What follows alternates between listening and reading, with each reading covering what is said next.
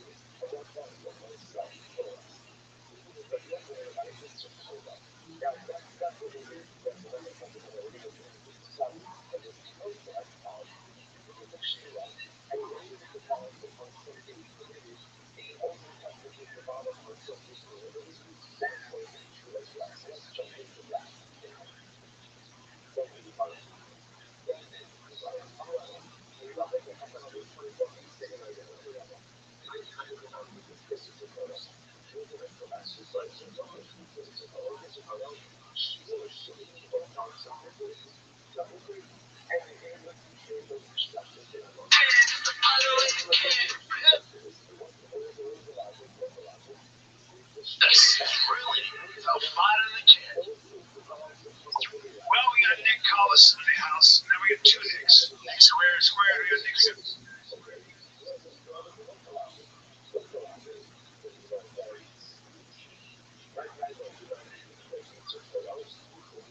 Nick Collis, comic Greek, from Greek immigrant family, and that's all I have to say about you, really.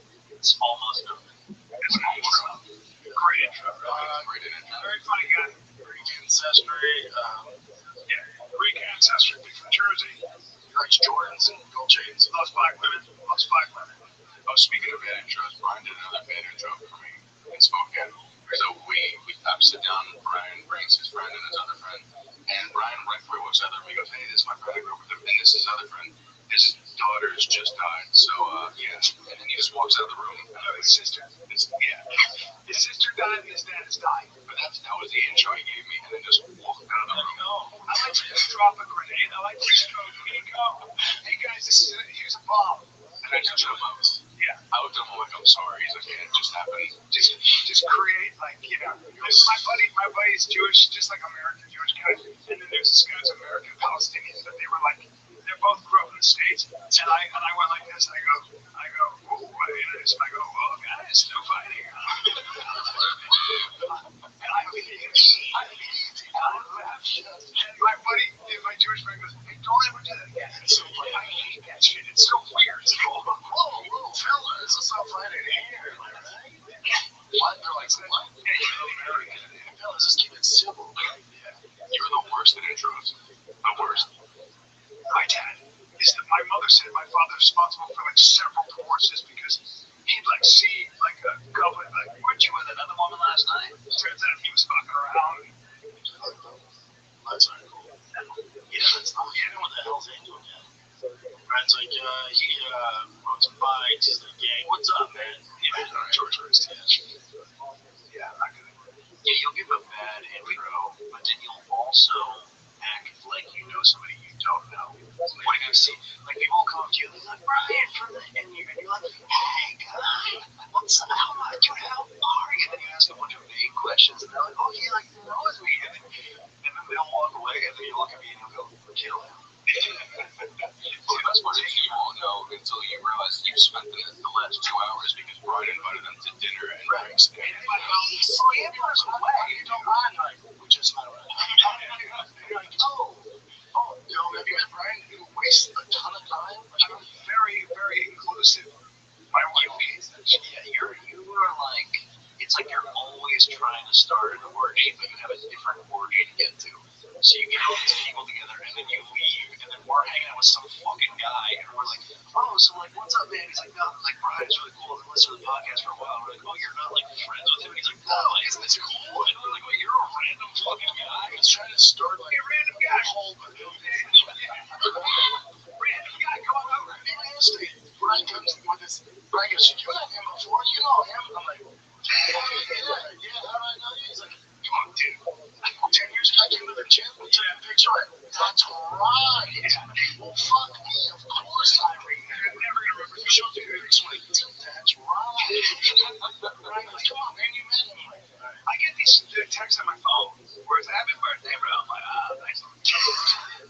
We were in Dallas, and a guy came up and liked horses, so Brian gave him his phone number. He made saddles. Sure, doesn't matter. You're famous. You can't just be like, hey, you make saddles. Here's some. Find out where I live. I'm bad for a messed up episode.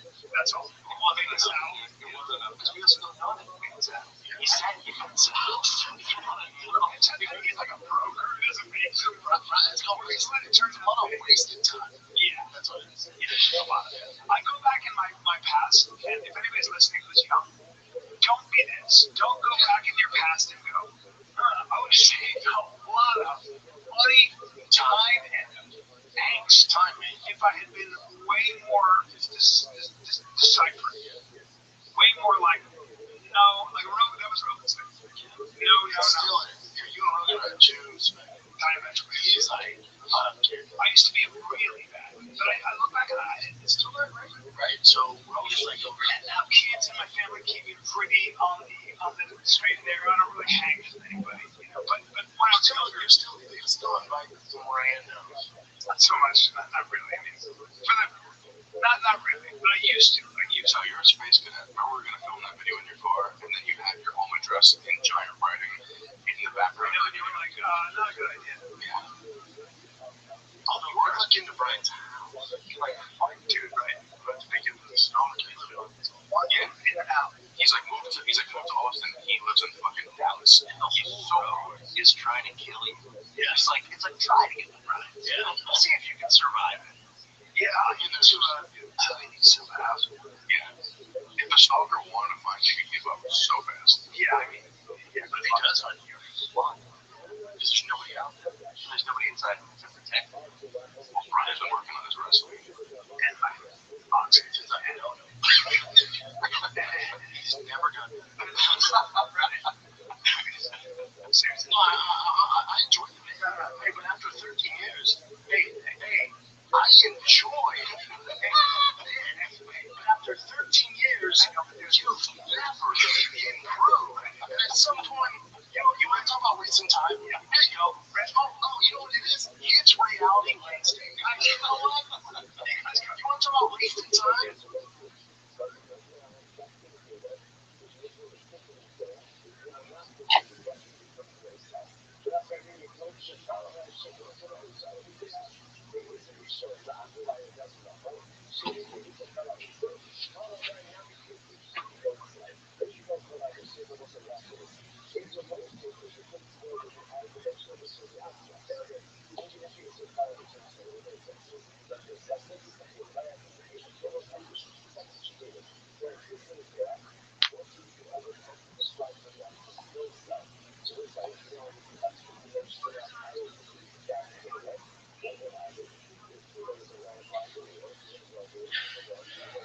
So plus, if coughing to follow, blowing coffee to follow, so everything sucks.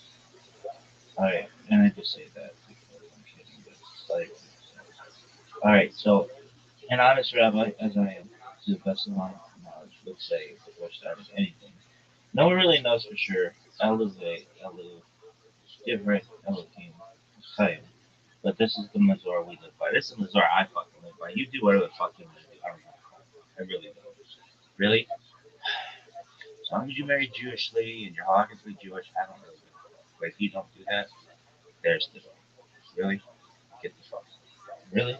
Then it's not a religion. Then it's just some bullshit in the fucking map. Alright. Are you done? Hey, bullshit on a fucking map. Are you done? How many days has it been? Well, it's like 293 days. It took me over 34 days. Dude, 34 was my basketball number. Really? Yeah, I'll never forget when I got this number. It was like the saddest sports day, the second saddest sports day of my entire life at that point. I was 10 years old, something like that. Moving on 11, and coach, best basketball coach ever. Really, yeah, it's amazing. Um, Comes in with this box, puts it on the ground, opens it, and the jerseys didn't have names or anything on them. Nothing fancy. These were the feeling of these jerseys was like hard. It wasn't. It was like a hard elastic material. This shit almost felt like seatbelt material. It was so hard. Anyway, which is an important thing. Seatbelt material keeps people safe. It's hard to tear. It'd be interesting for public. But anyway, and I got this jersey, and my friend, the coach's son, gets 23 because that's my coach. Would you have wanted 23? I'd wear whatever, but I wanted something cool. And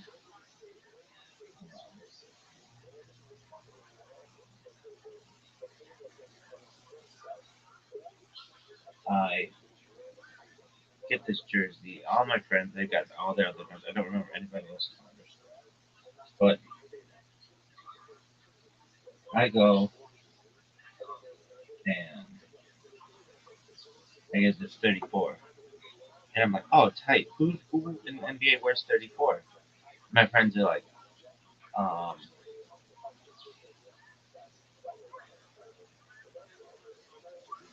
they're thinking about it.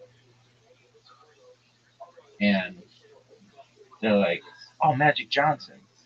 And I'm like, oh, tight. I'm like Magic Johnson. And they're like, no, he wears 32. And I'm like, oh, okay. And somebody else is like, oh, Larry Bird. I'm like, oh, tight. I'm like Larry Bird. And like, no, he wears 33. Oh. And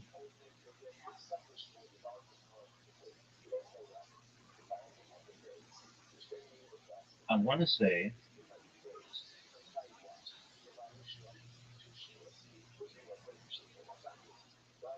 at the time, Shaq wore 32. And they're like, oh, I think Shaq wears 32. And I was like, oh, tight. I'm like, Shaq. They're like, no, I apologize. I think Shaq wears 34. I'm like, oh, tight. I'm like, Shaq. No, he wears 32. I'm like, well, who the fuck wears 34? I guess Charles Barkley wore 34. But I'll tell you what, kids. I am really about statistics. And in this league, I didn't have the most points. I didn't have the most rebounds. I didn't have the most blocks. But I fucking had the most steals. And I had this thing. I had a move. I could just tell timing and like body movement on people. I could read them extremely well. And the guy would throw the ball, and I fucking would dart for this ball and steal it a lot of the time. And I would have a clear breakaway, but then I had to make the shot. I had like 50% layup. It was like I kind of get nervous, trying to, uh, uh, uh. But man, I fucking had so many steals. I had the most steals in the league. Really? Yeah. Even better than the best kids. I had more steals than anybody. And I remember talking to this other friend of mine who was on a different team, and he was arguably considered the best player in that league.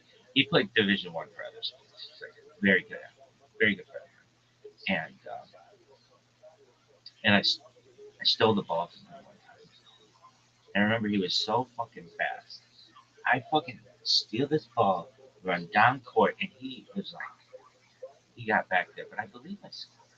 I mean, let's say I always scored, but um, I had more fucking steals in that league than anybody. And I had fucking glasses. Sometimes somebody would slap my face, my glasses would flying across the fucking court. They had to stop the game. And nobody step on Rabbi's glasses. I had to go fucking looking around for glasses. These bitches back on. And they weren't like Horace Grant. Like your parents thought you were going to be a serious basketball player if you had the Horace Grants. Not mine. I'm out there with the Bill Gateses. Oh, it was terrible. Anyway, What else do you remember about the basketball? Did you learn a lot from team sports? Yeah. I mean, you hear how much I talk about sports, and team sports are really important. Individual sports are really important. Athleticism is important. Being sexy and emotional is important. All right, so are you in a good mood? I'm in a good mood. I was up really late, like really late, 5 in the morning, maybe later, and I wake at fucking noon. Just such a piece of shit. All right, so we're looking for um, we.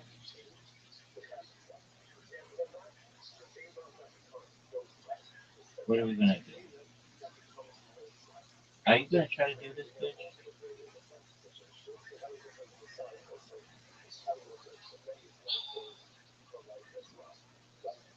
I like how it starts on page two.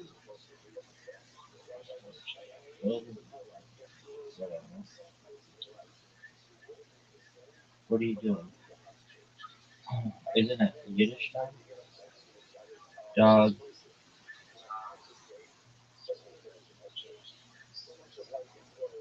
fucking shit. No, not what I wanted to do. Gotta take a shit.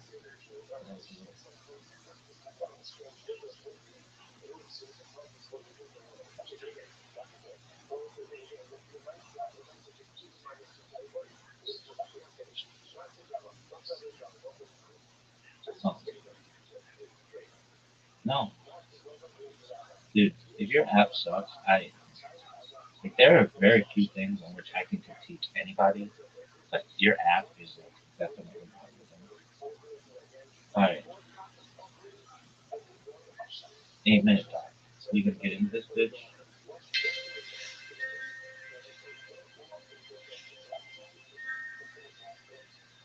dude? This would be a lot. If we read it on 2 times speed though,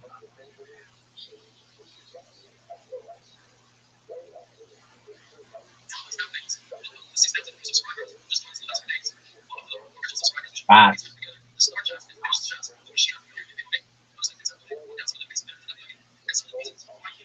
area code 972. Scam.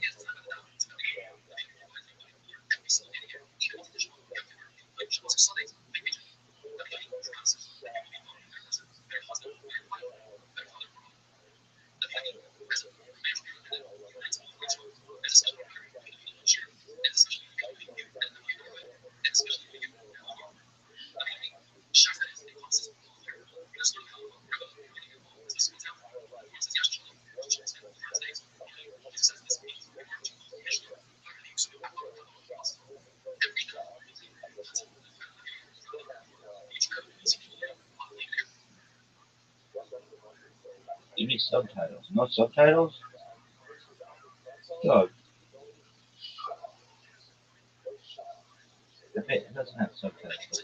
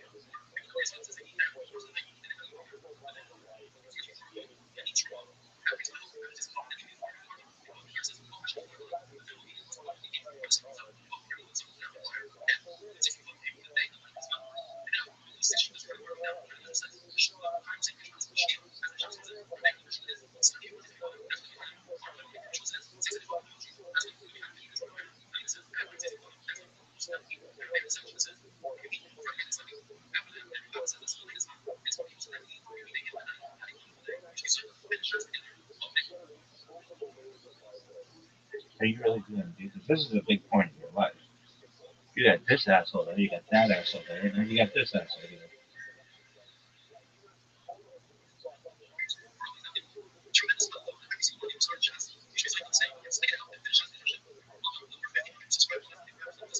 Ah, 972, it's a scam.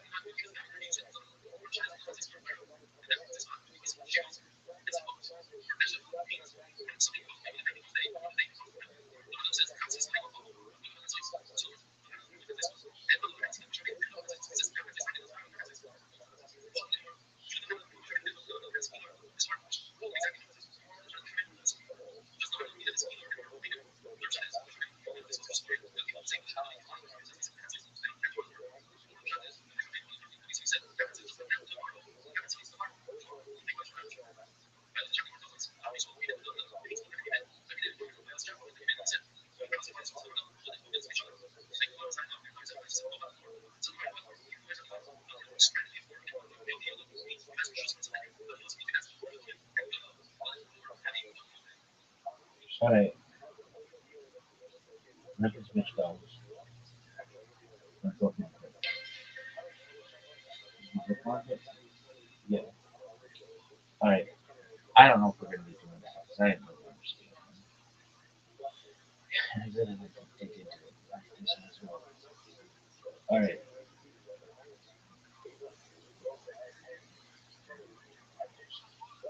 Charles Barkley's gonna say, "What the fuck is wrong with being number 34?" And I'll be like, "No, you're one of the best defensive players of all time, and a hilarious trash talker." So I mean, that's cool, but it's just like because I want Larry Bird, Magic Johnson, or Shaquille O'Neal. He'd be like, fuck Shaquille O'Neal. I'd be like, anyway, he did it. Really? No, he'd be like, Charles Barkley, Sir Charles Barkley. Anyway, but he was always kind of like the bad guy. Really? Like, what makes me a bad guy? I'd be like the NBA did. Talk to David Stern, dog. Anyway, but when he was with the Phoenix Suns, and they had that motherfucker name,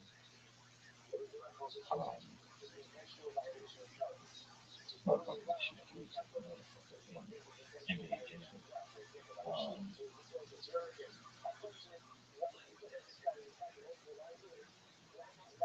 see, not only did we win Doc, but we won NBA championship. You know? But Charles Barkley was not NBA original. That's right. Because he had shut up in jail, which was a tight game.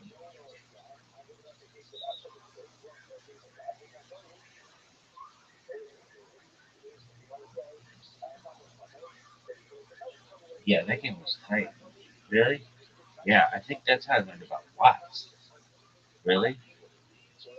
Yeah, I was at my friend's house. And we were playing, and he's like, where do you want to play? I'm like,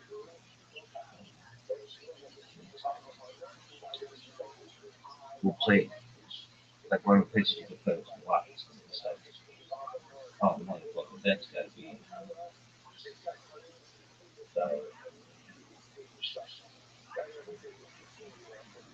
the most dangerous place in the world. Really? Yeah, dog.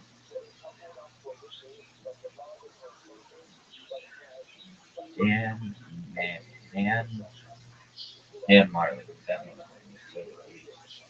I remember everybody was good. They think Price, Dan Marley. Why?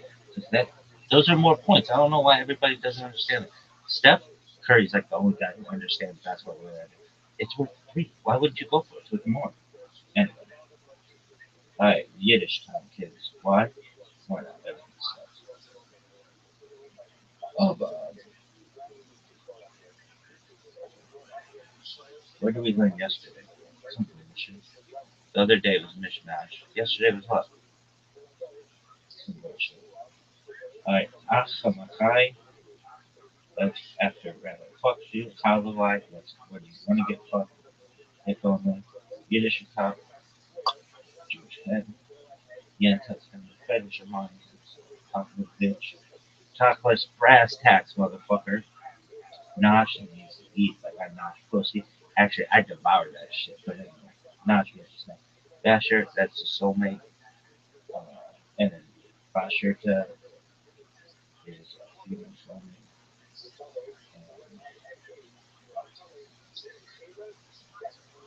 And Bashirta is a male soulmate. Mishmash, mishmash. I'm mistaken, not bad. Blah, blah, blah, blah. That means a bunch of shit. Bupkis means beans. It means like nothing. Nonsense. Nothing. Alright, good yontif. Oh, this one's easy. Whoa. Alright, what's good yontif?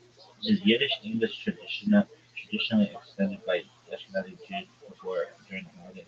I understand the unique development of the phrase, which has been influenced by 3 languages. We must start in the beginning. In biblical Hebrew, a holiday is known as a chag. In later years, this term was joined by Yom Tov, which literally means good day. Among Yiddish-speaking Jews, this was often contracted into something sounding more like Yom Tov. And when one wanted to wish his fellow a good Yom Tov, they would say good Yom Tov, which was contracted into good Shalom Tov.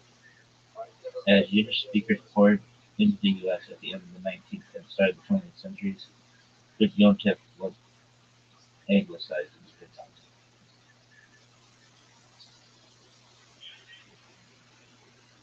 Um,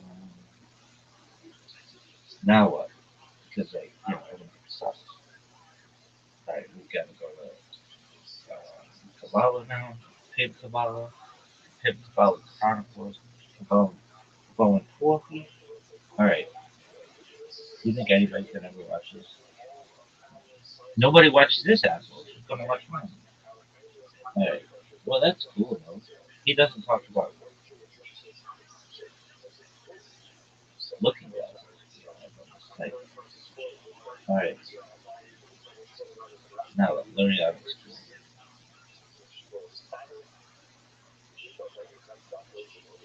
Orion Kabbalah is a school of Kabbalah named after Isaac Luria, 1534-1572, a Jewish rabbi who developed it. Orion Kabbalah gave a seminal new account of Kabbalistic thought that its followers synthesized with and read it to the earlier Kabbalah of the Zohar that had disseminated in medieval circles. Orion Kabbalah describes new doctrines of the origins of creation and the concepts of Aleph HaTumu, Hebrew, the world of Tumu chaos, and Aleph HaTikkun, Hebrew, the world of Tikkun rectification, which represent two archetypal spiritual states of being and consciousness. These concepts derive from Isaac Luria's interpretation of the mythical speculations on references in the Zohar. The main popularizer of Luria's ideas was Rabbi Hayai ben Joseph Leib of Calabria, who claimed to be the official interpreter of the Lurianic system, though some disputed his claim. Together, the compiled teachings written by Luria's school after his death are metaphorically called Kitbari writings of the Ari, though they differed on some core interpretations in the early generations. Previous interpretations of the Zohar have culminated in a rationally influenced scheme of Moses ben Jacob Cordovero and Say. Immediately before Luria's arrival, both Cordovero's and Luria's systems gave Kabbalah a theological systemization to rival the earlier evidence of medieval Jewish philosophy. Under the influence of the mystical Renaissance in 16th century Say, Lurianism became the near universal mainstream Jewish theology in the early modern era, both in scholarly circles and in the popular imagination. The Lurianic scheme, read by its followers as harmonious with, and successively bore advancement in the Northern Urian, mostly displaced it, becoming the foundation of subsequent developments in Jewish mysticism. After the Ari, the Zohar was interpreted in Lurianic terms, and later esoteric Kabbalists expanded mystical theory within the Lurianic system. The later Hasidic and Menactic movements diverged over inclinations of Lurianic Kabbalah, and in social world and popular mysticism. The Sabbatean mystical tradition was also derived its source from Lurianic messianism, but had a different understanding of the Kabbalistic interdependence of mysticism with the lack of Jewish observance. Lurianic thought. Where the Messianic aim remained only peripheral in the linear scheme of Cordovero, the more comprehensive theoretical scheme and meditative practices of Lurian explain Messianism as its central dynamic, incorporating the full diversity of previous Kabbalistic concepts as outcomes of its processes. Lurian conceptualizes the spiritual world through their interdimension of divine exile and redemption. The Lurianic mythos brought deeper Kabbalistic notions to the fore: the Odyssey, primordial origin of evil, and exile in the Shekinah, divine presence, eschatological redemption, the cosmic role of each individual in the historical affairs of Israel, symbolism of sexuality and the supernal divine manifestations, and the unconscious dynamics in the soul. Lurian gave esoteric theosophical articulations to the most fundamental and theologically daring questions of existence. Kabbalist views. Religious Kabbalists see the deeper comprehensiveness of Lurianic theory being due to its description and exploration of aspects of divinity, rooted in the Ein Sof, that transcend the revealed, rationally apprehended mysticism described by Cordovero. The system of medieval Kabbalah becomes incorporated as part of its wider dynamic, where Cordovero described the seven divine attributes, and the four spiritual realms, preceded by that of Yatman, unfolding sequentially out of the Ein Sof. Lurian wrote the supranational origin of these five worlds within the infinite. This revealed new doctrines of primordial tzimtzum, contraction in the Shekinah, shattering and reconfiguration of the seven. In Kabbalah, when preceded more deeply in origins, is also reflected within the inner dimensions of subsequent creation, so that Lurian was able to explain messianism, divine aspects, and reincarnation, Kabbalistic beliefs that remained on systems before him. Cordovero and medieval attempts at Kabbalistic systemization, influenced by medieval Jewish philosophy, approached Kabbalistic theory through the rationally conceived paradigm of Ishtalshema, sequential evolution of spiritual levels between the infinite and the finite, the vessel's external frames of each spiritual world. Lurian systemizes Kabbalah as a dynamic process of election, encloakment of higher souls within lower vessels, the inner soul dimensions of each spiritual world. This sees interdimensions within any level of creation, whose origin transcends the level in which they are enclosed. The spiritual paradigm of creation is transformed into a dynamical interactional process in divinity. Divine manifestations enclose within each other, and are subject to exile and redemption. The concept of election, encloakment, implies a radical shift of focus in considering the nature of creation. According to this perspective, the chief dynamic of creation is not evolutionary, but rather interactional. Higher strata of reality are constantly encloaking themselves within lower strata, like the soul within a body, thereby infusing every element of creation with an inner force that transcends its own position within the universal hierarchy. Election is very much a biological dynamic, accounting for the life force which resides within creation. Ishtalshema, on the other hand, is a physical one, concerned with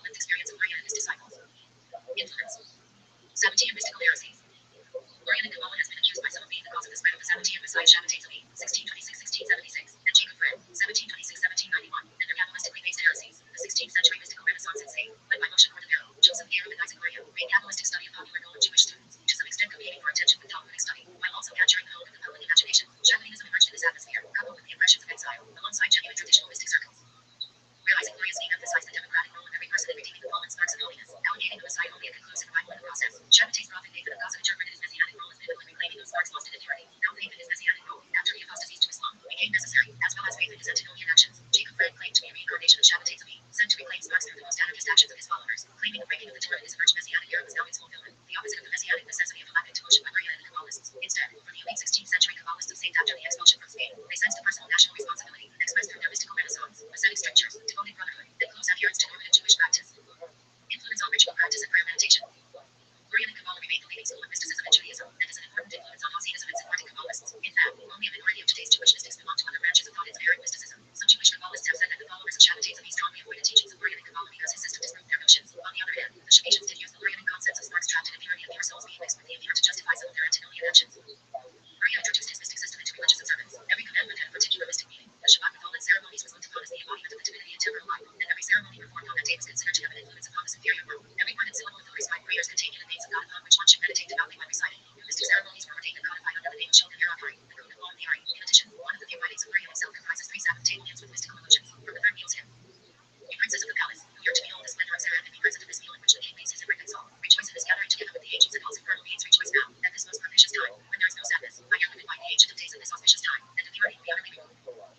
In keeping with the custom of engaging in all-night Torah study on the festival of Shavuot, Isaac Luria arranged a special service for the night vigil of Shavuot, the Tikkun Leil Shavuot, right to occasion for Shavuot night. It is commonly recited in synagogue. When Kaddish and the Tikkun is studied in a month of 10, afterwards, positive verse and a mikveh before dawn. Modern Jewish spirituality and dissenting views. Rabbi Luria's ideas enjoy wide recognition among Jews today, Orthodox as well as Reform. Reconstructionists and members of other Jewish groups frequently acknowledge a moral obligation to repair the world. Tikkun olam. This idea draws upon Luria's teaching that shards of divinity remain contained in flawed material creation and that ritual and ethical deeds by the righteous help to release this energy. The mystical theology of the Ari does not exercise the same level of influence everywhere. However, communities where Luria's thought holds less sway include many German and modern Orthodox communities, groups carrying forward Spanish and Portuguese traditions, a sizable segment of Melodic Yemenite Saint Ordain, and other groups that follow a formal Torah Judaism based more on classical authorities like Maimonides and the Geonim. With its rationalist project, the 19th century Haskalah movement and the critical study of Judaism dismissed Kabbalah. In the 20th century, Gershom Scholem initiated the academic study of Jewish mysticism, utilizing historical methodology, but reacting against what he saw as its exclusively rationalist dogma. Rather, he identified Jewish mysticism as the vital undercurrent of Jewish thought, periodically renewing Judaism with mystical or messianic impetus. The 20th century academic respect of Kabbalah, as well as wider interest in spirituality, bolstered renewed Kabbalistic interest from non-Orthodox Jewish denominations in the 20th century. This is often expressed through the form of Hasidic incorporation of Kabbalah, embodied in neo-Hasidism and Jewish reform. Contemporary traditional Orientalism. Study of the Kibbutz writings of Isaac Luria's disciples continues mostly today among traditional form Kabbalistic circles and in sections of the Hasidic movement. The Kibbulim Mizrahim, Oriental Sephardi Kabbalists, following the tradition of Chaim Bible and the mystical legacy of the Rashash, 1720-1777, considered by Kabbalists to be the reincarnation of the Ari, see themselves as direct heirs to within continuity with Luria's teachings and meditative scheme. Both sides of the Hasidic monastic schism from the 18th century upheld the theological worldview of Luria and Kabbalah. It is a misconception to see the rabbinic opposition to Hasidic Judaism, at least in its formative origin, as deriving from adherence to rationalist medieval Jewish philosophical method. The leader of the rabbinic monastic opposition to the mystical Hasidic revival, the Vilna Gaon, 1720-1797, was intimately involved in Kabbalah, following Lurianic theory, and produced Kabbalistically focused writing himself. When criticizing medieval Jewish rationalism, his disciple, Chaim Volozhin, the main theoretician of monastic Judaism, differed from Hasidism over practical interpretation of the Lurianic Tzimtzum. For all intents, monastic Judaism followed the transcendence stressing Tzimtzum, while Hasidism stressed the immanence of God. This theoretical difference led Hasidism to popular mystical focus beyond the latest restrictions, while it underpinned the monastic focus on Talmudic, non-mystical Judaism for all but the elite, with renewed theoretical emphasis on Talmudic Torah study in the Lithuanian Mashiach movement. The largest scale Jewish development based on Lurianic teaching was Hasidism, who adapted Kabbalah to its own thought. Joseph Deb described the Hasidic monastic schism as a battle between two conceptions of Lurianic Kabbalah. Monastically, Kabbalah was essentially loyal to Lurianic teaching and practice, while Hasidism introduced new popularized ideas, such as the centrality of divine eminence and Tefillah to all Jewish activity, and the social mystical role of exotic Hasidic leadership. Literal and non-literal interpretations of the Tzimtzum. In the decades after Luria and in the early 18th century, different opinions formed among Kabbalists over the meaning of Tzimtzum, the divine self-withdrawal. Should it be taken literally or symbolically? Emmanuel Havici, Yasha Lenet, 1736-7, to Tzimtzum literally, by Joseph Fergus, Shomer Yehudi, 1736, and Abraham Amerit held that Tzimtzum was to be understood metaphorically. Hasidic and monastic views of the Tzimtzum. The issue of the Tzimtzum underpinned the new, public popularization of mysticism embodied in 18th century Hasidism. Its central doctrine of almost pantheistic divine eminence, shaping daily fervor, emphasized the most non-literal stress of the Tzimtzum. The systematic articulation of this Hasidic approach by Shner Zalman and Levi in the second section of Tanya outlines a holistic illusionism of creation from the upper divine unity perspective. To Shner Zalman, the Tzimtzum only affected apparent concealment of the Ein Sof, and the Ein Sof actually remain omnipresent. This world nullified into its source, only, from the lower, worldly divine unity perspective. The Tzimtzum gives the illusion of apparent withdrawal. In truth, the eternal, I have not changed. Malachi 3:6, as interpreting the Tzimtzum with any literal tendency would be ascribing false corporeality to God. Norman Leff described the alternative Hasidic monastic interpretations of this. Chaim Volozhin, the main theoretician of the monastic rabbinic opposition to Hasidism, the illusionism of creation, arising from a metaphorical Tzimtzum is true, but does not lead to panentheism, as monastic theology emphasized divine transcendence, where Hasidism emphasized immanence. As it is, the initial general impression of Lurianic Kabbalah is one of transcendence, implied by the notion of Tzimtzum. Rather, to Hasidic thought, especially in its thought systemization, the Atzmas ultimate divine essence is expressed only in finitude, emphasizing Hasidic immanence. Norman Leff sees both thinkers as somewhat sophisticated.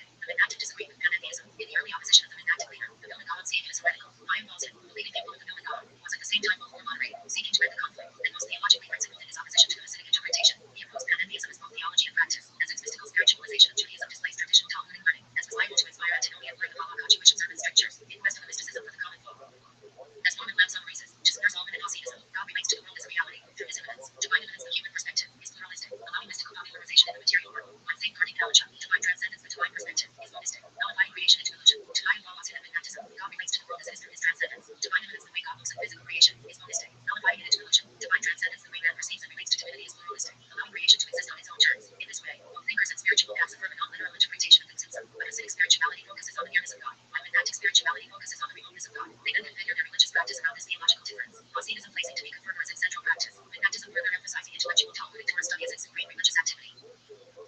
Yeah, I just This article lists figures in Kabbalah according to don't historical always, don't always forget about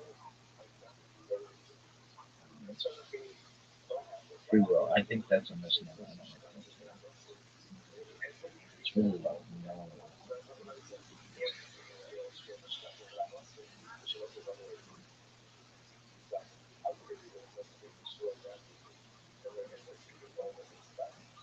Is it? Whatever you mentioned.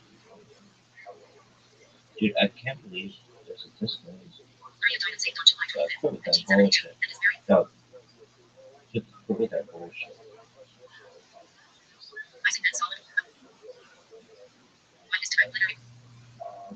Isaac Ben Solomon Ashkenazi Maria, Hebrew, descended to Mercy 1534, ascended to heaven July 25th, 1572, commonly known in Jewish religious circles as Hari, Bari Hakadosh Herzl, was a leading rabbi of Jewish mystic in the community of Satan in the Galilee region of Ottoman Syria, now Israel. He is considered the father of contemporary. Doug, why does this guy, everybody's born and dies. This motherfucker gets descended to earth and ascended to heaven?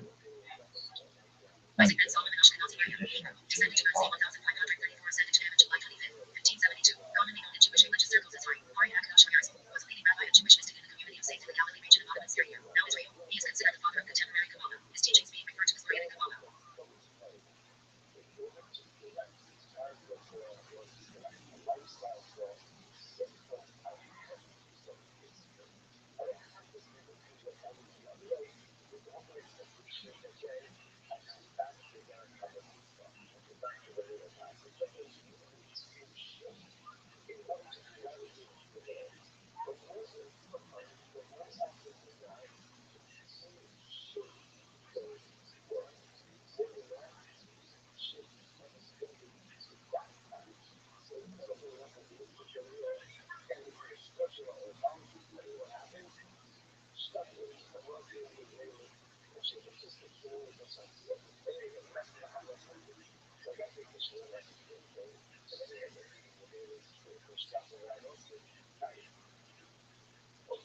While his direct literary contribution to the Kabbalistic school of Satan was extremely limited, he wrote only a few poems. His spiritual faith led to the veneration and the acceptance of his authority. The works of his disciples compiled his oral teachings into writing. Every custom of Maria was scrutinized, and many were exempted, even against previous practice. Maria died in St. on July 25th, 1572, and is buried at the St. Paul Jewish Cemetery. The Ari Ashkenazi Synagogue, also located in St. was built in memory of Maria during the late 16th century. Early life.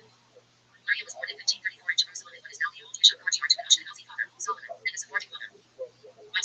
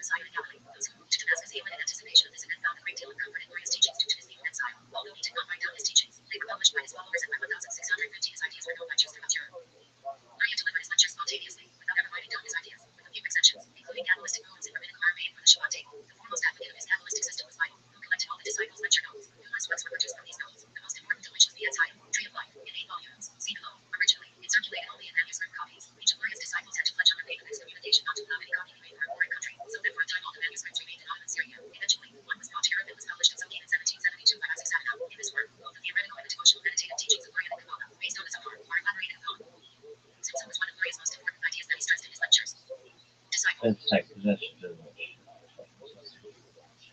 really what is divine.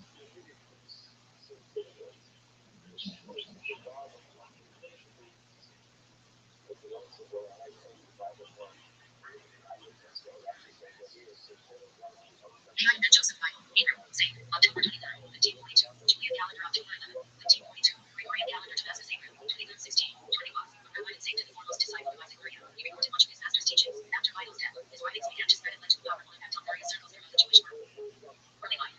Born in Saint, as a young boy, Lehi Bible was educated by the scholar Rothschild'S. Joseph Cairo is said to have paid special attention to Bible's early talents and in 1557 requested that Rothschild take special care of his education as he was destined to succeed as teacher in the world of Torah study. That same year, Bible first became acquainted with the Kabbalist Isaac Maria, who had a lasting influence on him. Bible apparently married at a young age. It was an unhappy marriage, and when he left his wife, the prophet Elisha appeared to him in a dream and led him to a beautiful garden, where he saw the pious of all ages, in the form of birds, flying through the garden and studying the Mishnah. In the center of the garden was God seated on a throne that was surrounded by the pious, resting on elaborate tapestries. Convinced by this vision that he was destined to become a Kabbalist, Bible devoted the following 2.5 years to the study of alchemy. Upon completing his studies, Elisha appeared to him again in a vision and told him that he would succeed in his efforts and write a commentary on the Zohar. Study before the Pharaoh. When Maria arrived in Saint, Moses met Jacob Portobello, an influential figure in the Kabbalistic community for numerous years. Portobello was the teacher of what appears to have been a relatively loose-knit circle of disciples. The most important early Ahativas, Abraham ben Mordecai Galante, Moses Galante, Levi Bible, Abraham ben Eliezer Levi, Elazar ben Moshe Azari, Samuel Gallico, and an important Kabbalist who studied with Portobello for a short while in the 1560s, Mordecai Tuttle. Evidence suggests that Isaac Maria also regarded Moses Portobello as his teacher. Joseph ben Isaac Samari, 1640-1703, an Egyptian chronicler, testified that Portobello was the Ari's teacher for a very short time. Maria probably arrived in early 1570, and Portobello died on June 27th that year, the 23rd day of Tammuz. We went to their most prominent authority and teacher, the Kabbalists looked for new guidance, and Isaac Maria helped fill the vacuum left by Portobello's passing. Student of Isaac Maria. In 1570, Bible became a student of Isaac Maria, the foremost Kabbalist of the day, in the study of learning and mysticism. Lawrence Vine writes. Bible provides us with the names of 38 individuals who, according to him, made up Maria's discipleship. According to him, the fellowship was divided into 4 hierarchically ordered groups. The first and most important was composed of 11 men, listed in this order: Levi Bible, Jonathan Sachs, Joseph Larson, Isaac Cohen, Genevieve Levi, Samuel Yuseda, Judah Visser, Abraham Gabriel, Shabbatai Menashe, Joseph Ibn Tebel, and Elijah Paco, or Paco. It is broadly accepted that Levi Bible emerged as the leading student within a year. So when Maria died in 1572 at the age of 38, Bible succeeded him. Since Maria had left almost none of his teachings in Bible, Bible began to write down everything he had learned from his master. Exile and return. Levi Bible arrived in Egypt in 1577 and soon returned to Ottoman Syria, settling in the village of Einzina, near Saint, and later in Jerusalem. After that, he went to live in Damascus, and he began writing his first work. Most of the book consists of an exposition on the conjuring of clouds and a discourse on the classical planets, the 7 heavens, and their corresponding metals. Upon completing his book, Bible returned to Jerusalem, where his former teacher, Moshe Alshich, ordained him in the 1590s. After a time, however, Bible left Jerusalem for Saint, where he fell sick and was bedridden for an entire year. He also authored Shar HaJolim, a Kabbalistic work on reincarnation, which became one of the Shemana Shir main games. During this illness, Joshua ben Nun, his closest follower, who had accompanied Bible on nearly every journey, managed to bribe Bible's younger brother, Moshe, with 50 gold coins to lend him Bible's writings, which were kept locked in a box. Moshe accordingly brought Joshua a large part of the manuscripts, and 100 copyists were immediately engaged and given 6 pages each. In just 3 days, they reproduced 600 pages, although according to some reports, Bible, upon learning of this, claimed that the papers which has been copied were not his writings. They were rapidly disseminated. The writings in question purported to contain the teachings of Maria rather than Bible's independent work. The first printed edition was of 8 volumes, known as the Shemana Shirin, and some Kabbalists still use this version in the supporting role. The best known recension was published later under the title Netzeiah, Tree of Life, in which the topics were arranged in a more systematic order, and the parts on ritual, the period Netzeiah, were kept separate from the parts on the underlying theology. In addition to the tribute to Maria, the work contains the assertion that it is one of God's greatest pleasures to witness the promotion of the teaching of the Kabbalists since this alone can assure the coming of the Messiah. However, Bible still highly esteemed the teachings of his former teacher, Kabbalist Moses Portobello. He maintained that Portobello often appeared to him in dreams. One of Bible's most prominent opponents was Menachem Lanzano, who publicly denounced him and his work in Maria. Later life and death. On 20/1590, Bible received rabbinical ordination from his teacher Moshe Alshich. 4 years later, in 1594, he settled permanently in Damascus, where he lectured every evening on the Kabbalah. In 1604, Bible's sight began to fail. In 1620, he died while preparing to return to Saint. He was 77 years old when he died and was buried in the Jewish cemetery in Damascus. On April 26, 2025, Bible's grave was dug up and desecrated by vandals. No way. That's really sad.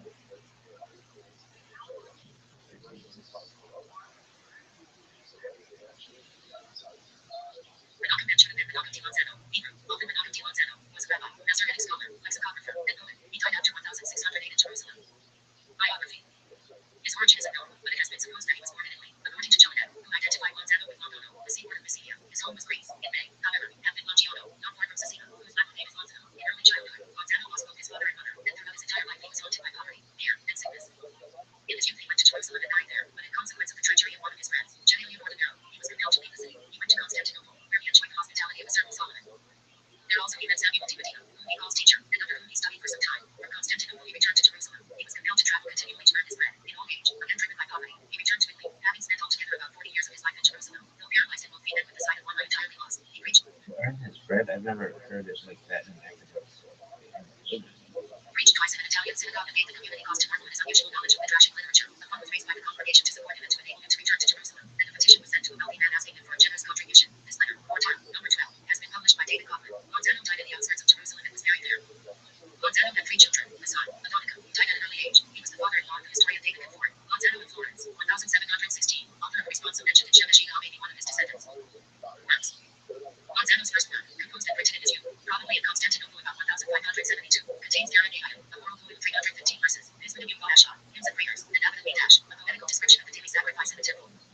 He wrote commentaries to most of his poems. This was, indeed, often necessary on account of the obscurity of his verses, especially where they are Kabbalistic in content and employ the Kabbalistic terminology. He generally indicates the meters of the Pii, many of which are set to Arabic melodies because these, the author thought, were better adapted, on account of their melancholy, to arouse feelings of devotion and humility, or, as he says further on in the same work, because they sound more solemn than any others. He is well aware of the fact that high authorities objected to the use of foreign melodies for hymns, but he does not share their view, although he objects most strongly to the practice of imitating the sound of foreign words by means of Hebrew assonance. He condemns, for instance, Shemora, imitating the title of the Italian Psalm Sidera, and he felt compelled to declare solemnly before God and Israel that he used foreign terms only to praise the Lord and not for profane or frivolous purposes. From the point of view of literary history, the passage in Sheikh Janet in which he names those Pii enemy refer is valuable. He considers a good religious poem one that would cheer and gladden him while it also made him weep, that would break the haughtiness of his heart and inspire him with love for God. His poems were often quoted by Kabbalists, and some of his Pii became part of the supporting Masor. Sheridan. Lozano called his chief work Sheridan, equals 2 pairs, Venice, 1618, taking the title from Exodus 26 hours and 17 minutes, and, keeping to the same figure, he divided these 2 pairs into 5 figures, each, the 5 figures of the first part, called Yadoni, and of the Buddha, compare Ezekiel 16:49, are as follows.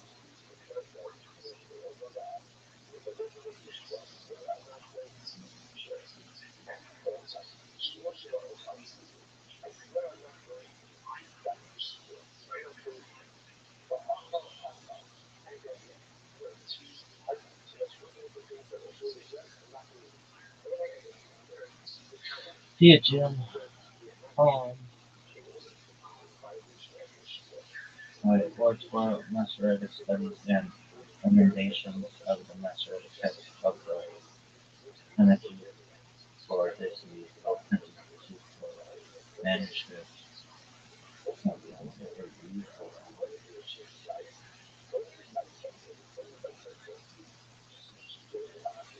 from which he took much valuable material not found in other sources. He possessed some very valuable manuscript in Russian, among them some which even the authors of the Aleph and Rothschild'S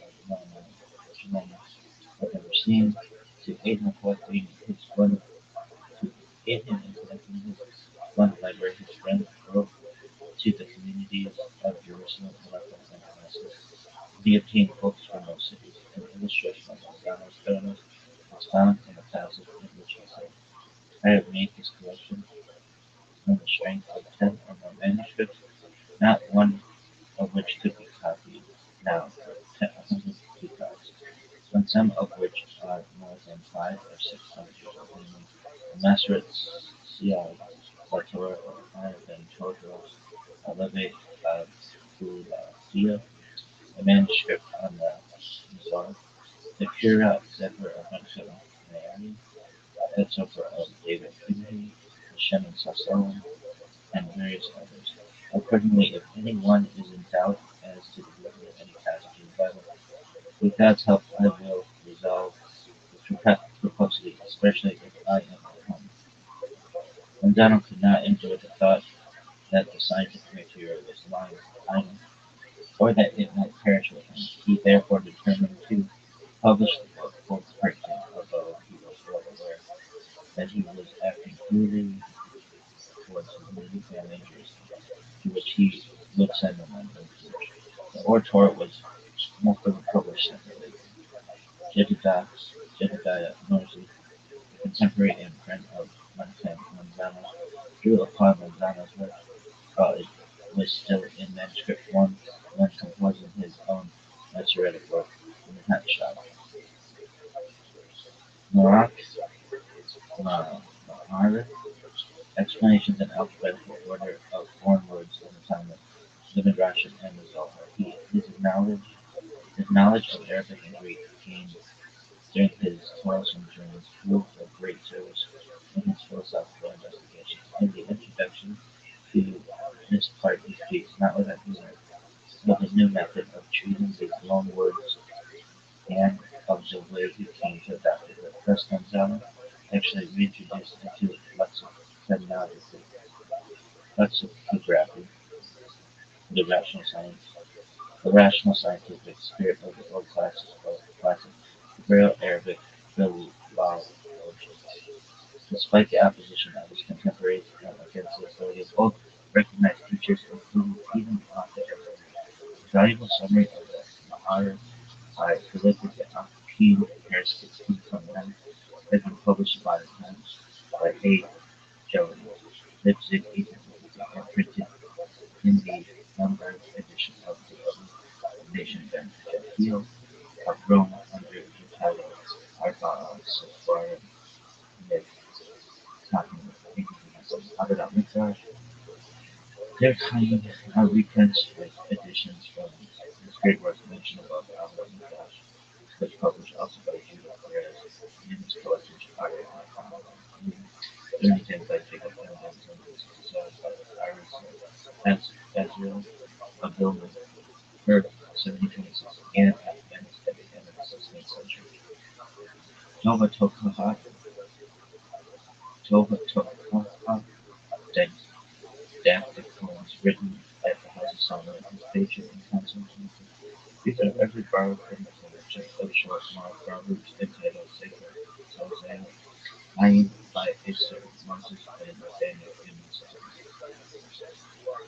The second part of Shadi Heaven, called Yad HaMelech, and also divided into 5 fingers, is a collection of all midrashic works, some of which appeared here for the first time, others supporting more complete and correct texts than any previously known. Gonzalo himself, on account of lack of money, could bring only 1. Added impression of the remaining 4 fingers of the Yad HaMelech. 2. Midrashika was published, according to Benjamin in 1626, at St. Torquemadazi, but Steve's meter denies that it ever appeared in print. The other 3 fingers exist only in manuscript. 3. Janatari Eliyahu. 4. Abbot Rabbi Nathan, Tractate Derek Eretz, Holy Itai Rabbi Akiva. 5. Sefer HaTashlimin, containing the remaining portions of Genesis Rabbah, and supplements to the Rothschild'S, Sifra, Sivre, and Tanuka. Other works.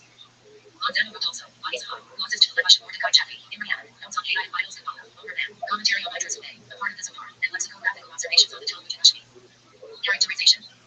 In spite of physical infirmities, Gonzalo was an eager combatant, and not only defended his own conclusions with energy, but also aggressively attacked both his predecessors and his contemporaries. At the same time, he always felt conscious that their work was as far above his as the evidence of here. He assails the author of the Midrashic commentary Mananakilano, attacks his real and Moses stature on account of blasphemous illustrations and expressions in his Holodash, disputes with Abraham Monson concerning vitals and Balaam, with Solomon Dorsey concerning the Mizmor, and with others. It can easily be understood that in his single-minded devotion to the truth, to which all of the highest regard, Gonzalo made many personal enemies. In only one respect does he seem to have been in harmony with the spirit of the time, and that was in his love for Kabbalah and his hostility toward philosophy. May I invent Joseph Bible, Hebrew. Knows knows it not stop.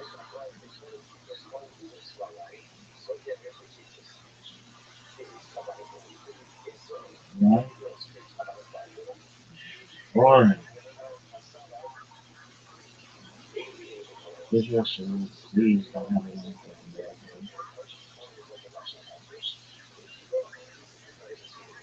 Which is easy. Israel Sarah Ashkenazi, Hebrew, also Sarah Korsuko, known also as the Risen Hari Sarah, and Bill 1590-1610, was a pupil advising Uriah who devoted himself at the death of his master to the propagation of Uriah and Kabbalah, through which he gained many adherents in various parts of Italy. Among these, the most prominent were Menachem Azariah Tadano, whom he persuaded to spend large sums of money in the acquisition of Uriah's manuscripts, and Baron Menachi Hakmana, author of the Madri Yavim. Sarah also lectured at various places in Germany and in Amsterdam. In the latter city, one of his disciples was Abraham Cohen D. Guerra. Sarah's school in Kabbalah has produced several major texts. 1. Seruch Kabbalah. There was a renewed absolute the major compendium of Sarudian teaches of strength of mean teaching Rush, Rush, another major publication in the Sarudian World Rejoicing 2008. Kabbalah Kabbalistic essay published in the Matra Chachma of Joseph Medigo has also continued on Haggadah, Israel, or taking carry Nicola one of the census into methodology of the census countries in general, which are commentary from the 3 of Living's Putin on Joshua, Norway, Skola, Sinai, 1767, Gilgule, Neshama, published under the name Menahem Hazaria, the final contribution to the identification of soul transmigration, Jerusalem, 2001. Seruch Kabbalah.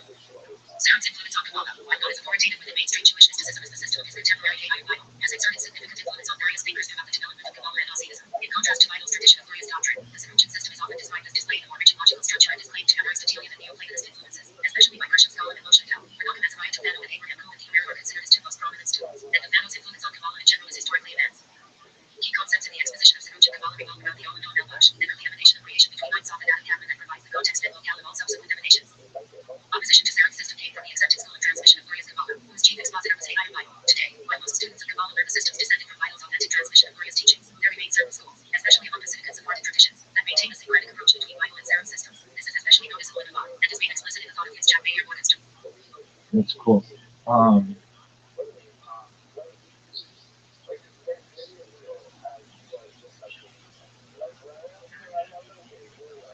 Who's this guy?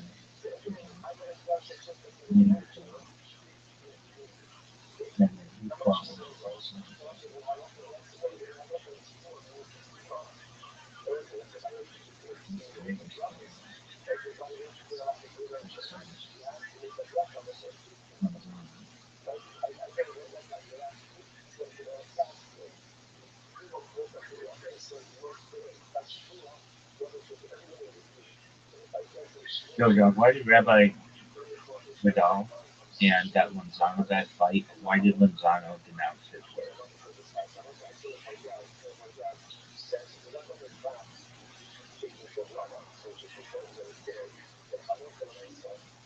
Why do you think that was bullshit? I couldn't find any credible information about Rabbi Lanzano. Lanzano.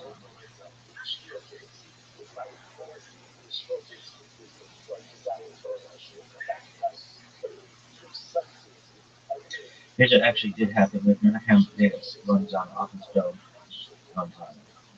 You know, like people sometimes talk about him criticizing about his name.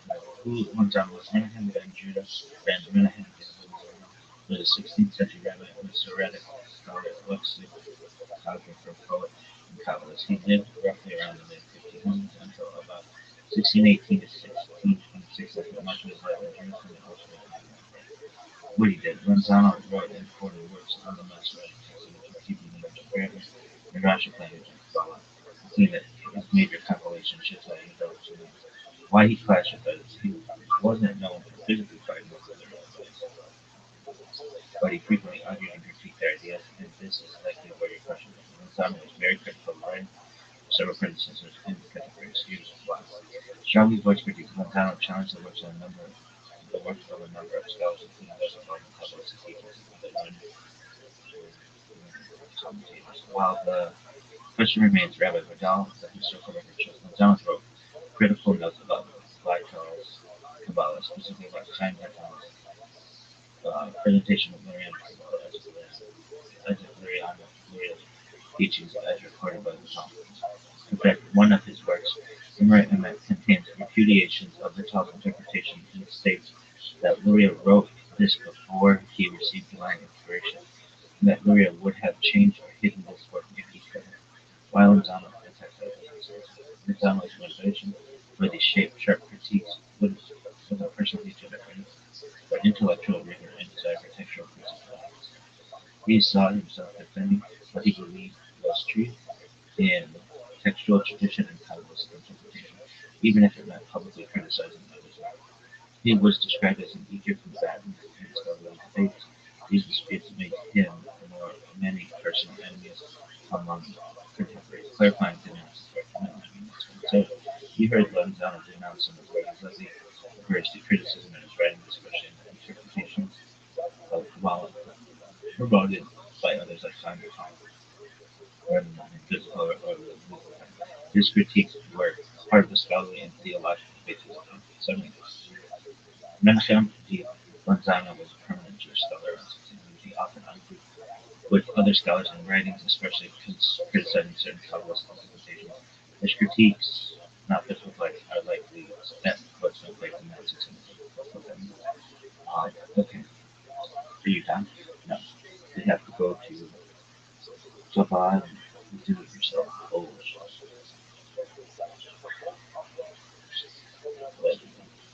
really? Have you ever taken a shit? Allegedly, no. I'm fucking perfect. I've lived all the time. That's another goofy. Allegedly. I gotta take a shit though. Allegedly. Alright, come on, dog. Oh, dog, it's coming.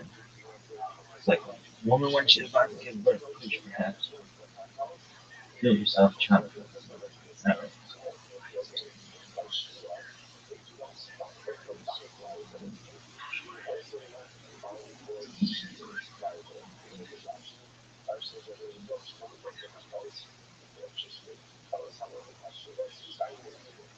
Oh, okay, that's good. After coming back, just the face whatever. What's your outcome on that? These nuts. Allegedly. Oh, fuck you. Oh, no, that's beans. And take a shit though. Allegedly. Hey guys, it's me, Abby from Not Too Shabby, and I'm here. Abby from Not Too Shabby. I would rip you a new fucking asshole right now if I didn't love that name so much. The Jewish Children's Museum in New York, and today I've got You're my the friend. what? Hey guys, it's me, Abby from Not Too Shabby, and I'm here at the Jewish Children's Museum in New York, and today I've got my friends Sarah. Where the fuck are you? Hey guys, it's me, Abby from Not Too Shabby, and I'm here at the Jewish Children's Museum in New York, and today I've got my. Are you saying the Jewish Children's Museum? Hey guys, it's me, Abby from Not Too Shabby, and I'm here at the Jewish Children's Museum in New York, and Yeah. today I've got my friends Sarah and Shmulek, and we're gonna make an awesome Passover craft that's delicious for you guys to make at home. That's a What are we gonna make today? Why is it decoupage? I'm gonna go with that. decoupage. At the beginning of the Seder, we set aside some matzah and Dude, I fucking love matzah. becoming matzah Pure matzah. towards Really? the end of the Seder. To Pure remember the matzah? Passover offering that would be eaten in the time.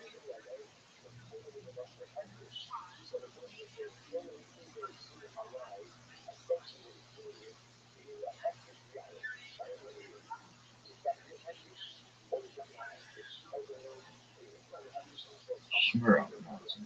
Shmurra. Got it.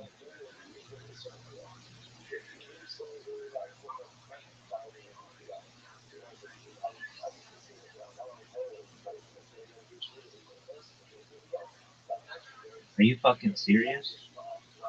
We were learning about decoupage. The temple.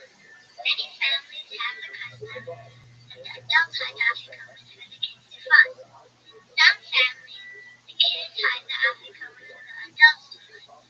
And in some, the How do you afikoman. do it? We did the way that Larry David does it.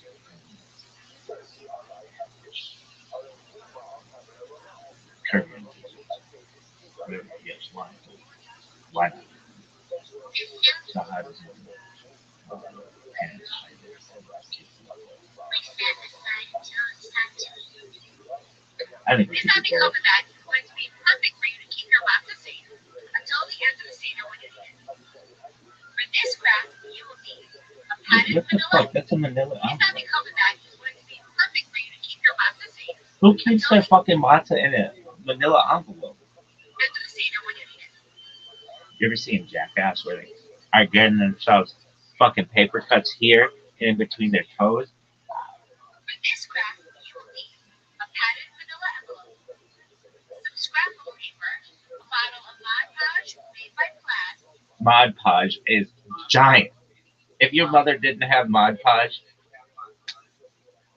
well, she just wasn't fucking Martha Stewart, now was she? A sponge brush, a stamp head in the What about Hints from Heloise? All those bitches. color of your choosing, some scrapbook paper, a bottle of Mod Podge made by Plaid, Mod Podge. a sponge brush, a stamp head in the color of your choosing, scissors, Elmer's craft hot glue, a paper plate, and some napkins. Dog, when we were kids, we took that Elmer's glue and we used to like put it on our hand and then peel it off. And then they made the gel kind, which was a game changer. And you were kind of, there was a different, like, how do I want to say it? If you had the gel kind, you were a different class of people, folks. Dips Why? Because it dried clearly. Like, To make your pumpkin's craft box, a paper plate and some napkins, 2 buttons, and some string. For added decoration or to make your pumpkin even prettier, you might want to use some of these additional embellishments. Gems, flowers, sequins, some rhinestones, glitter, and some tissue paper. Now, what happens if you can't get scrapbooking paper? That's okay. You can go directly to Chabad.org and download some of these coloring papers. All you have to do is just color them up, and they're just as perfect as scrapbooking paper. Any of these supplies can be purchased is online this our version of Miss Rachel? Sort of. at your local craft store. I don't know what Miss Rachel does. I don't know what that woman is. She's in the movie. Before we begin, this project is going to be using a password. We want to make sure that our entire space is noise free. Do you have an issue with this? Yeah, I kind of do. I don't know if manila envelopes are considered food safe.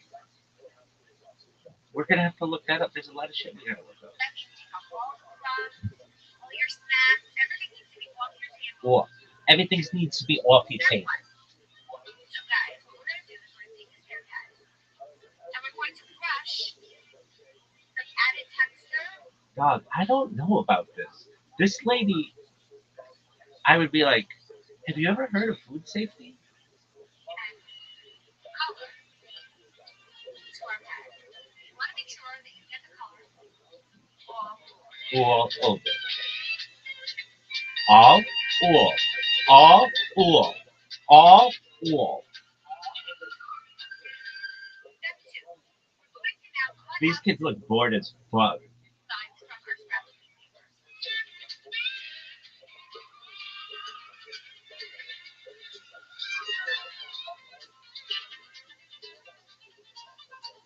A neat trick that I've learned that gives you extra definition and a little bit, and it's kind of fun to do, is you can actually just rip your paper Not on Shabbat. instead of cutting it. Why? Who gives a fuck? Man, it's a 14% chance that the Shabbat that day. Now that we've cut out our pieces, what we're going to do is we're going to lay them down and arrange them on our manila envelopes. Manila envelopes. Manila envelopes. Manila envelope. Envelope, envelope. Now, this is the time What also do you say? Both. so that if you wanted to use some tissue paper, you can add that to your desire. Whatever you do here is going to be perfect for building a pretty look. I could fucking chicken dumplings. Allegedly. That's correct. Step 3. Now that we've arranged all of our Cool. scrapbooking paper onto our manila envelopes, what we're going to do is we're going to take our Mod Podge. That's not how it's. That she calls it Maj Podge. That is not it. It's Mod Podge. Mod Podge. Not Maj Podge. Obviously, her mother wasn't Martha Stewart. We're going to pour some of it onto our paper plate. Maj Podge. It's Mod Podge. Why is it called that? We're gonna find that out. Okay, so what we're going to do now is we're going to set this aside for 24 hours overnight, and then we're going to come back to it and we're going to add the embellishments. Well, is it for 24 hours or overnight? Which is it? Because one's like 12 hours. The other's like a day. Step 4. Now that our projects are dry, it's time to embellish them. So what I'm going to do is I'm going to use my Elmer's craft box glue, and I'm What the fuck? Is Elmer's fucking endorsing you? going to add some rhinestones Product onto my placement? flower glue utilizing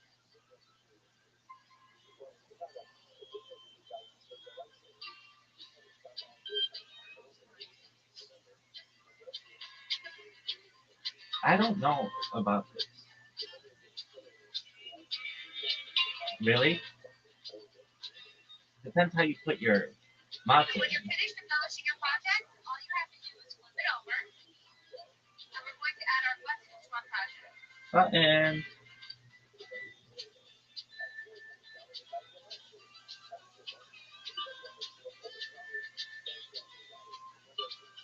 So what kind of bag are you going to make this pack A for? food safe Maybe one. one for yourself?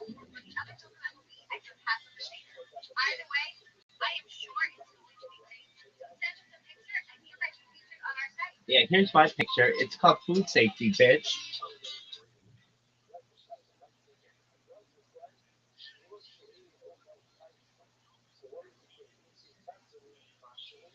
Is a manila envelope, is it manila envelope food safe? Because I don't think it is. I don't think you can store food in a manila envelope.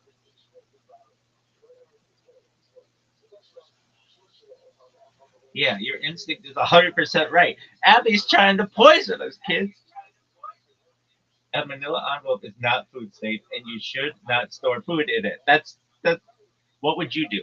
I would put it in like a Ziploc bag and then put it in there. Why manila envelopes aren't food safe? Paper grade. Manila envelopes are made from industrial paper, not food grade paper. Chemicals. They often contain bleaching agents, dyes, and chemicals, sometimes recycled fibers for food. Glue and adhesives. This woman's got, oh, take Elmer's glue and put it all over the shit. Oh, get your rhinestones and put it all over the shit. Glue and additives. Glue and adhesives. The seams and flaps use non-food safe adhesives that can leach into food. This bitch is trying to Susan us from Psycho. Anyway, no moisture barrier. Oils and moisture from food will soak and pull chemicals right back out. Contamination risk. Dust, ink, warehouse grime, all fair game. What is food safe paper? It doesn't explicitly say one of these. If it doesn't explicitly say one of these, assume it's not wax paper, parchment paper, butcher paper, food grade, paper labeled food safe or FDA compliant, brown paper bag specifically sold for food.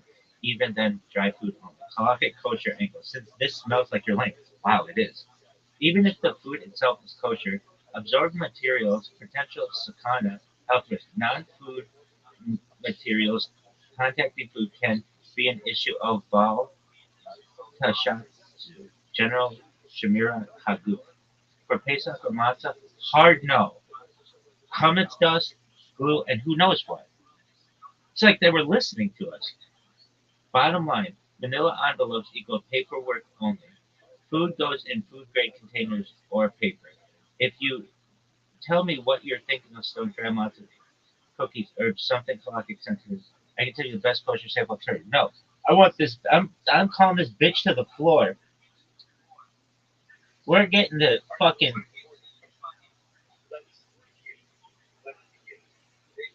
hashlet, brass tacks. Oh, fuck. How do you share this? Share. Copy.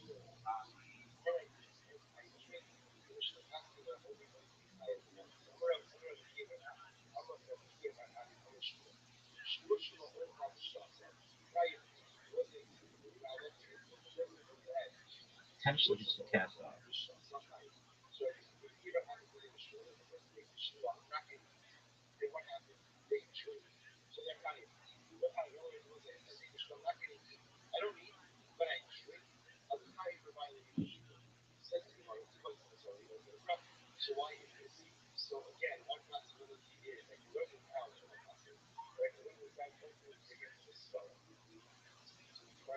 No, dog, not this.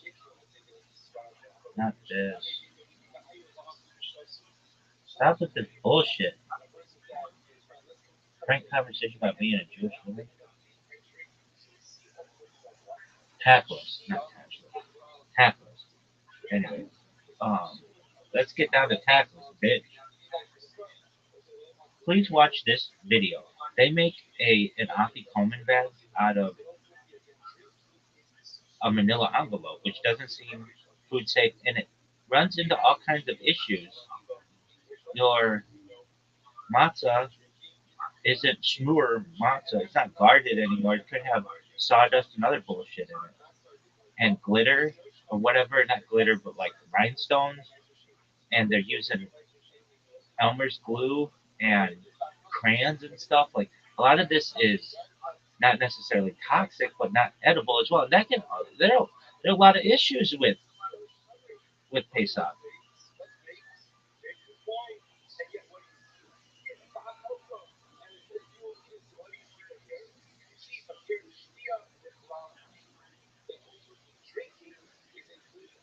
This bitch doesn't. I'm telling you. It makes me want to write a fucking letter into Chabad and be like, this bitch is trying to poison us. She's trying to Susan from the Seinfeld us. Dog, what is this bullshit?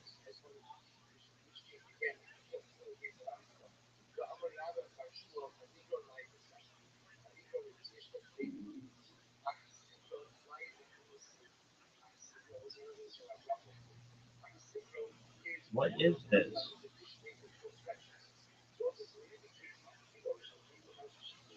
Why doesn't it paste? Dog, what the absolute fuck?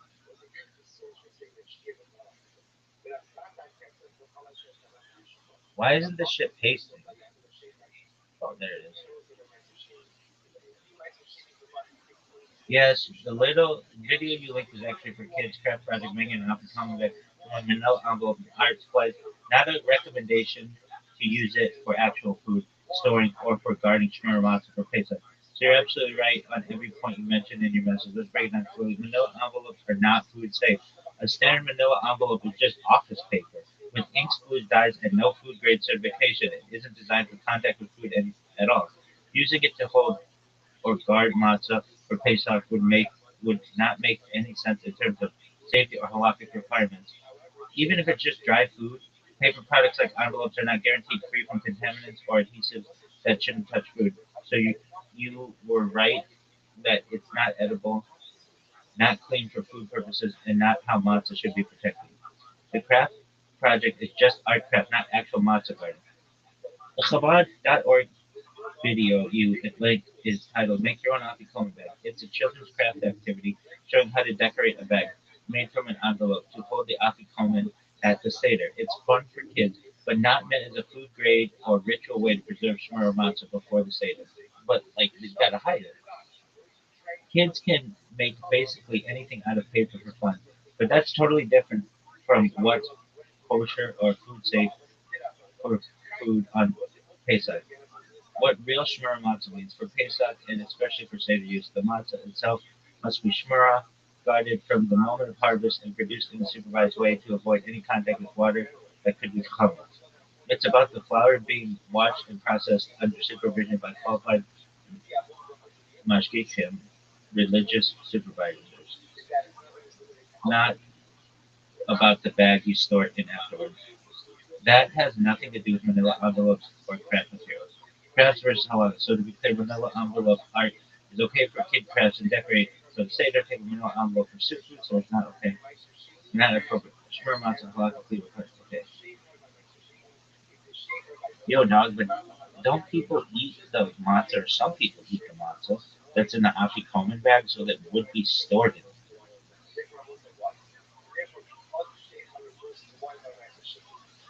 Yeah, you're right, and this is exactly the right question. People absolutely eat the afikoman matzah. So the question matters. Here's a clean, honest breakdown, no hand waving. Do people eat the matzah that goes in afikoman? Yes, 100%. Afikoman is eaten at the end of the seder and is the last taste of the night. It's a straight up mitzvah to eat. So your instinct is correct. Whatever holds the afikoman matters.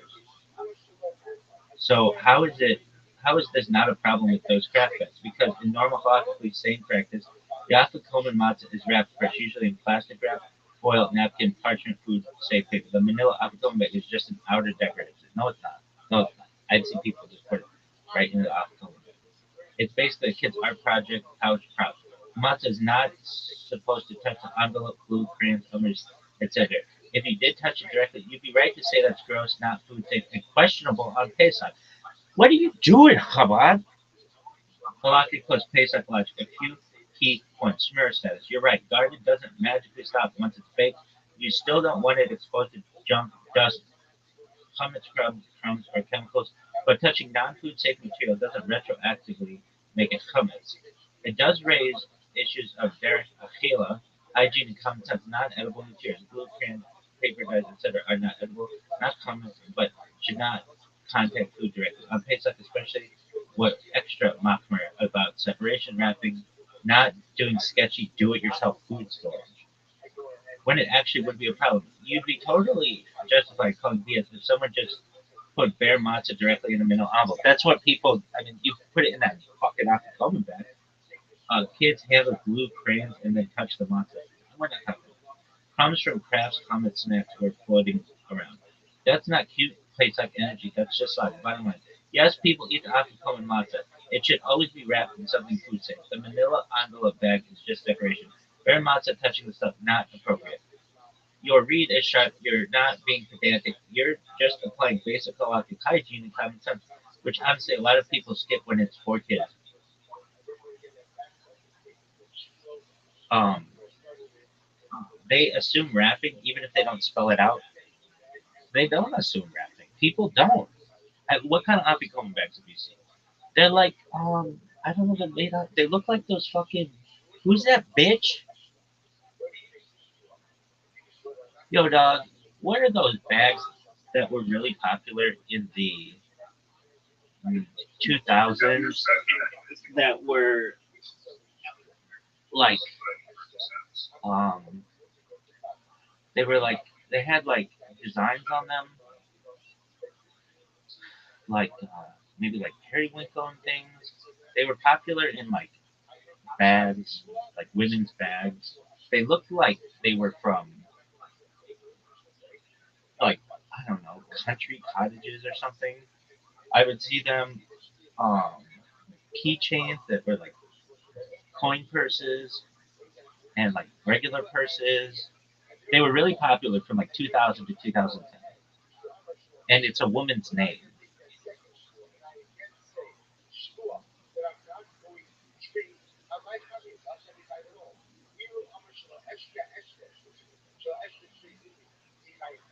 Oh, I know exactly what you're talking about. Deep 2000 milk. Vera Bradley. It looks like Vera Bradley shit. Dead on match your description. Yeah, lots of periwinkle, teal, pink, pastel. Okay. Everywhere in women's purses, tote bags, coin purses, keychains, makeup bags, screens, college campus in 2006. That's exactly right. They look soft, puffy, almost fabric armor, very country cottage and mass produced. No, it's Vera Bradley. These things look like Vera Bradley bags. Really? Sometimes with a Jewish thing on it, but yeah. All right. Is that the end of your fucking story? No. But food safety is really important, and that I think Chabad is dropping the ball there. Really? Do you? I mean, you can critique my shit all you want, and I'm open to it. Oh yeah, I should have said that. Blah, blah, blah. Really? Yeah, but I'm perfect. This, this, nobody was like, yo, bitch, vanilla envelope. What about Bradley bags? Now, what about Vera Bradley bags, which cause an issue? That's not food safe either. That's true. That's true. So maybe we should put them in a food, like a plastic bag, and then in that bitch. Really? Yeah. So wouldn't it make it much more kosher if you took the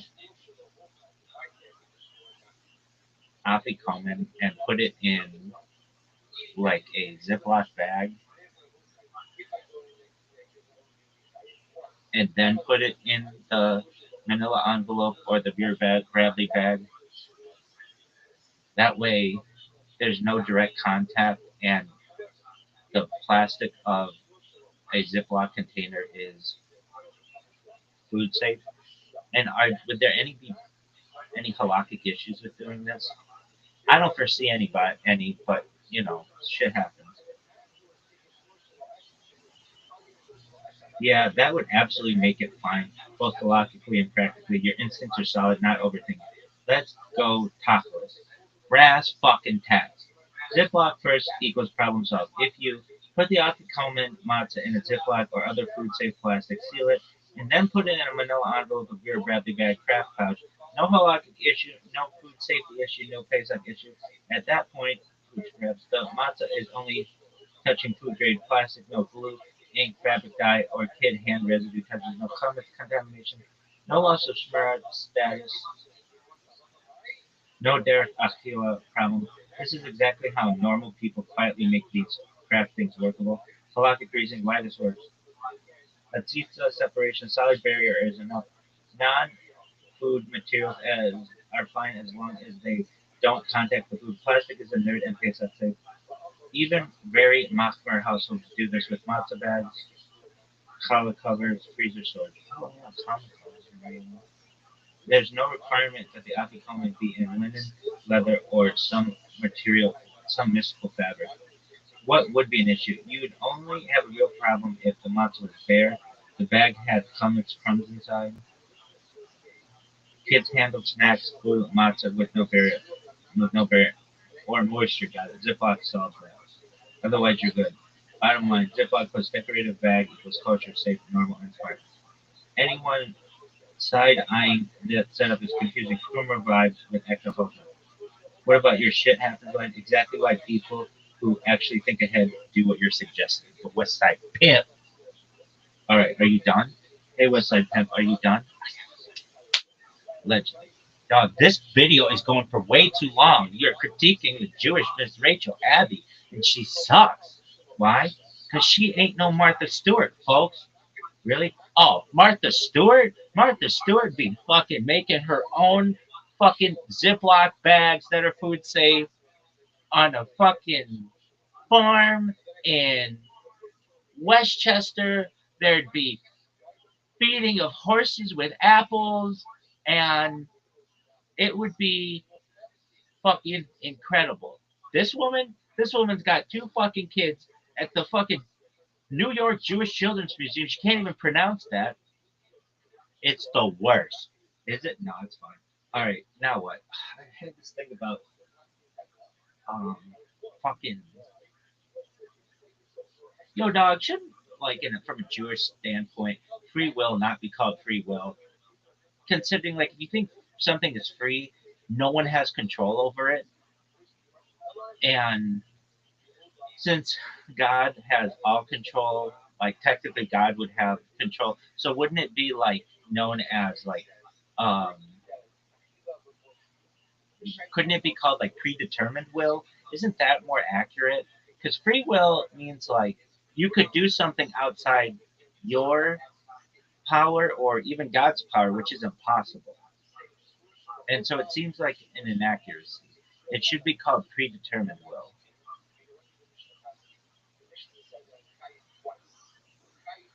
Yo, I feel what you're getting at. This is a classic Jewish philosophy, not and you're not crazy, you're not wild at all for thinking the language somehow. Short answer: Judaism keeps the term free will, but redefines what free means. Predetermined will sounds cleaner logically, but it breaks other core Jewish commitments. Yeah, I figured that. Let's untangle it without hand waving. The core tension you're pointing at, you're basically saying God is omniscient, knows everything. God is omnipotent. Nothing is outside His power. If God already knows what I'll choose, then how is my choice actually free? Free sounds like outside all control, which can't exist. That's a real problem. In Chazal, we're very aware of it. The classic Jewish formulation, Perket Avot, everything is foreseen, yet permission, choice is given. Notice that they don't say everything is predetermined. They don't say free will is absolute. They intentionally leave it paradox. But Judaism doesn't say predetermined will, because if everything were fully predetermined, mitzvah lose meaning. Reward and punishment collapse. Teshuva becomes theater, more responsibility of it. But Judaism is allergic to that conclusion. So instead, Judaism says God knowledge does not equal God's coercion. Knowing is not forcing. Rambam's doing very relevant to your question. Rambam straight up admits this cannot be fully understood by the human mind. Fuck yeah, Rambam. Why? Because God is outside time. God doesn't know the future the way we do. God's knowledge isn't separate from His essence. So, from our perspective, choices feel open. We deliberate. We could have done otherwise. From God's perspective, all outcomes are present. This doesn't make it predetermined. It makes time weird. A clearer way to say it: your intuition refined. You're right to say free will doesn't mean outside God's problem, outside God's power. A more accurate Jewish definition is free will equals non-forced moral agency within God's created system. You're free within the game, not outside the game. Yo, dog, but isn't everything according to God's plan? So wouldn't that be predetermined? Like if there's a plan, then there's been a determination already.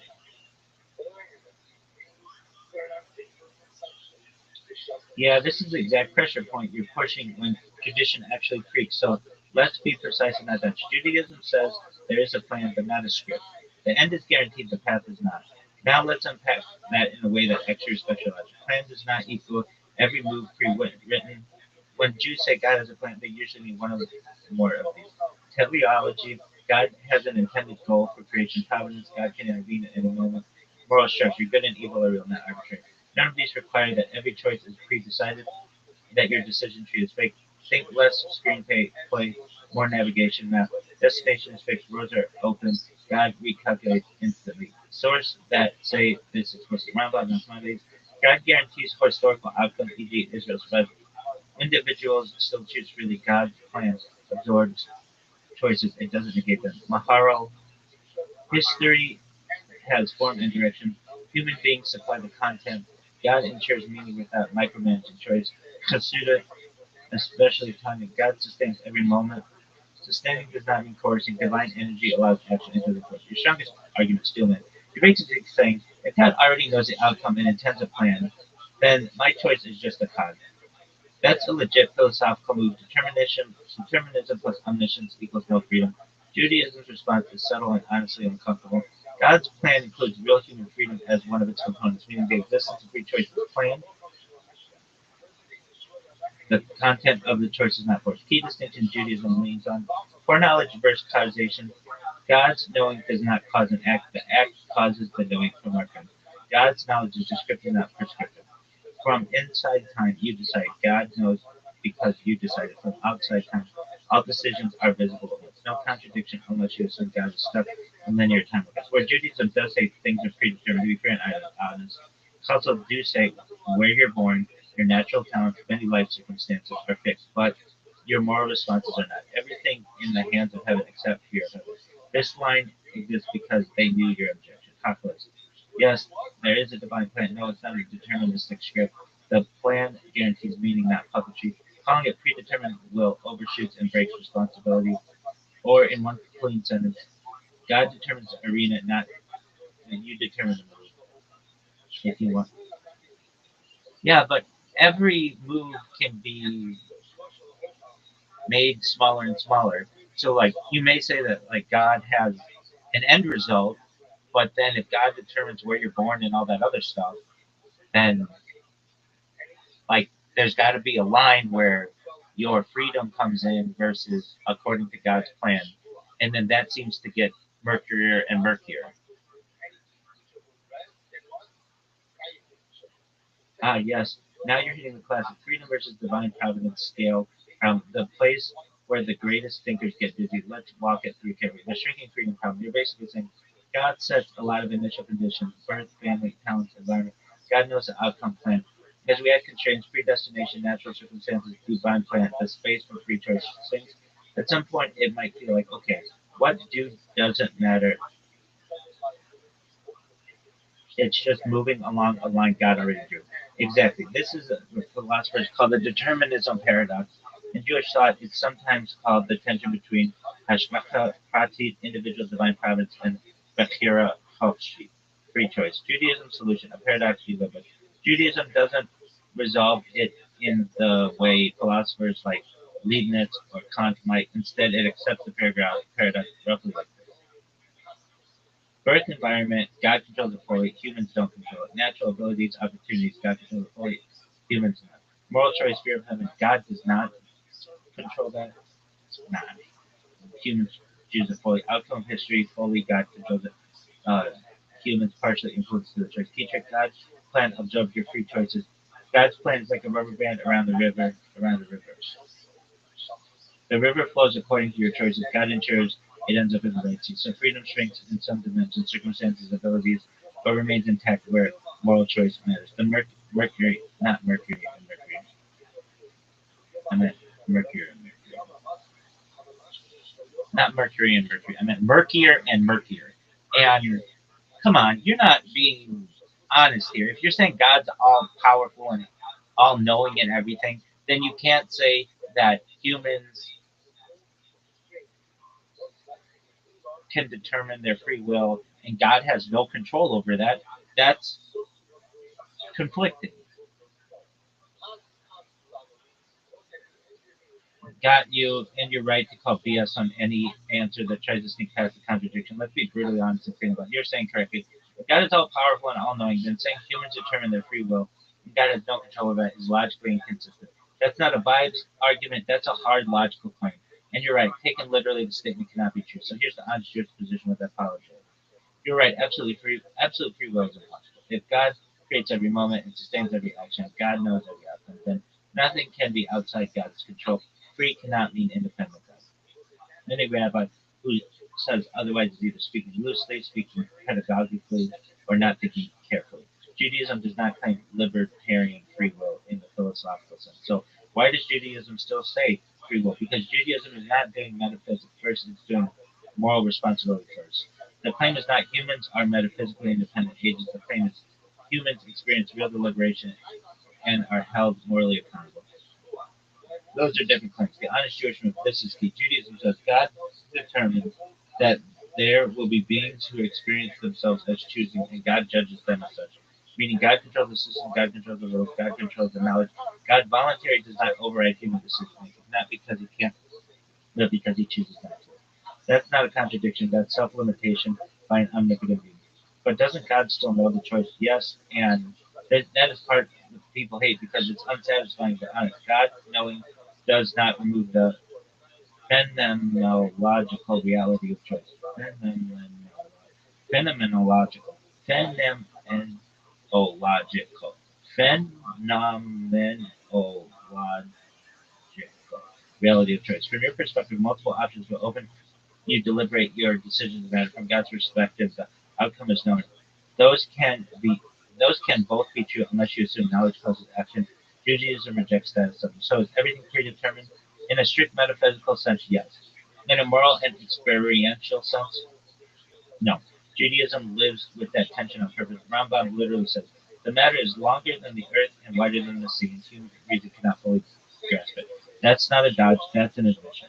The most honest formulation. If we are playing word games, the most accurate Jewish phrase would be human choice is determined by God, but experienced as free and judged as free. Judaism keeps the word free will because the experience is real, responsibility depends on it, society and that's what collapses without it. But philosophically, you're right, it's not free in an absolute sense. No, it's still madness for me that you could say predetermined will. Because even if you say that humans are free in making the choice, God still knows what the answer is.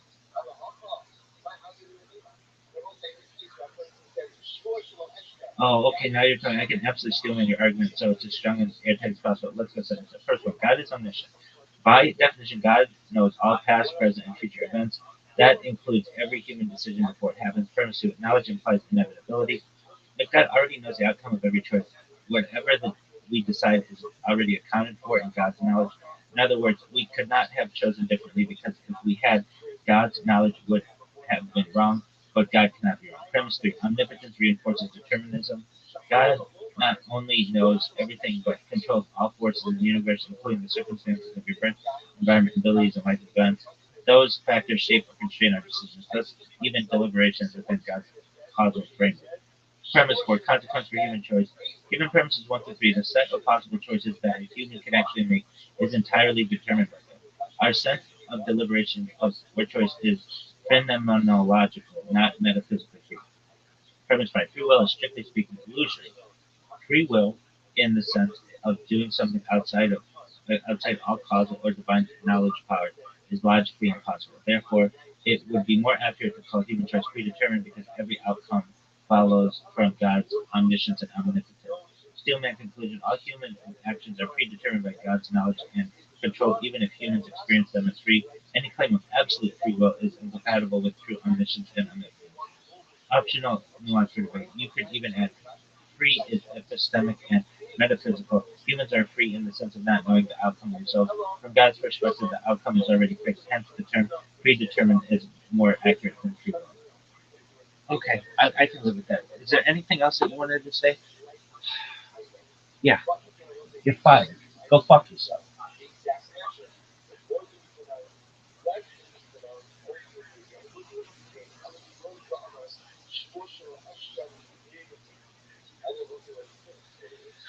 All right.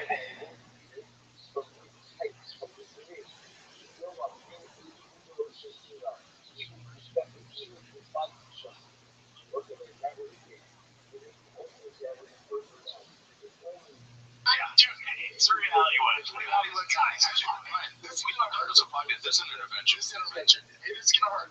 Stop wrestling. No, please, I haven't trained. I know. Wait, hold on. There's a caveat. And this is the problem with martial arts. Yeah.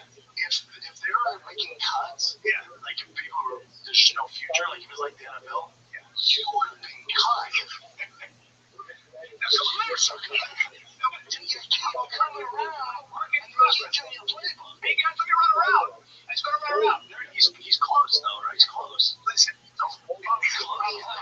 a new development.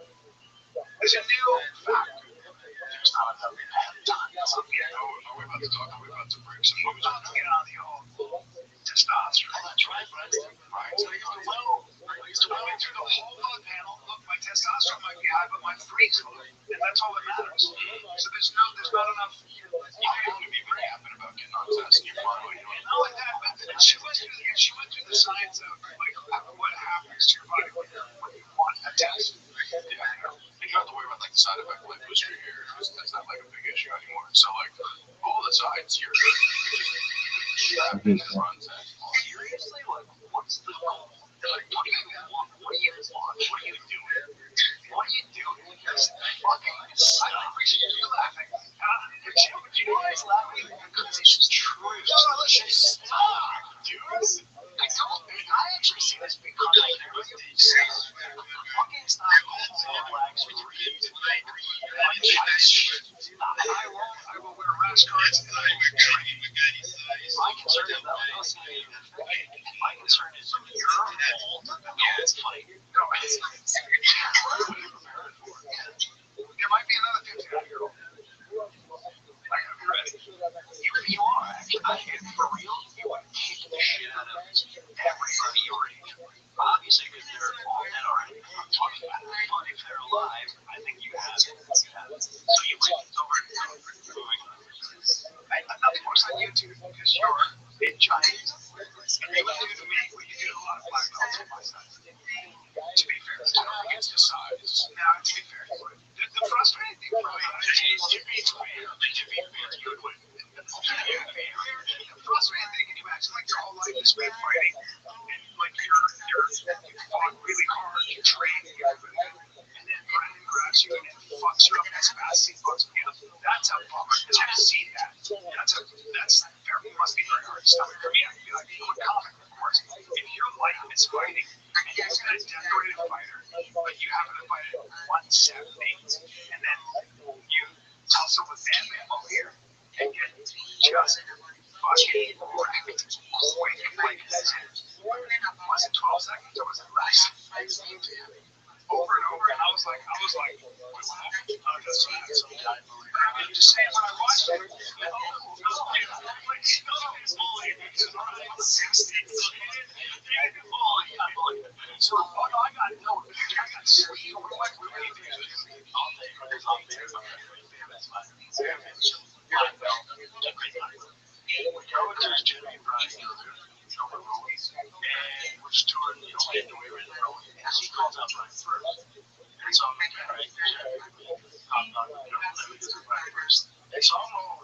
some dude, just fucking trying to do anything. Just he's very talented. Dude, he fucks Howard up. I'm talking in a pro record. I had just nothing works here. I'm talking works. I'm talking getting fucked up. And I went, oh, hell no. So as soon as the bell rings, I go, hey, we're next. He goes, no, you and me next. And I watched Brandon, dude, because he's so nice and everything. And usually anything like that, when civilians roll in, first of all, I shouldn't be in the mix. But they real gentle. Like, if I roll with Gordon Ryan, he's going to just like fucking let me. He's rolling at it. And I got it. When I say this, I'm like trying to get a contract. He didn't know me. He didn't know me, so he didn't know if I was good. He didn't want me talking. So it was this, right? So Brendan, I just watched Brendan and I watched him. We're supposed to start on our knees because he's a fighter. He's a pro too.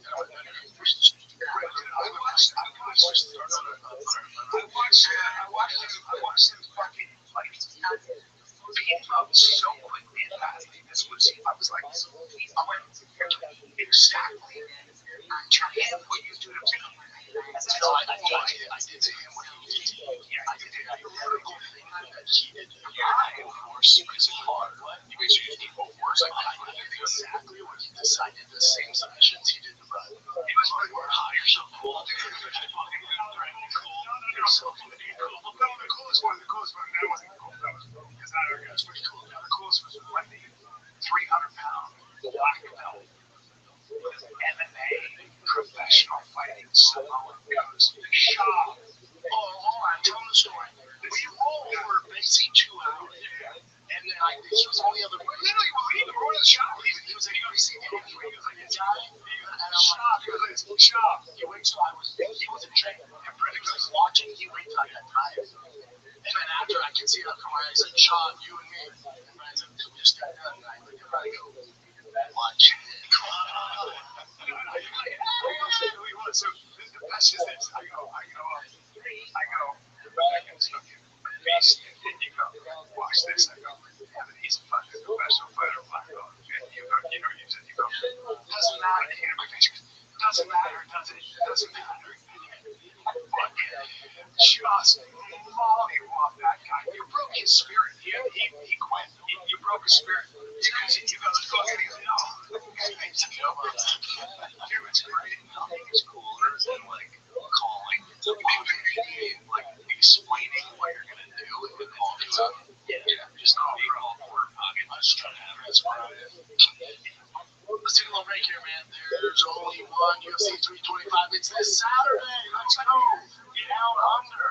DraftKings Sportsbook, the #1 sports book for live betting. Once it's over, your shot to get in on the action is gone. DraftKings Sportsbook is built for live betting, not just pre-fight picks. Because in the UFC, one moment can flip the entire fight. One punch, one kick, one takedown. By the way, DraftKings new customers can bet $5 and get $300 in bonus bets if you wins with code FIGHTER. How about that? Just download the DraftKings Sportsbook app, use the code FIGHTER. That's code FIGHTER. $5 into the $300 in bonus bets to get new bet wins. In partnership with DraftKings, the crown is yours. Gambling problem? Call 1-800-GAMBLER. New York, call 877-BIG-OPEN-Y or text OPEN-Y. Connecticut, call 888-789-7777 or visit ccbg.org. On behalf of Luna Casino in Kansas, your tax pass-through may apply in Illinois, 21 and over in most states, one in Ontario. Restrictions apply. Members to receive bonus bets which expire in 7 days. Minimum odds required. For additional terms or responsible gaming resources, see tkng.co/audio. Limited time offer. Well, I didn't know it started him on his own journey. to be fair, I have been doing jiu-jitsu. It's really you get for every time like some kid in some other state we're doing a show comes up to you and is like, I want to be a comedian. And you're like, yeah, you do the show. And then they're like, oh, no, People think I'm an actual, like, serious judoka, jiu-jitsu, and people want to ask me for advice, not like this. I'm like, yeah, well, be training. Watch this. That's me like Appleton. That's me for advice. That's me for advice. That's right.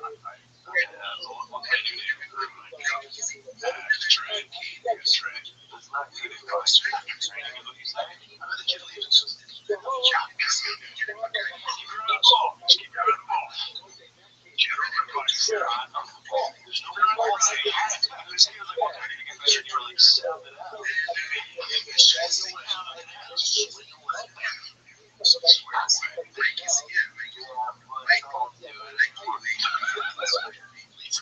that the box? Good way to do it.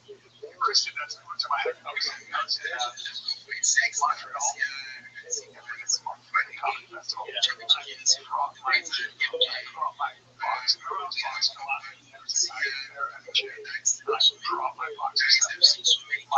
My hand here went to my back. Chris goes, I was trying to sneak out because I knew Chris comes out of the elevator.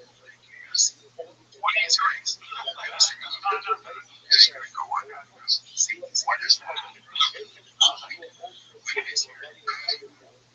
Don't do that.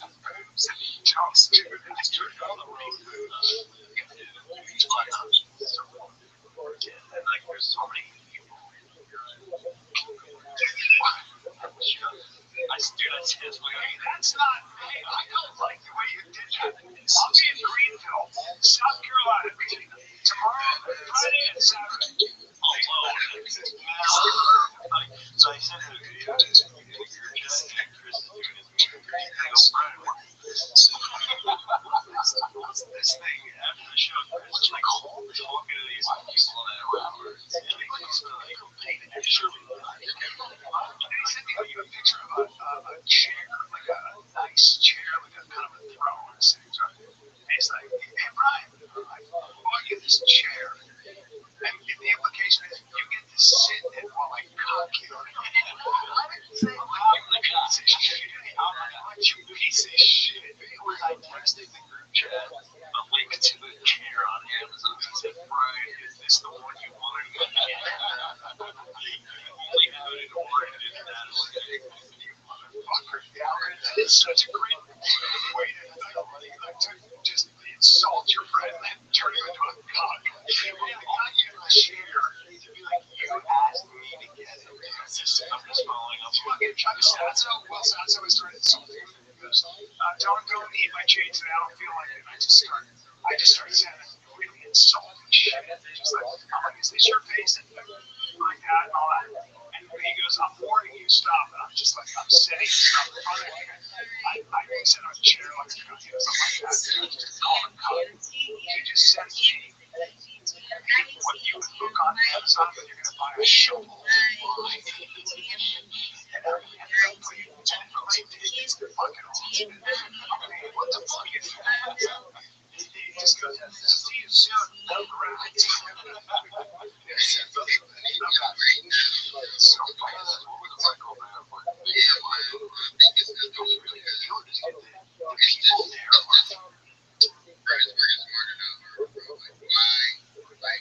It's like you know using the other people as independent contractors. Pretty much to get the work done.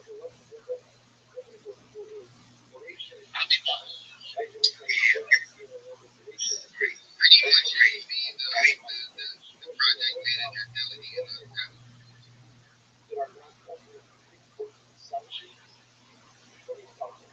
Yeah, for me it is. Doesn't matter.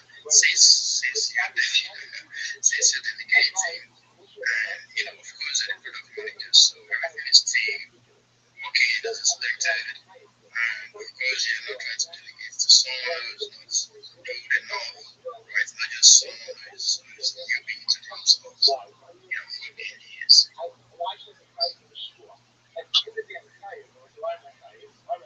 This is how I think you're different to many different companies, and they pay you as a full-time staff or remote role, and delegating those because you see it's complete different companies. It's not the same, but your company is not going to hire you for more than one post. I'm just saying, I don't know. I'm just trying to get advice on if this is possible and if it's a route I can take, because I see a lot of jobs that are wasted.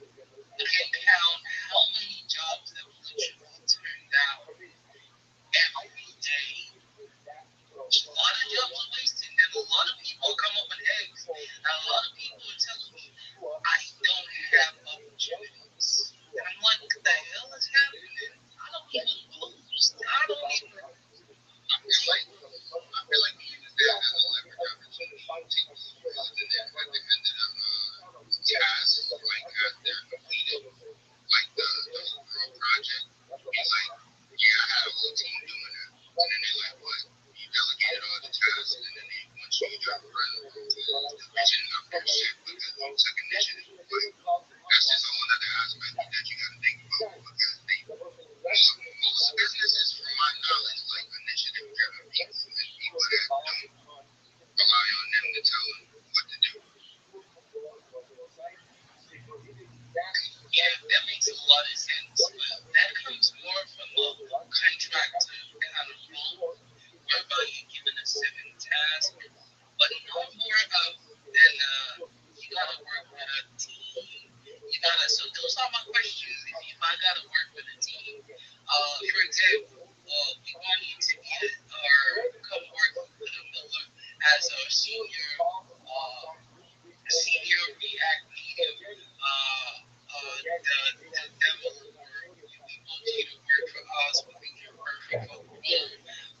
Okay, I think I also got a problem on LinkedIn. I kind of listed more than I listed more than one because I do a lot of things. I just see this. I moved from game development. I did a bit of cyber security.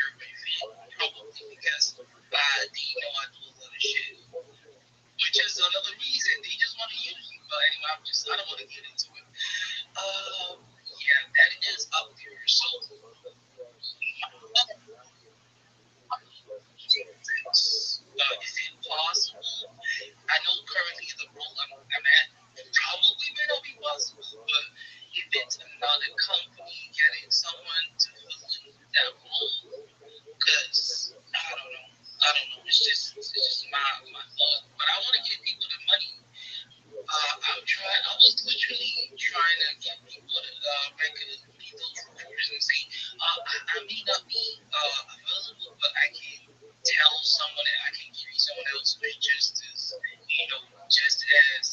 uh, just as good as myself, or just as if this person is right for the job, or I could refer them back to someone else.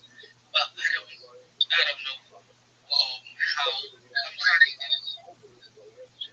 And again, that is very vital because it eliminates all of that job shit. There's a bunch of called it's just another good bro.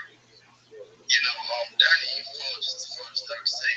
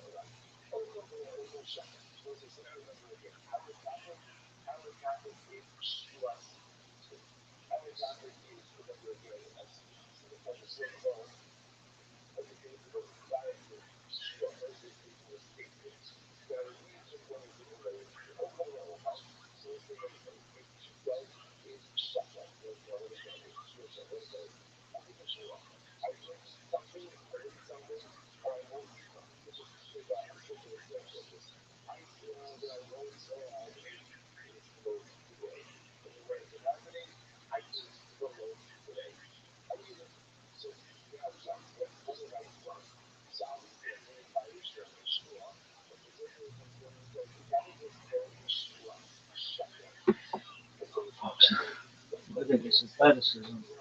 That's really impressive. Muscular tone and weakness.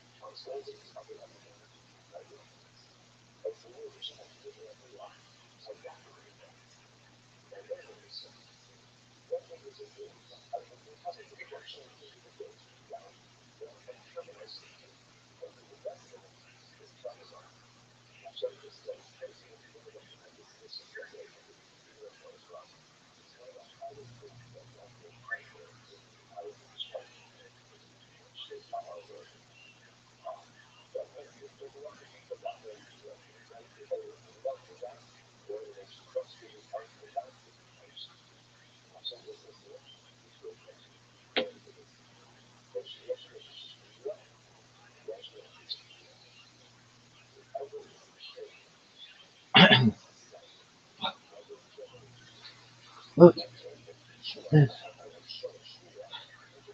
Nice.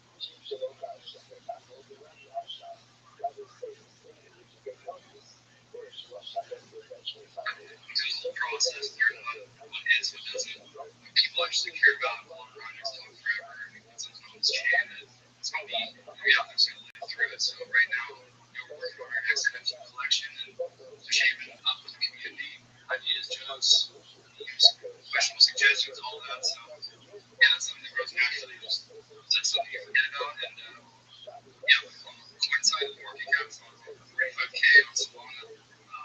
So that state where everyone knows that these barriers are hard to form and things are actually spreading organically, and that's how that building mindset works. So people like skills like a pipe fitter, electrician, that has real estate power. You learn that in the field, you mess up, you fix it. That skill's working in the market.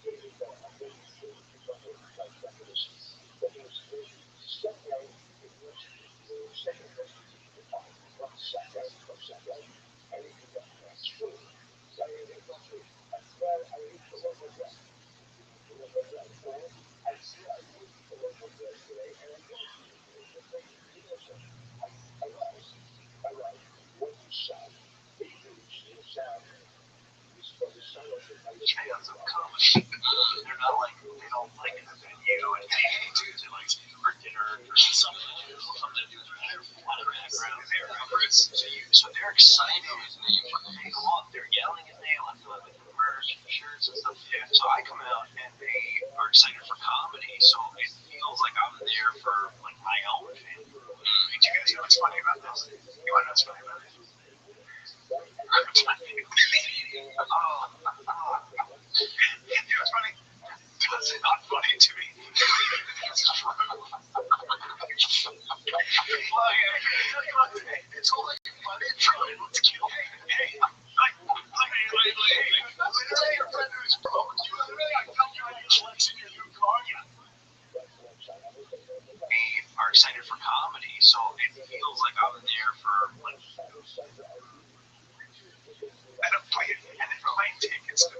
Oh man, what the fuck is that?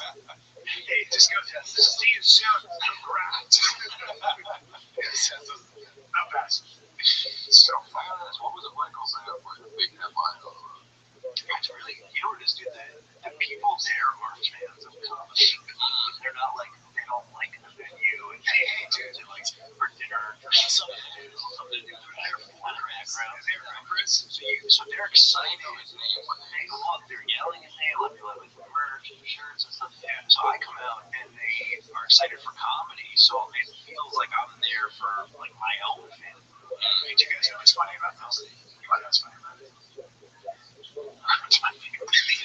Oh, you know what's funny? It's not funny to me. It's true. It's all you funny. Let's kill me. Hey, like, literally your friend is broke. You literally, I felt you on your flex in your new car. Yeah, I felt all the once. I felt all the air go. And the thing is, I knew what's happening. I was like, I was like this, bro. So where the go around? Dude, so we were. I'm sure it'll get better. Guys, you're supposed to get to your golden year. Guys, Greenville. South Carolina's going. 59. Guys, there's no sign. There's no sign. You just go. It's a second floor. There's no. Hey, we'll find it. Dude, so we were on FaceTime or something. It was like Christmas. They called to say good Merry Christmas. And my mom was very gay. Very gay. But I was like, you know, like, I'm Merry Christmas. Yeah, my friends and family. So my mom, like, doesn't understand the dynamic. My brothers do. My mom doesn't. So I call, and you do this thing that gets me in trouble, where because my mom's there, you're like, hi, how are you? Yes. Nick is so great. And well, that's she's beautiful. Guess real. You know, don't have a lot of that jujitsu experience, but I'll try.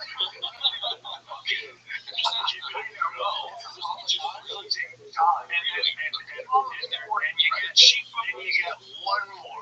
And you get one more. How old is she? Like the part of the story. You would. Yeah, 35. Excuse me? You're not fucking nice. You would have fucking licked your feet off the goddamn ground, dude. Alright, so Brian's acting like a normal guy, and which immediately makes me go like, hey, dude, you're a fucking pussy, shut up, blah, blah, blah. And I hang up, and my mom gives me a real serious talk. She goes, you should never speak to your boss that way. Like, my fucking boss. Like, Brian's a piece of shit. I'll just get it. Nick and I texting, and like, one time we were like going through, I'm trying to explain what we're going to do for acting off, right? We'll just we'll call a laser, we'll get some people, we'll figure this out, we'll get the venue and stuff like that. Yeah, cool, all right. And then final instructions. And I just get a text, goes, but I don't respect you anymore. That's the show that Brian's the most inclusive on. Sorry. I'll be just walking down the street, and y'all just see a homeless guy. Do you want to do acting off? Yes, we want it. Are you getting an acting job? He's like, no, just jump on the show.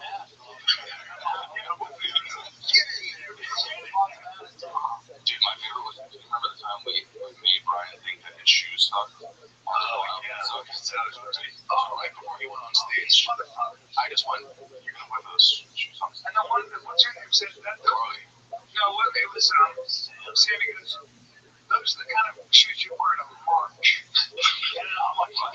And I look at my wife and she goes, yeah. And I go, what are you talking about? And the whole crew is just excited to be in the out. And I go, guys, I'm turning to a bit. I'm like, sorry about my shoes, dude. I'm going to be in a march later.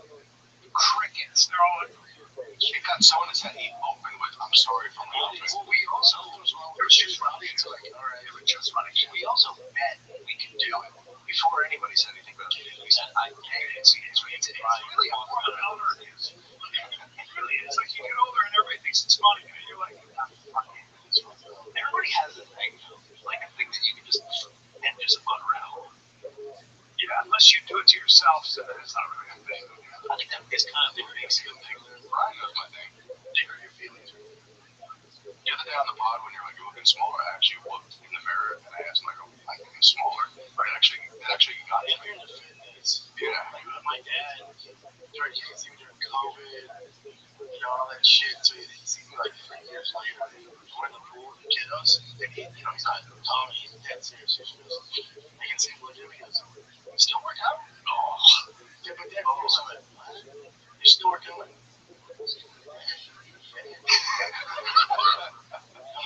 fuck. So when I died on a punch, I don't know, I was probably drinking. Even that, like, you saying, like, a little punch, even though you're not even talking about me, that I can feel it in my body going, yeah. Well, my sister-in-law, like, I came home and she hadn't seen me in a couple months or whatever, and I was in better shape, and she went, oh, you're looking like you look good, like you look like more like full in your shoulder. Last time I saw you, you looked a little bit on. Hater. Hater. No, dude, I did, when I was, it was literally at the time, it was so important. It was pro day in New York City, Colorado, and you have to wear these tight, like Under Armour spandex, like shorts and tight compressed things. You know, I was 260 pounds and a little bit of a tummy. The thing was tight, and I was like, yeah, okay, I gotta wear this for all the NFL scouts. So I put it all on, right? And I'm like, well, I was getting, I'm like, man, I'm fucking pretty good. I'm gonna fall out tomorrow. And my girlfriend at the time was fucking cut. I go up to her, I'm like, what do you think? She goes, I'm gonna get you a tummy cut. Oh, is there anything you can do about that? Oh, what? She goes, tummy cut.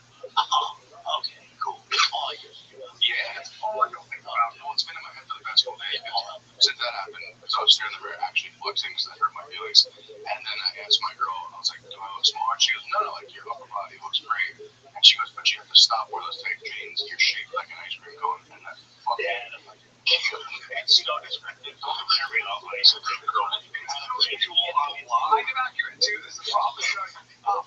There's a line. It's going to go like a steam. I bought cut jeans that day. Yeah. My wife today, she looked at me and she goes, oh, it was the morning too. Your nose. She goes, is that what you said that about your nose? Yeah. She goes, your hair and nose. It's hair that you sun. What? Right now. She's like, but she did like, yes. I was like, so we're really trying to make you feel bad for her. She has to deal with this. I don't understand why. I don't know if it's like a guy-girl thing, like we just know not to say certain things. But like I had an ex-girlfriend and we broke up, and then we got back together, and a month or two had passed, and she just apropos of nothing, I'm like, your hair is a little thinner than when we were together. And I was like, I don't love anymore. No, this is over. Yes, it's over. That's crazy. Why would you say that? That's like so fucked up. Can you imagine if you said that to her? Oh, your hair is thin. Anything. One time she had a pimple, and I thought it was like cute that she had a pimple. So I was like, like, and I just like went to like kind of play with her face, dude, crying hysterically. It's a boundary. Like it was a whole thing, and I was just like, oh, okay, I dear idiot. Dude, me and my girl were looking at some of her friends were like looking at all the pictures, and she's like, this is where I do. She's like, you like this? You never told me I was this big. And I was like, I loved it. She's like, no, I was fat. I'm like, no, just give me that, girl. Please give me the shit. Too skinny. That's a problem. Yeah. Well, my girl did the same thing. So when we first started dating, she was 125 pounds. And she was also 5'4", 5'3". So she's, it was 125 is great though to me. And she was like, now she's down to 115, but she is still like, it's all held in her ass. Like, I love it. At 125, Give me all that. I don't care if it's because she's skinny in the waist, so like, I don't give this. I don't have a tummy. Like, if you have a food bar, tell me, I don't know. It's a big problem for me. It's in the lines at night. A tummy and a flat ass is a big problem. No, big problem meaning you can't be in the vicinity. I can't. It's not like we can't go to the studio. It's not the same. You're sharp. Yeah. But you make me sad. I'm not. It's all like a nightstand. It's not. You make me sad. I want to go like a lamp. Right. You look like a boy. You look like a little boy.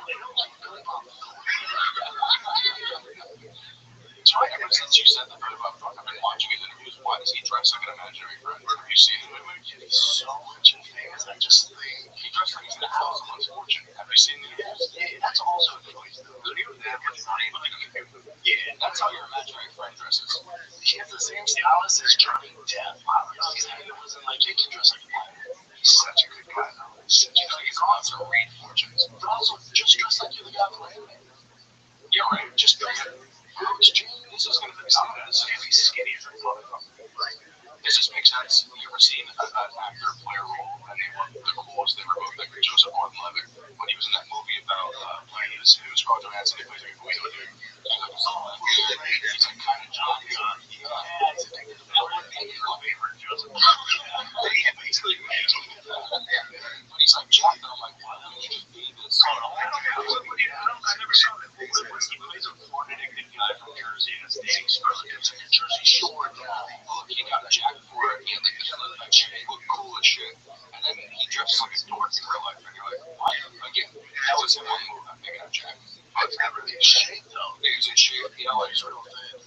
He's like, it's weird when I just do that. When I'm just like, I'm gonna not look like the coolest ever. He's not actually that's pretty Jack. He's not gonna get balls though. He's in shape. You know what I'm saying? Yeah, that could be something that you know what I'm saying. That's true. That's true. You know, I like the Rock and what happens? So he's got he definitely did recently. Have you seen us? Not small, he's still bigger than everybody. Like the marker. Yeah, but yes, he took that's a process, right? You guys he gets super big for movies and then he just blasts and cruises, right? So like for big movies like that, for Pain and Gain, like he got fucking like look at him massive thing. He was even bigger than Marker. And they give you a big mass. He wasn't as cut as he is here, but just as far as he was eyes, he was monster. So he's blasting and cruising, but like at his age, which is like probably close to your age, like to be blasting here, you're killing yourself. You know, so like that's why he looks smaller. He looks small in comparison, but he's still probably way more jacked than all of us. Well, you see, his face and his face is starting to he's kind of cool from your face, right? Yeah, so he's probably running like HCG and Cloven and stuff like that. We're just running his base TRT at this point, which he's good. He doesn't look great there. I have to admit. On his right, on the left, but on the right, he looks like it's straight right. He looks so flat. Bring it up. So what's the concern there? If he stays at like our current level, it's just hard. It's hard to take hard. Like he's running at all cylinders. Like his blood pressure's right through the roof. Blood pressure, you're just HDL, everything. You're whipping to all He's just running in a fucking fifth gear. because you're not on TRT is one thing because you're running when you're putting yourself in like a range of this sort of like high average. You know, it's like you at 18 years old. Yeah, you don't only eat Ninja Turtles. Oh, like that's like 800 to 1,000 nanograms. That's like if you're at 4,000, that's 4 times an 18-year-old kid. That's not what your body's supposed to be running. They're running these guys way more than they're just dude. Remember that guy Andres Smayev, the guy I showed you the other day that was super jacked? He's running 120 IUs of HGH a week. So that's the equivalent of $36,000 a week in HGH. How much lighter are you now than like peak fighting weight? Exact same size. Real. And so you have like walking around 40. I guess I was doing 41.8. Oh, with my shoes on. Dude, I met you sitting at you stand up. Yeah, sure. He's way bigger than you expect.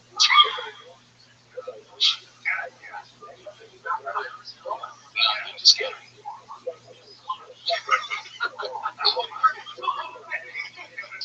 Yeah, just go and try to see what you can get on yours. Just be able to find you. I do love him. You won't realize how big he is until you see him in real life. That's why You know how mean comments were to me for years. oh, like none of them would say that to you ever. I told you the story. Did I tell you the story of my ex? Me and had that little thing online. And then, so basically, my ex was like, oh, he's just jealous. When I was talking about the trap, he's like, oh, he's jealous because you're strong and you're funny and you can kick the shit out of him. And I went, I love the support. I had to believe it. Let's just cut it. I'll be honest though, I didn't really realize how strong you are. You're strong as fuck. Yeah, he's strong.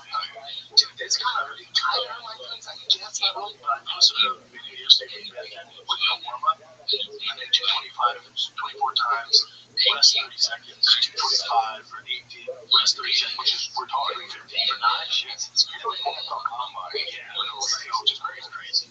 But then, my boy, Hooper, the strong man of the world, rest 30 seconds, which is, we're talking 15 for 9 shits. It's really NFL combine. Yeah, which is crazy. But then, my boy, Hooper, the strong man of the world, he commented, you're the most sneaky, strong guy I know. Sneaky at 740 pounds. That's a great compliment. Is it? Fuck yeah. Everybody he's strong. No.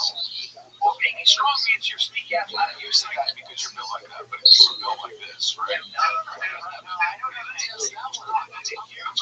He's the strongest man in the world. Yeah, that's a huge compliment. You're not a strong man. You don't train strong man. What are you talking about? Same thing. You're not that big. You're 240 and you're crazy strong. What are you talking about? But sneaky makes you think that like you have a sleeper built with you. Right. He does though compared to the guys who are 350 pounds. Yeah, I think it's like that baseline. Yeah, 100%. Like he's the strongest man. When you see him in a t-shirt, it's not like, oh, he's the strongest guy. He's a big fucking dude. Like a big fighter, but when you're fucking you're compared to fucking Brian Shaw, you're fucking back in his arms. That's boy. Yeah. It's not weird. It's very hard over my boy. It is weird. You are ridiculous. What's the most you ever did? It's 225. Because I don't know. I know I did. A good combine numbers are 30. We did 30. There should be a base. I did 30 years. Did you? Yes. Dude, a month ago, I trained for like 3 months to do 3 reps of 225. Yeah, but if you don't do it, it's pretty good. I thought he was getting strong as a kid. Oh, dude, he's strong as shit. Like, you're seeing him with all the 25 on that. Yeah, he did 45. So I was giving him some props. Because I posted that, and so I was like, delete your ads, you know? And then I said, shit, delete it, because I was like, and I go, dude, I actually feel pretty strong. He was like, I don't see someone. Pretty good. He was like, over 40 kilos, bench 25. I'm pretty sure I saw him squat. Yeah, no, nasty press. Yeah. I've never met him in person. I don't know how tall he is. Never person. Only 6'2". He's not a 210 pound. No, he's thick too. Like, yeah, his shoulders. Yeah. What was he eating nothing but chicken breasts all weekend? He took us macros and chicken and all stuff. So he's taking what up, Zeus? How you living, Pat? I'm okay. How long till you perform?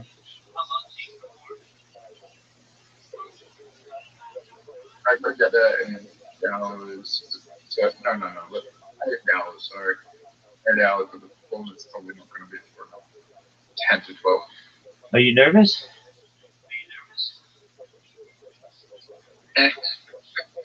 Okay, here's my real question for you, and it's really the only important question in the world right now.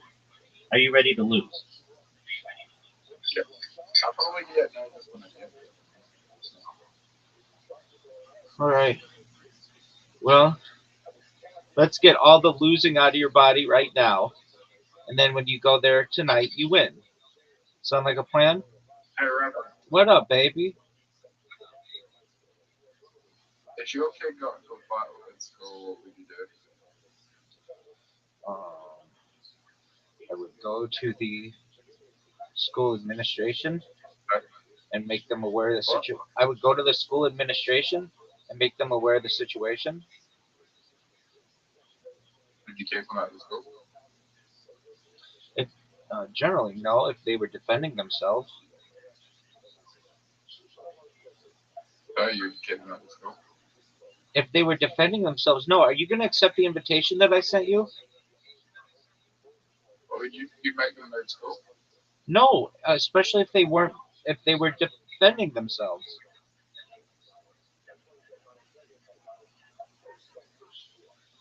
And not all fights are like it depends how you define it.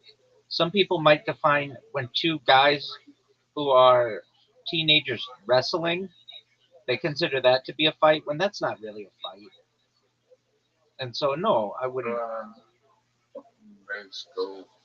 when I got into a fight, I was defending myself. It was a really fucking dumb decision. If you put me in a fucking school full of fucking crackheads. Okay, well, again, as I previously said, especially if the child was wrestling or um, defending themselves, I'm not gonna. That's that's generally normal instinctual behavior.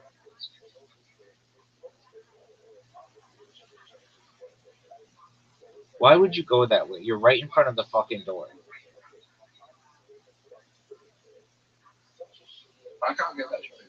Yes, you can. No. I mean, you just helped me, big dog. Dude, you still got me. No, I didn't actually. I made it right through, and now you're fucked. You're Unless I done. have the greatest comeback. No, it's over for you, baby. Dude, it's over for you. Yeah, man. You're done. That was fun. Rabbi, how is the highest paid Canadian when he's not even that good? How is who? Rabbi. Um, he does a lot of arenas, and women think he's good looking. Not even. And good looking plus funny is a deadly combination.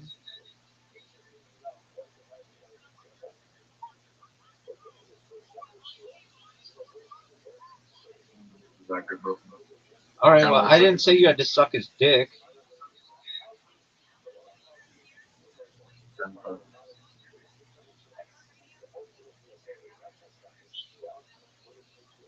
Are you ready for the greatest shot of all time? Yes, sir. Dude, I'm just telling you right now, that shot sucks. Um, dude, do you ever see the hole in the middle of a corner like this? Yeah. I don't think so. It's always there. You just never go for it. Okay, I mean, but only on this hole do I ever see it, like right in the corner. Dude, that was a terrible shot, and I knew it was going to be a terrible shot. That's a terrible shot too. Yeah.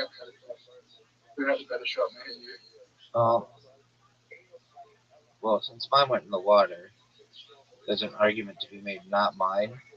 But with in combination with that second shot, you're not going to have a shot that good. Oh, you did, dog. That was great. Nice job. Oh, impressive.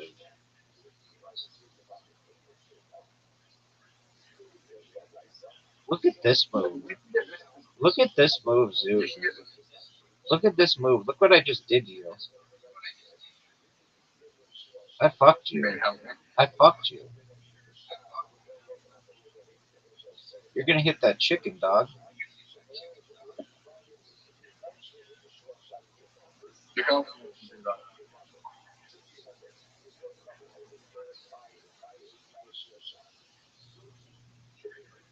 Oh, Rabbi.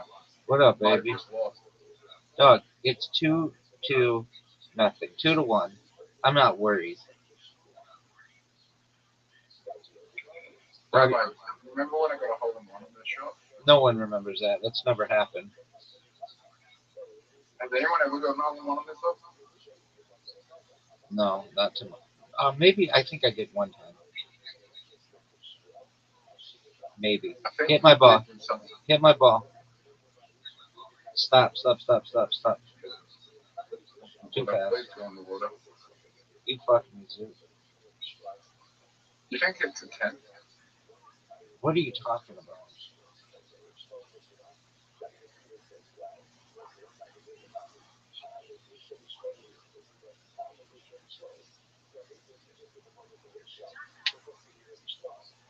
I think my shot was a 10. Your shot was garbage.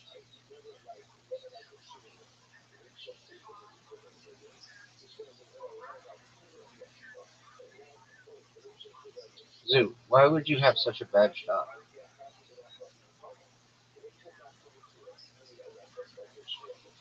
Zoo, are you ready for one of the greatest shots in the history of humankind.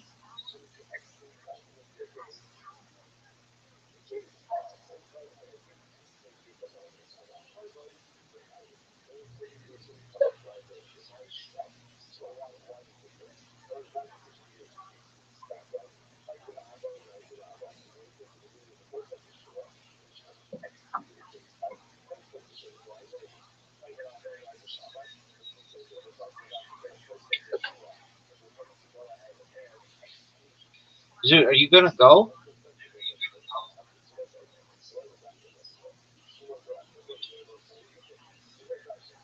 Zoot, make it.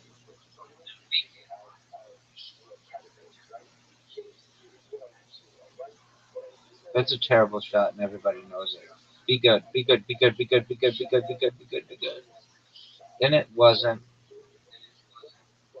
Zoot, do you recognize that you have lost this game?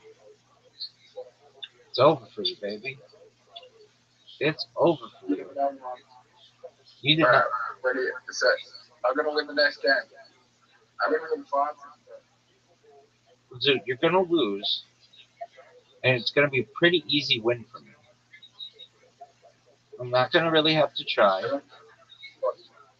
Dude, you're I'm up. starting. Easy shot. That was awful. One of the worst shots that you could even have. I couldn't even like attempt. Hold on. Was it just, was it strategic? Your shot was awful. Or was it a strategic shot? It was terrible. Rabbi, why is Kanye West not a Curious George?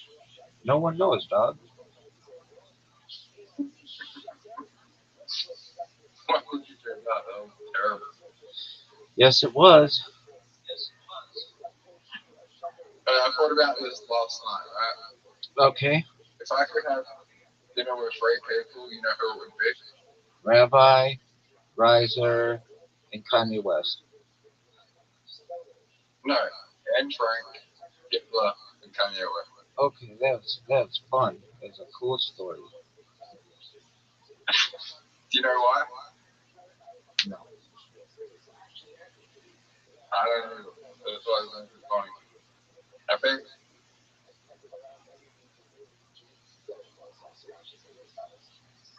Oh, look at the shot, Zoot. That was the best shot I. That was amazing. Zoot, you got fucked. Zoot, did you see that shot, dog?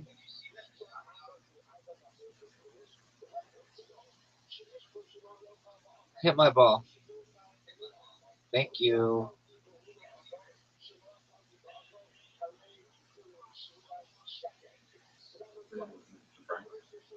Zoot, what the fuck are you saying? How about you go?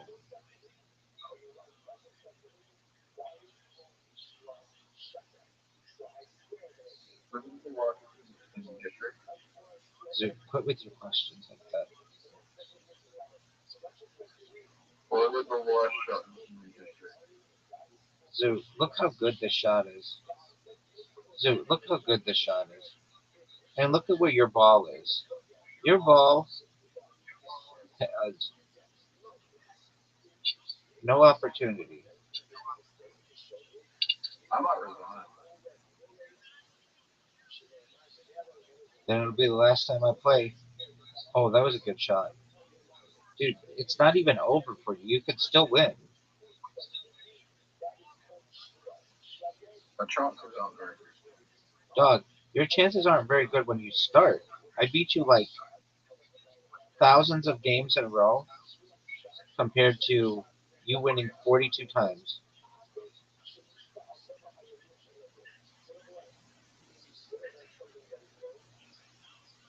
Hit my ball, baby. Oh, did you water about me?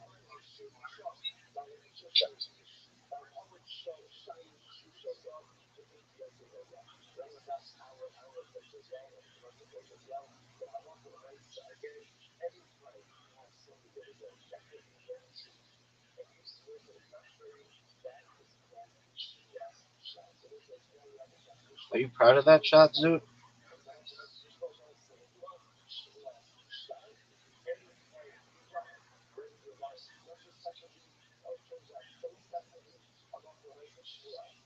That's short. Are you ready for the greatest shot you've ever seen? Oh man, that was close. What would you? Why are you doing that?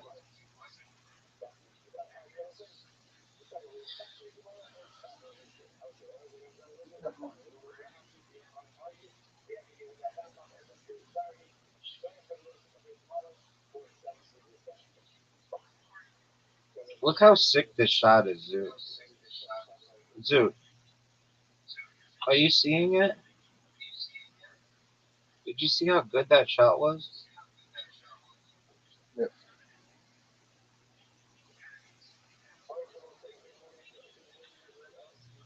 Do you think Chelsea masturbates to you? No. I don't think she masturbates to me. I know she does. I know that funny bitch is masturbating to me right now. No. Oh no, that's not weird. That's human nature, baby.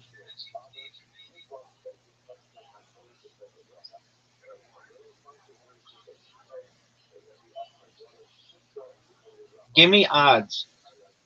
What are the odds Chelsea wins?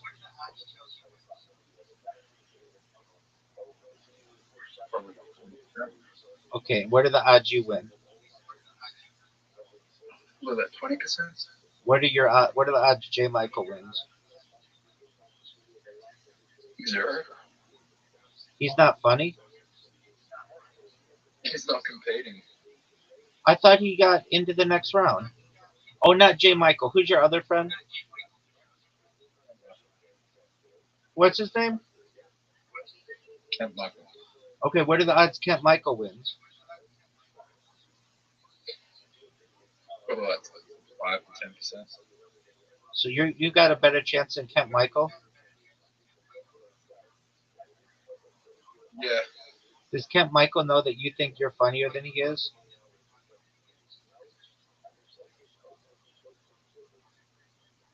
I don't think it's that. Does Kent Michael have any material on Amish orgies? No, he hasn't taken foreign material. Is it funny?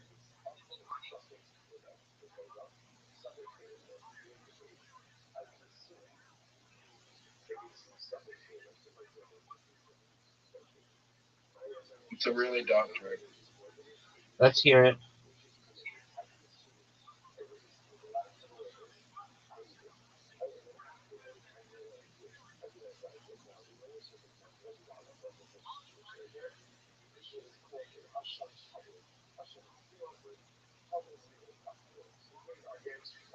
That was a helicopter crash. 2020. And it's dark as the and, helicopter. Okay, baby. All right, Zoot. I can't remember it. Can't remember it. Okay, that's all right. I want you to focus on your material. Who's gonna win tonight? You are, baby. I have. I think that Chelsea's going to be too distracted masturbating to me, and you're going to come in and win. Or it could just be some random person that we don't even know. What about the slam poet? Yeah, it could be her. Do you think she has a chance? Could be Moodang. Who the fuck is that?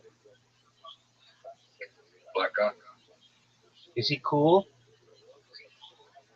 He's like, All right, that doesn't mean he's cool.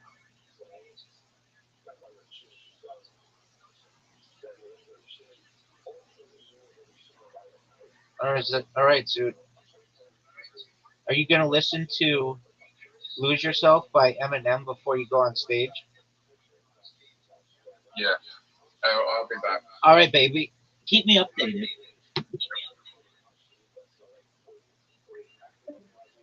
Is Zoot going to win?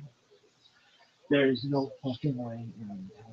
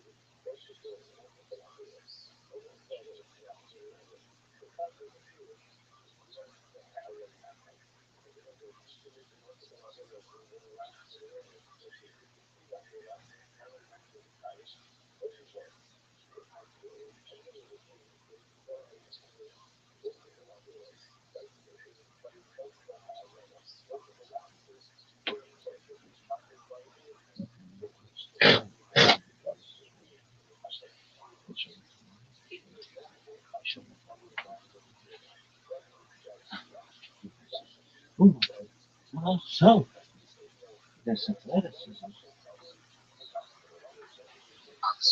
had my first speech.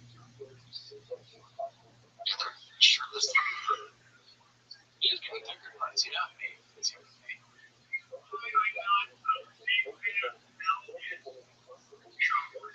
Okay, why are you not a big fan of Belgian chocolate? What is it? Too much vanilla. What do you mean too much vanilla?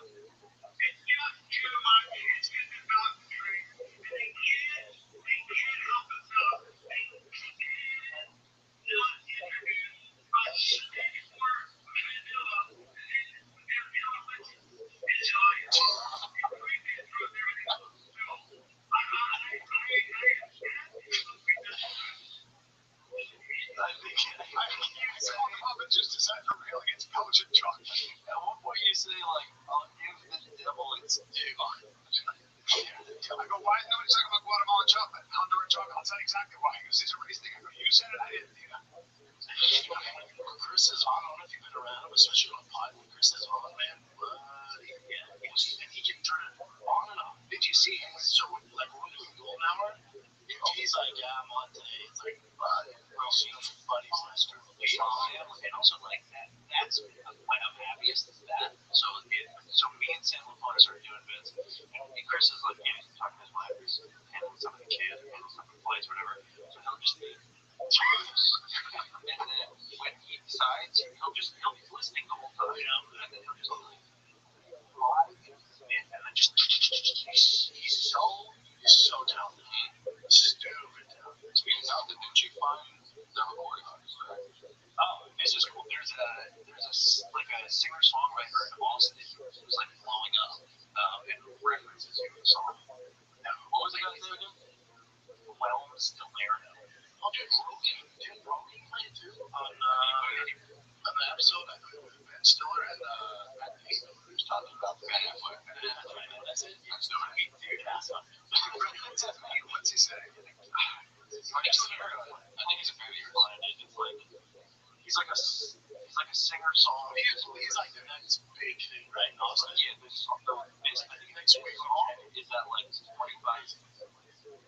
million or billion Spotify.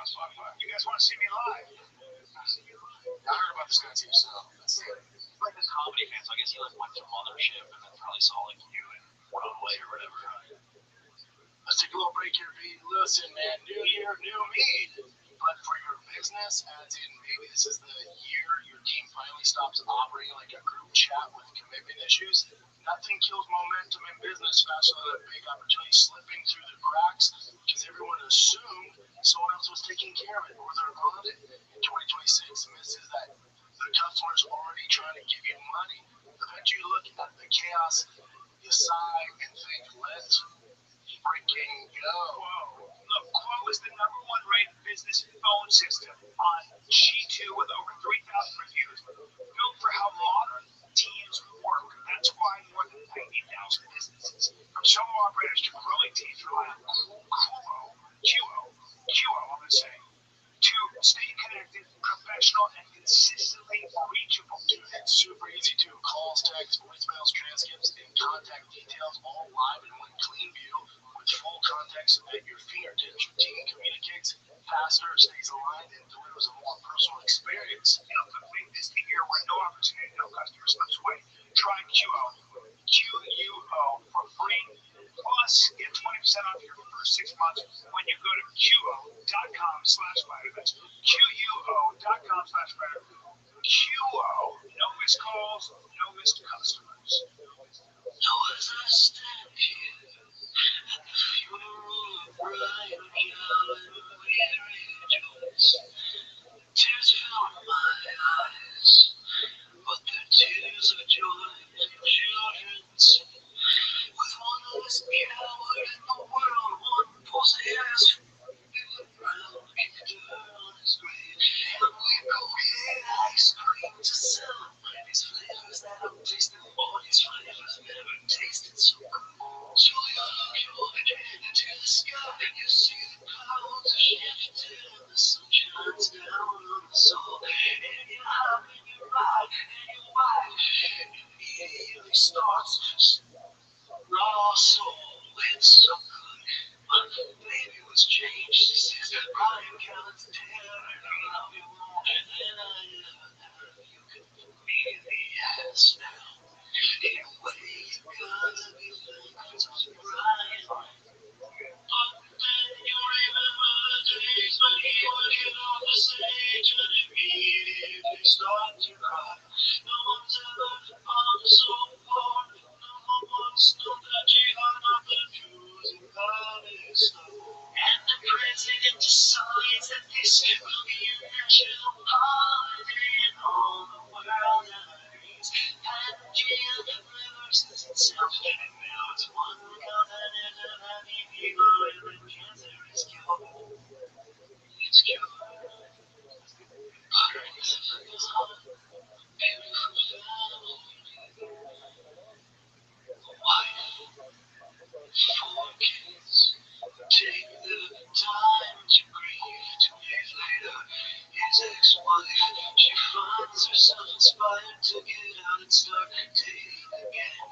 Immediately she starts seeing a 6'8" fucking black linebacker for the New York Jets. And they fall in love. And even Brian knows from the heavens above, he cares way better for her than he ever could. He puts his kids through school. Brian's dad calls him son. And he starts doing stand-up and he's actually good. And he goes on Rogan and they talk about wolves. And Rogan says, you're my new best friend. This is genius. And he forgets Brian Callen.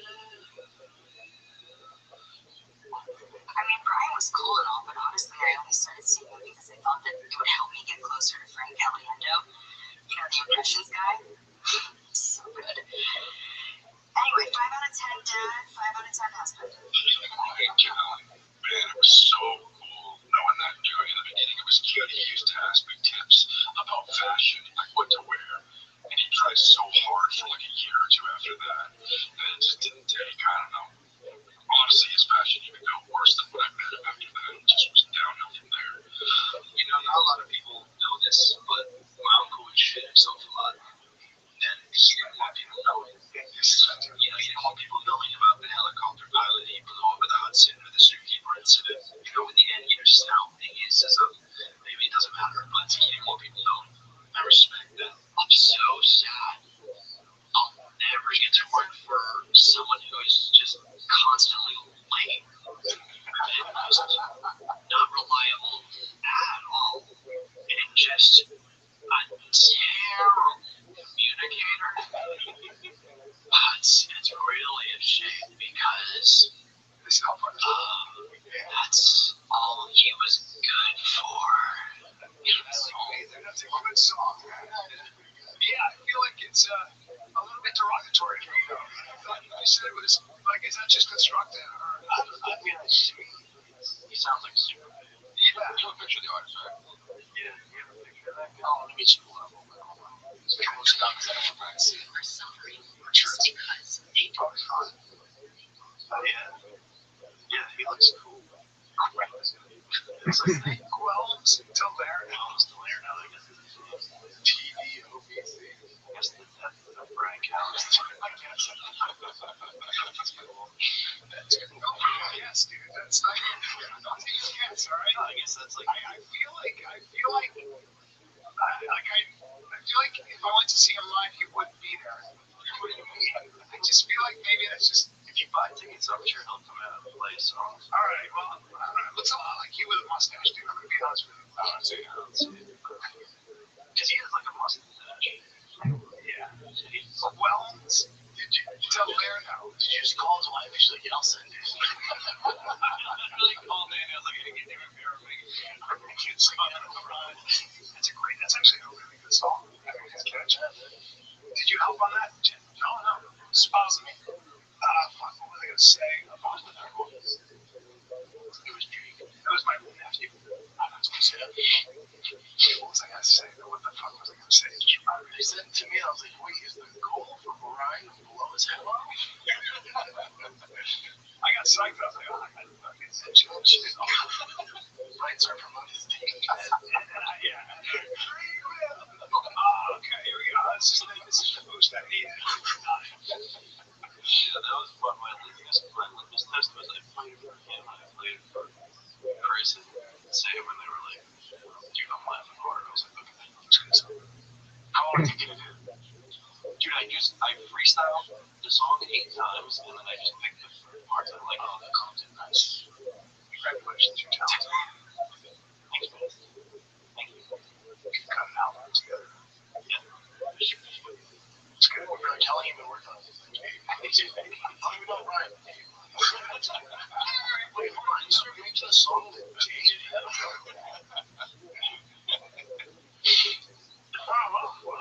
Accuracy. Yeah. I'm taking this gym for a job. Got some fights, guys. UFC 325 and down under. Dude, I'm fucking worried about this card.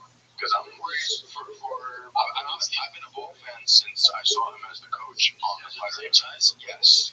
Both bowling balls have been and so tough and the wrestlers. Yeah. And honestly, this could be, as a fan, ever since he got knocked out by Islam, like I feel like he's been very different with the way he takes it. Because usually he'd be like setting people up for the takedown by like drawing in the punch and to end. When Diego hit him last time, there was a couple times I'm like, dude, he might go out, but then he volley one. Yeah, he got dropped, but then he beat the shit out. Yeah. But you think that he could have, if he read that tape, and he just comes back a lot better? Because this could be, because Volk, I will say this, has so much going for him career-wise. Like, he's on the Street Fighter movie. He has a cooking show that we're doing all for. Whenever I see that stuff, though, I go. Whenever I see, you're doing movies, you got a show, in that division, at that weight, where speed and precision make all the difference. He's such a good striker. There's something he has an ability to measure distance. He's got those long arms. I don't know what it is, but he puts his hands in your face better than almost anybody. I just don't see him this. Lopez, I really think it comes down to this. Number one, it's possible that if he's that distracted, I can see that. I don't see that working out with a lot of guys. I'm not worried about the Volkanovski being distracted. He's been doing that for a hot second, and he's at such a high level. My only worry with this is Diego Lopez hit so fucking hard. Skill-wise, Volkanovski's going to struggle. He's better than everything. Except for what about fight IQ? You know what I'm saying? Yeah. It's fight IQ. That's right. Fight IQ really holds people back, like guys. Like Volkanovski has such a high fight IQ. So for me, I'm always going to go with skill for the higher fight IQ. That's what we're saying. Yeah. So Volkanovski's fight IQ. Somebody would say, well, Lopez is younger, he hits really hard, there's all those factors, but that's why he danger. Like Volkanovski's probably gonna beat the brakes off him again, but all he has to do is land 1 or 2 in this thing. The way he put out Silva, the way Lopez put out, and Silva's a fucking beast. And he put Silva out like he's young too. And I mean, if there was ever a time, this is when you put him on scared is because I'm such a big fan. If there's ever a time for him to retire, it's gonna be in Australia after a loss.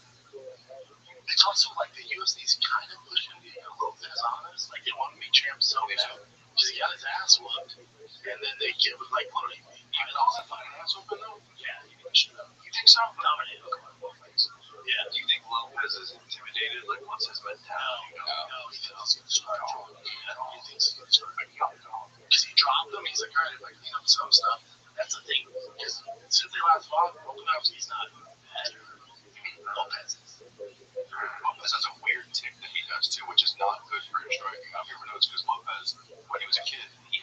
was climbing a fence, and he fell and it went through his throat. So he always has this nervous tick of always checking to see if it's open. So you'll see him in the middle of the fight touching his neck, and he's like, I can't help it. It's like I've been doing this since I was a kid. And that's not great for when you're striking against someone like Volkanovski. He was climbing a fence. Yeah, I guess something from the fence went through his throat. That's racist. That's what happened. Yeah. What is your what do you see as the holes in the fence?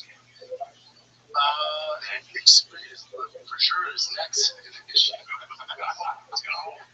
hole in his neck. He's gonna fight in that octagon. That's change. It's true. Lopez, he just wrestling, the grappling is going to be an issue for him because Volkanovski, he can fucking wrestle. Look what he did against Makachev. He's so good at everything. Like he's older. And how old is Volkanovski? He's 35, 37. So you ever seen the stats on after the age of 34? Yes. It's a disaster. So That way. yeah, at most weights, especially. Except for you just don't move the way you used to. You just don't move. Your body's a little different. So all signs of what's the odds on this chick? All signs with way towards, even though he got Molly left in the last one. Diego, that's not that big of a favorite. How old is Ofer? Even money, you think that's even money? How old is minus 148? It's almost it's How old is old? It's starting to start. That's a running back.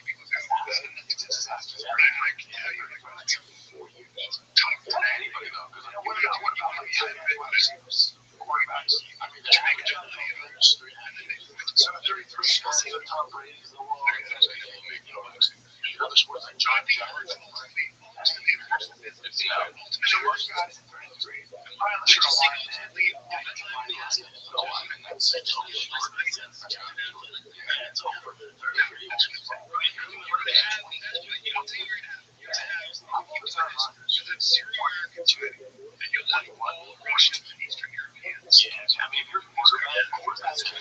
Your knowledge is so good, so you don't have to be if you're able to Jesus 22, you're able to something like so if you're able to predict like the defense, and your IQ is so high, you know the game so well, the quarterbacks can get away with it. But like the rule set today favors quarterbacks lasting a lot longer than like the days of even back when like Malmo was you can't touch him. Like Ray Lewis just shut it. You can't touch him. You could hypothetically go a few games without getting sacked once. Yeah, it's just a different game. So he wasn't sacked. I felt really bad for your Denver Broncos. Fucking disaster. You tell me Bo Nix isn't worth 3 points. We should have won. Whatever. But back to Volkanovski. At that age, all signs are pointing. History pointing. He's probably going to lose this fight. Yeah, I'm with him. Volkanovski is my favorite fighter, so I'm rooting for Volkanovski. And it's hard to bet against him. Dude, he's beating off the chick. He's so that first, I would give it to Volkanovski. Is astonishingly good. Like such a rare human being. He's that first fight, you would argue, that was the hardest fight, besides the time that Islam got Storch and knocked out. Besides that, my worst stuff is fight. I'm close. Not even yet. Like, no, even Dustin Poirier couldn't keep up with Dustin's an animal. Here's what's crazy, though. So, right, that fight against Islam, I think he was ranked #1 pound for pound. And he just starches Yair Rodriguez and beats the shit out of him. And then he takes a short notice fight against Islam, the short notice fight against Ilya, and just falls out of the rankings. He was on top of this UFC. He's on top of the world. So now Brown goes 2 stars and be like, dude, what are we going to do? Once we're taking these fights at such short notice that he became a meme at that point. Like, they're like, oh, someone dropped out of the running to the White House, and then you see, like him come in. But I think that's his biggest mistake he's ever made, was taking Islam on short notice. And then right after a knockout, he started taking the time to actually recover. I didn't know how much of a beast Ilya was until he knocked him into next week. It was crazy. Yeah, and now if you see Volkanovski's like, he don't have straight up. Like, he's bigger than Austria. Like, he's all big on it. Money-wise, he's good. Yeah.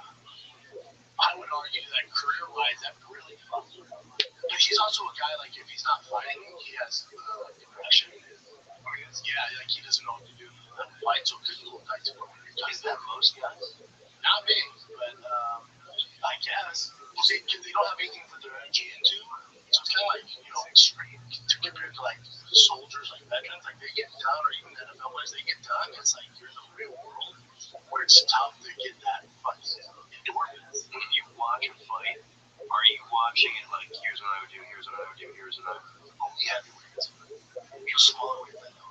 Now, if a guy's making a mistake, then I can see it trying to say nuts. Like when Patty Pimlet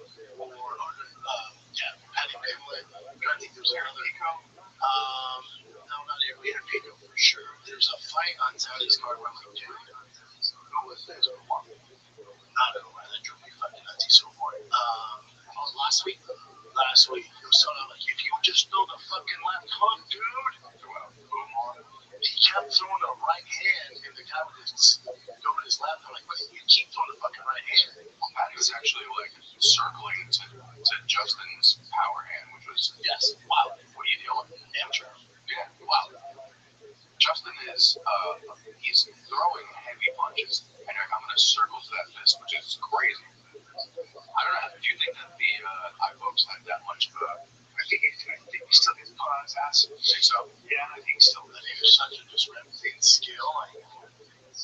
It's starting to be a little crazy with how many eye folks are making a difference. Like, I don't know how many people got lose vision. I would, if you poke somebody that twice, you lose the we still have 2 rows, right? She's gonna have a tube in her eye for the next 3 months. Yeah, she's going to surgery, tear, all this shit. Christ. They need to ever go hospitals. Let me see, but no. I don't know, because you can't change the gloves, right? Listen, this is a simple soul. I don't know how many fucking times we had to say it on a podcast. If it was intentional or unintentional, you take the point, I can guarantee you, these fighters, they will stop giving people these. So it's going to happen. There's no one. Groin kicks, hands grab, eye poke. You fucked up. Whether it's intentional or unintentional, you take the point.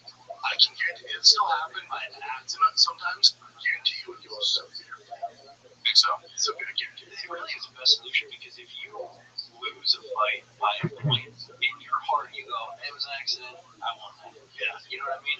It really is a good solve. And I guarantee guys aren't going to be reaching out anymore. It's like, hey, buddy, you're down a point. You have a 3-round fight. You're with Bob. Yeah. That means you have to kick ass the next 2 rounds. And now with the new bonus structure, you want to come out. You don't want to lose that chance of fighting. Yeah, just 2 lads on all. It's just 2. And again, this isn't the UFC. This is the commission. Yeah. It has nothing to do with it. How do you feel about the rest of this card besides? Go back to the Australia card. I'll tell you what, it's better than last week. You think so? I can almost guarantee there will be more action on this main card. On Taiwan fight. It's been a while. I do a lot of he's better. He listens to the doctor. Oh shit, you just he fucking cool, everybody. He's must see TV. He is fun. Except for that Rose Street was bad. Fucking bad. He's on one. My fight was extreme. He's fun. That's so interesting that it's so you've seen it since the match. We won't see. Don is unusual on the beat. Popovich had him on the beat. I think that's what Nigel Ross like. He just have his tools in. Yeah, it's a just has a toolbox. This is what the hands are going to work. So just nothing else. Yeah, screw that. No, that's it. It's one hand. I go wild. That's it. How do you feel about the other fight? I don't know. PSD fucking it's on the paint. Wow, one hooker win. I think you do. Yeah. Because he's a fucking animal. He's an animal. That's my favorite fight on the court. It's my favorite fight on the court. That's what I'm saying. There's like 3 fights and I'm saying he's not done a hard punch. He's going back and forth. That's fun. Hooker's never going to try. He seems a fucking animal. She's an animal. It's time to box it. That's a good one.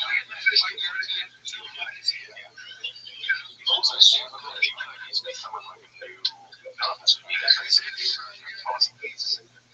I get set. Don't realize like 8 nights ago. Like, it's not washed. It's fucking tough. He is.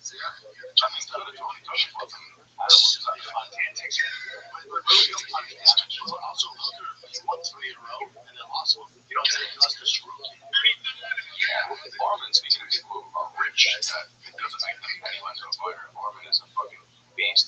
you see that clip where he goes, "Yeah, when you're rich like me, I should call my dad. Oh my God, my dad needs 500,000. Why is 500,000? He's the first white in real life. Yeah. If I said to you, you're gonna have to put your life savings on this fight, you gotta take a side. You gotta take a side.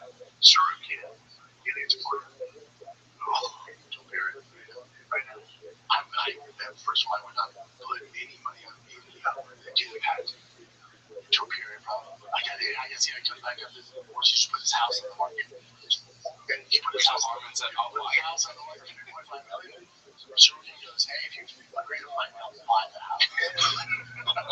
So wow, this is so gangster.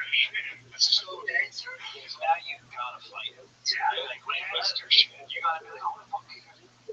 I want to put money on myself. Supposedly, $2 million money.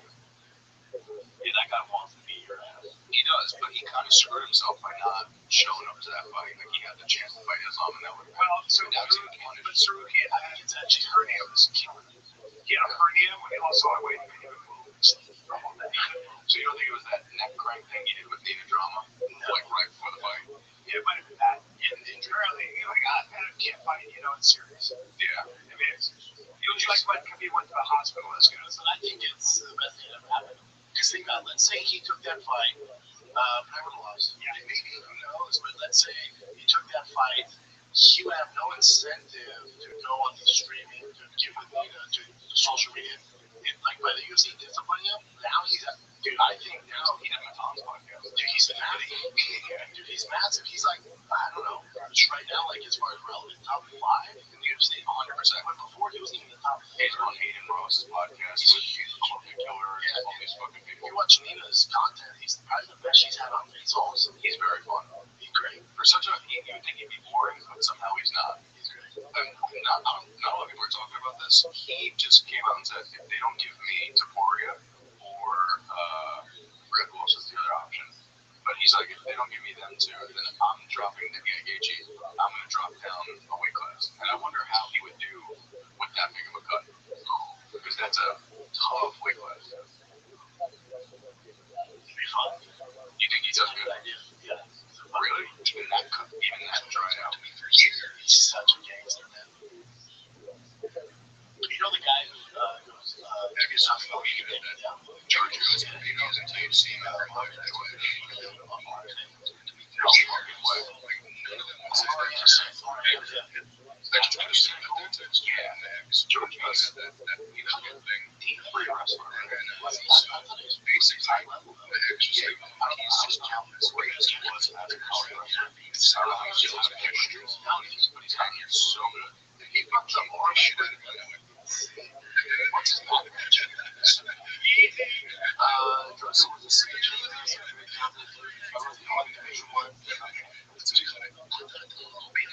didn't realize I was taking down all the hot stuff. What up, Ice Band? Yes. How do you live in My Tampa? God, it's arguably a phone from Australia if your phone is so bad. What's going on?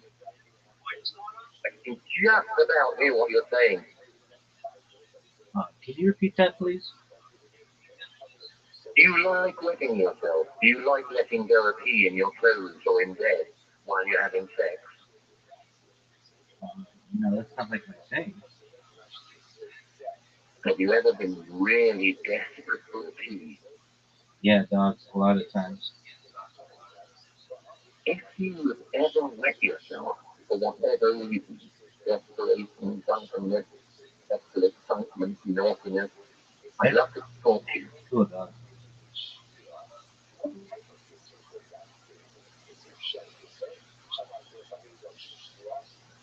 Man, I'm just sitting with you to take a whiz, dog, so you kind of hit the nail on the head. Why? Oh, because I'm glad you're school. What do you want me to do about it, baby?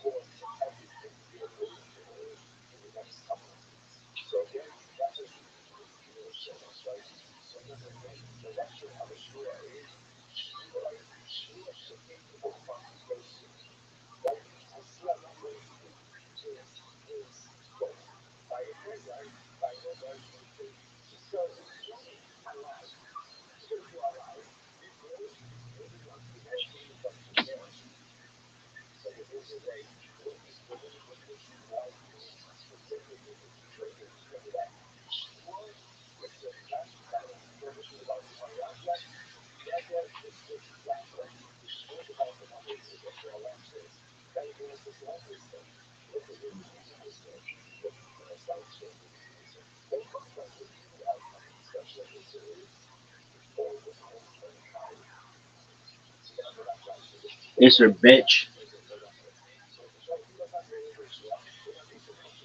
Look at this athleticism now.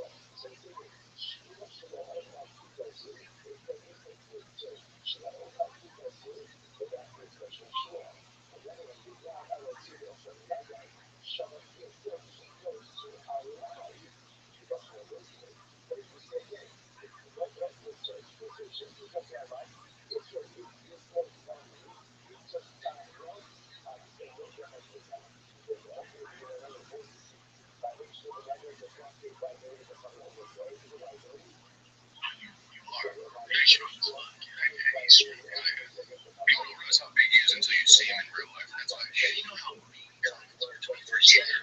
How like none of them would say that to your house ever.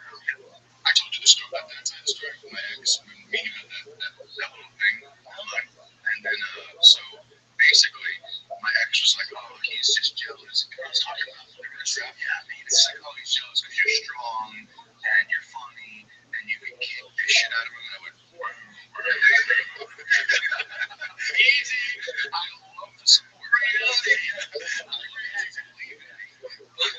Let's just cut it. I'll be honest though, I didn't realize how strong you are. Very strong as well.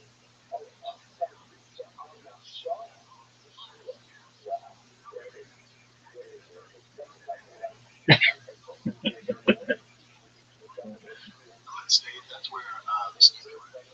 I will say this. So, I think the look at way this. how that match goes all depends on what style of wrestling they do. So if they do folk style, JoJo gets locked. I mean freestyle. Freestyle? That's what it is.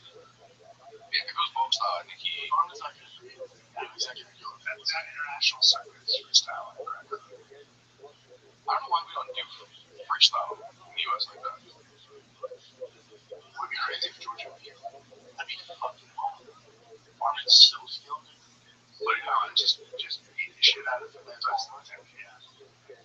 3-time All-American, Ohio State, technical. God damn. You know how hard that is in that competition. Is Armin a decorated wrestler? Well, his coach was not a competitor. He comes from. None of that matters. Like, what's his pedigree? It doesn't matter. Like, what's his actual pedigree? That's why I think it's cool. It's like training Olympians. He wrestles all the time. It has been forever. Now, what's his credential? I'm saying he has no credentials, which is even sicker to me that he has that damn good. There has to be. His background has to be. Freestyle wrestling. Master of sports. So he probably has some fun knowledge as master of sports. Yeah. Fine with that. Yeah, he didn't just get good wrestling. He just get good at wrestling.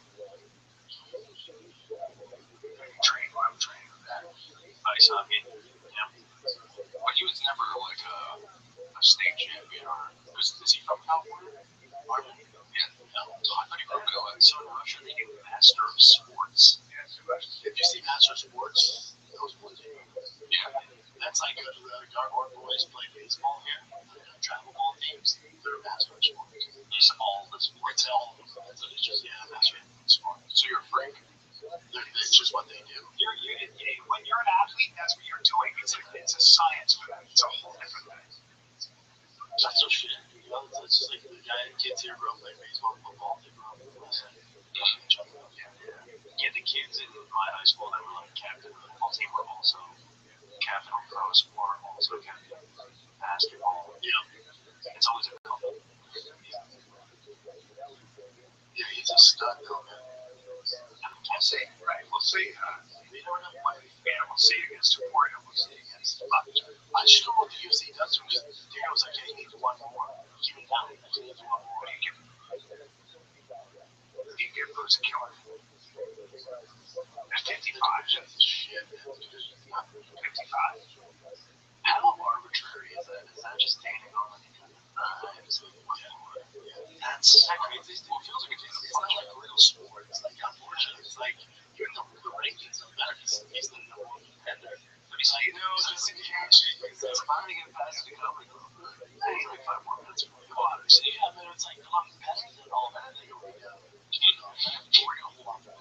The logical one is just Gage. Right? That's if you look at rankings. I don't know. They can't do that to Justin. Like, hey, Justin, here's an awful matchup. Even though you're interim champ.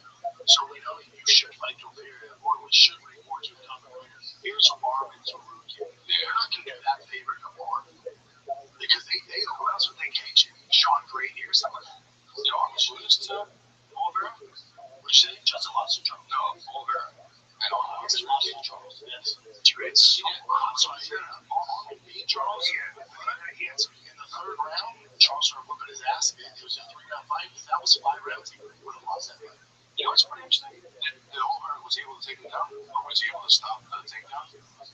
He had some success, and then as Armin got tired, he was good at scrambling. Just to Morgan beat the dog shit out of Oliver. Beat the shit. And Armin had a battle. They would have lost it this fight. I guess you can't do MMA math. Sometimes I like it. You should. Yeah. I like to. Right, Tim, he's struggling. Especially last time you see him in real life. That's what he What's he gonna fight? 21st years. like no fight. I would say that. But unlike somebody on the like 8th ranked or Does Max Holloway make sense? Does Max Holloway even make sense? Max has a fight. Yeah. Max has a fight over Charles Oliveira. I would give him you have to give him Justin. Belmont, everybody's thinking number 2. I can't do Justin. Justin's the interim champion. He's the Justin. And here's the thing, Justin's a He's staying before he gives him. Justin already has a belt. So why would Justin fight Armin? They owe Justin. So for Justin, it's like, if it's not Connor, Johnson has to fight. yes, because they owe that belt. He's the interim belt. Usually that guy has to fight with the UFC. So the argument would be like, well, his interim belt, he has to fight up to a period. Oh my God, that was forwards. Look, it just doesn't work that way. So Justin's going to go, okay, I'm the interim belt holder. So by contract, I have to fight Gilbert or bust. And they're like, yeah, we hear you. Go, what about Connor? Because I'll take that. So if they go Armin, it's like, no, that makes no sense. Armin doesn't have a belt, why would I fucking do it? And an interim belt with a champion, it just makes sense. I think you're kind of right too. Like after you go past the top 5 in this division, it's like it's okay. It's a shit show. Yeah, it's okay. For a short period, it's like if he beats Armin, he's gonna go fight Popovich. There's nothing left for him to do. Sure. It's kind of a shit show. Now, for Armin, they could, if they're feeling froggy, they could get out of it. They hate you. That would be a good fight. Not a good fight, but it would be myself. Yeah, protect that. If they're protecting him, I think you gotta be smart. I think we need stars. yeah. And he is really, I think he's one of the biggest faces in the UFC, even though he didn't win this fight. Top 3. I think he has. I won't say Islam is probably the biggest face and name in the sport. Wow, Jerry. You're a terrorist, but He is, dude. in America, Not America, worldwide. oh yeah, worldwide he's massive, but so is Every person, Muslims. Massive. yeah, Worldwide. every person who is Muslim is a huge, and there's a lot of them. You go on any, I don't know if you heard. In Russia, Russians, yeah. Russia. Like anytime a Dagestani fights, and you look at like the ESPN Oh, God, things are wild. comment section, it's just like praising and Allah. Yeah. Yeah. Alex Vieira is probably their biggest star. You think he's bigger than Islam? Yeah. Yeah. He's a knockout artist, right? Yeah. So we need to see Yeah. So we need to see Alex versus John Jones white belt card. Yeah. I believe that would be interesting. You think 100% John Jones John's does it. I don't know how Alex Jones wrestling. He is literally outshot John Jones. If he has a puncher shots, who does? Nobody. Don't ask him. Because John, you think so? Really? Because John has to look great. Like, I know you're wrong, nothing to do, but like against Stevens, like, alright. You see what he did against God compared to what Tom arguably was losing. Yeah, for sure. You don't have that map there. Then also, Cyril, he's like, maybe a two-strike white belt, shit his pants. It's all John. John just came up and basically got a third grade. And he just neck cracked him and just joked. He just walked up to him and it was like, like my son does to his little brother. It's fucking damn. So John at heavyweight, he's undefeated, but they're blowing the doors off anybody. Like you watch would you think like watching LeBron now, where it's like he was, there's greatness and you see some greatness, but it's a fraction of what he used to be. Sure. And if you're going based off of one round, Tom gets through. It's wild though, because he just doesn't fight. He'll fight once every 3 years, right? John. What's the deal? That's what he wants to do. He wants to make money. Yeah, he wants money. That's all. How much is he training? I don't know. I think he's training a lot. He's training with Gordon Ryan. He's training with Cable Stevenson. Cable Stevenson is one of the greatest American wrestlers of all time. That's his wrestling partner. Yeah. And then the greatest jiu-jitsu guy in the world, Gordon Ryan, is a jiu-jitsu partner. So, and you're training that much, Brian. You're training that much.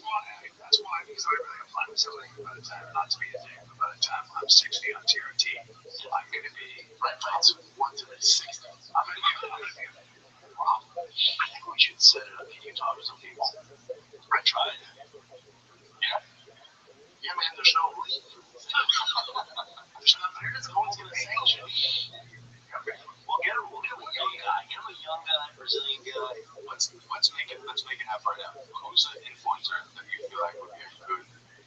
Jake Paul, Brian Callen. I think you would help him knock his chin into what he was saying. What about Adam 22? I'm going to say Adam 22 would be a good fight for Brian. You saw a fight winner against the other guy's wife. I like Adam a lot. He doesn't have a box. Brian would be on that. You think so? Brian would kick his shit. Do you think if Jason Lowe, you could beat him? I do. That's like you. I think he doesn't have a box. I bet he hits so hard that you just walk through. It'd be like Patty just. I just walk in. That's not true. That's just not true. Look at that. Do you think you have knockout power? In what case? I think I can hit him. I think if I hit him in the face with a right or in a hook, I think he's gonna go, oh no, I've done it. The guy's that big, that young. Now it's been a while since I've been really sparring. When I was sparring last time, I was with them. There were some guys who were not, they weren't boxers, but they were big and strong. They sucked. You know how that is. I do know how you can. I know it's not get really athletic and strong. You don't know how to throw your punches. I'm gonna punch you in the face. So Misfit Boxing was willing to pay you a couple mil to fight Jason Lowe. You know what I'm saying? Yeah. Honestly, Brian, Jason Lowe, Brian, Hunter. I know Brian's more skilled, but I just don't know. It makes a big power difference. It makes a huge. It makes a big difference. How is he? Is he what, like 100 pounds heavier than you?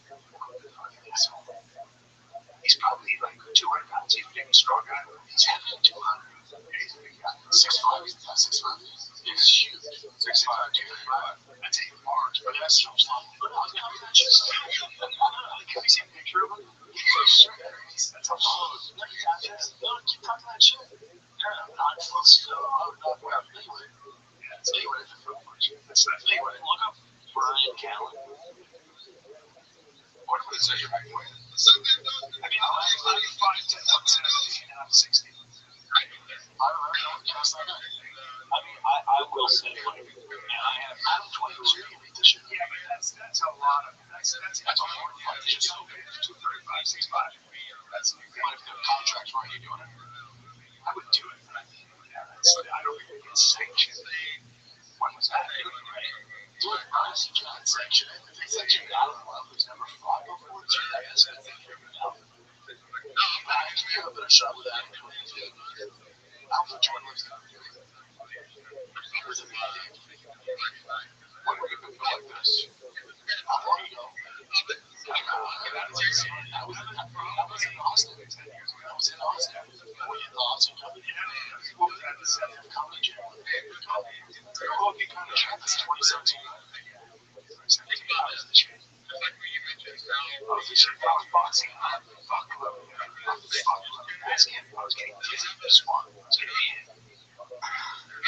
There's so many people that run real Get that shit off. Dude, this guy kind of gay. I'm with him. Right. Now it's getting gay. Yeah.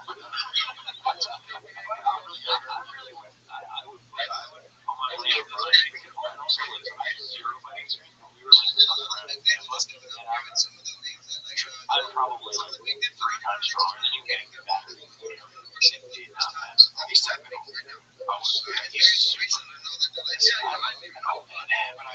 I do try. I won't say boxing because boxing is imagine I'm not a boxer. I don't think you can see it. There are a lot of guys like Jason Muffin, strong, it changes for them when they get I'm just weather the storm a little bit. when they get in, things change.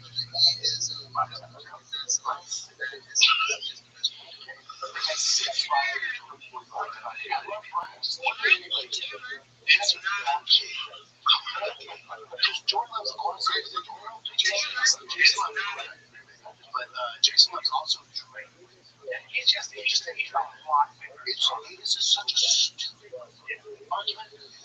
Now against Adam 22, who does, you can tell he doesn't like to get hit.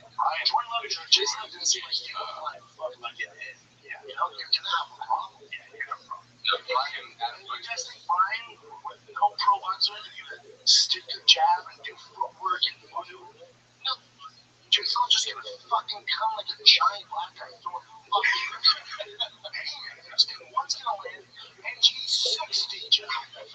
So stop setting him up for good like a disaster. More of a giant black guy in that category, I would give yes.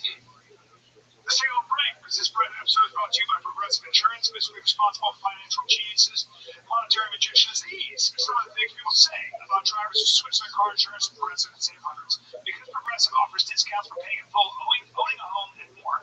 Plus, you can count on their great customer service to help you when you need it, so your dollar goes a long way. So visit Progressive.com to see if you can save on car insurance. Progressive Casualty Insurance and Company affiliates potential savings will vary not available in all states or situations. Pluto TV has thousands of free movies and TV shows.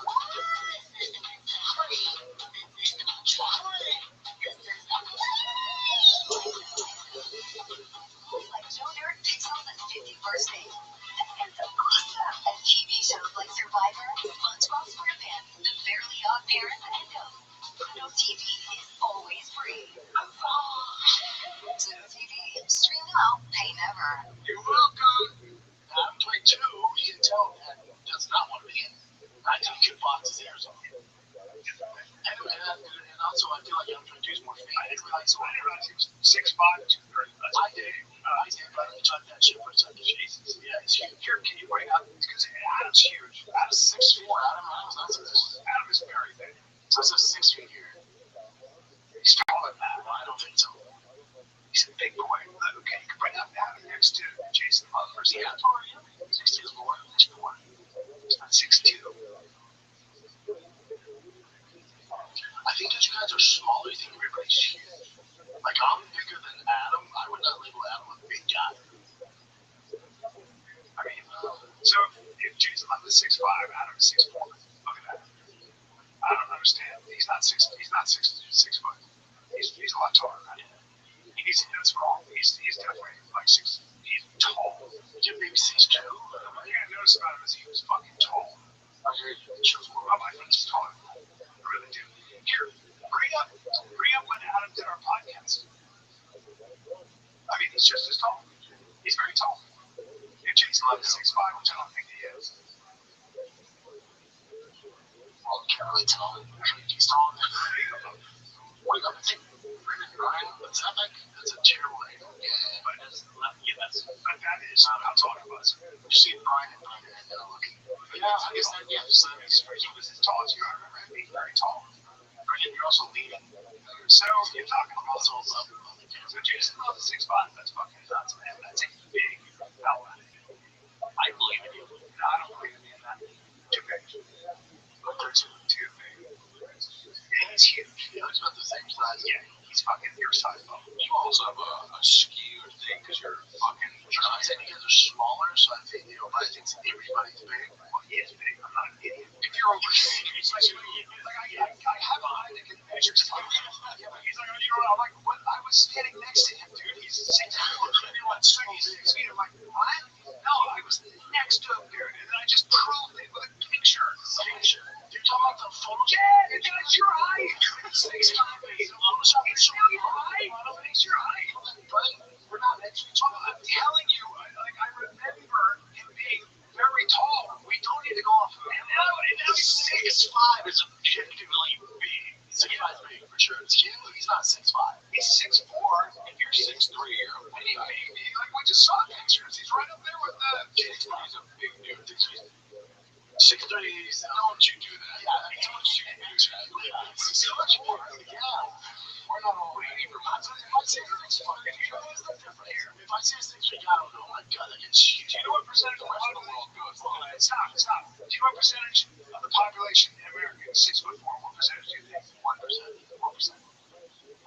Yeah. I don't know what it says on it. If you're an outlier, it's very rare. But it's not that 6'5" is huge and 6'3" is small. They're not both. He's not small. I'm 6'2", and I slouch. That's a big one. You're the most skewed. I'm pretty tall. The average person is that good. Yeah, that's true. It's like, You're a 6'2" and 3/4. Yeah, you're a 6'4" professional. I think, of course, you're not going to call it a monster. Yeah, no. Well, I would give him 6'2".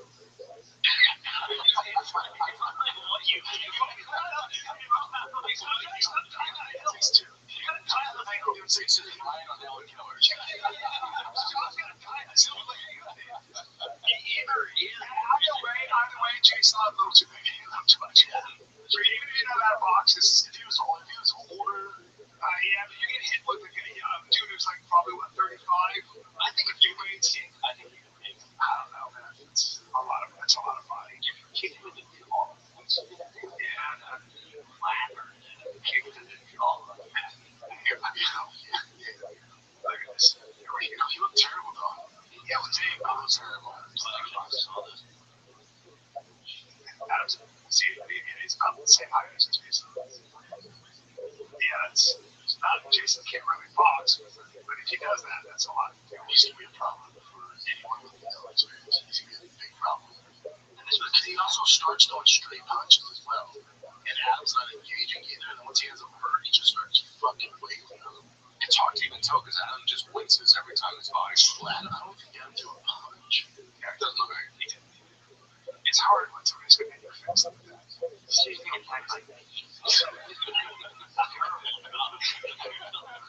After he had sex with his wife? Yeah. Buddy, stop talking to this guy. You leave this guy alone. Leave him alone. Did you get the video of after the fight? Did you see the video that Adam and Lena made? It's Rabbi in bed with a cardboard cutout of him kissing him together, saying they're sorry. It's a ritual. He needs to watch something. They didn't tell him that his wife's job is to be a sex worker. That guy's one of the best in the business. Yeah, but you don't then fight him.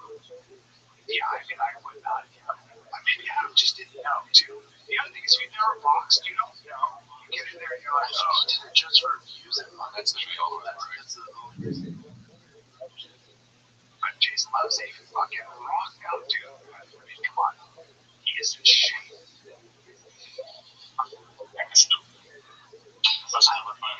I just was raised different, I guess. I think we all were. I hope so. I don't get it. I like Adam, but this is like so cringy. What are you doing? I told you, it's like when I That's a hard watch. American culture, I gotta go. I just bum out. I just don't get it. It's not inspiring. She's like, oh, dude, I made that. Yeah. Now we got TRT, that's exactly it. That's the term. What do you think's gonna happen if I gotta change it all? It's gonna be You are. You're gonna put muscle on. Yeah, you will. You will. I hope so. You're gonna be one of those Florida TRT old men. You know where you're gonna tell? If I learned anything in my life, it's that the saying is true. Give a man a fish, and he'll eat for a day. Teach a man how to fish, and 2 years later,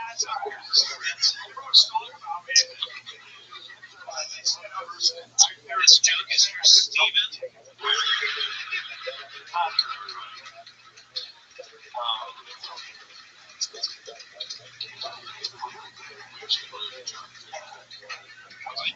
Dude, you hooked up, especially with my girl and her family. That was the most nervous I've been. Yeah, but I needed some time. Yeah, I did almost, was it 37 minutes I did that? Did they like it? Was it And killed out. Because I was a little nervous because, they're very religious and, so I was like scared how they were going to take, because when you get to that much material, you're going to touch on some subjects that are a little. Dude, what was great was when they were trying to give away, they overbooked. That was pretty cool on Saturdays. I wasn't there. Yeah, that would have been fun. That was nuts. And in Canada, they fucking come out. Yeah, Canada's great. I got Calgary in March. That was the best. Because I thought Eric was going with you. So So did I. You know who else thought that? Me at 5 a.m. on my way to the airport. Put Nick, not Nicholas, on the passport. They couldn't change it. I don't even think they gave me a refund. That ticket cost me like $700. you paid $700 to not hang out with Nick for the weekend. Oh, because I'm You can't put the full name. It's got to match your passport.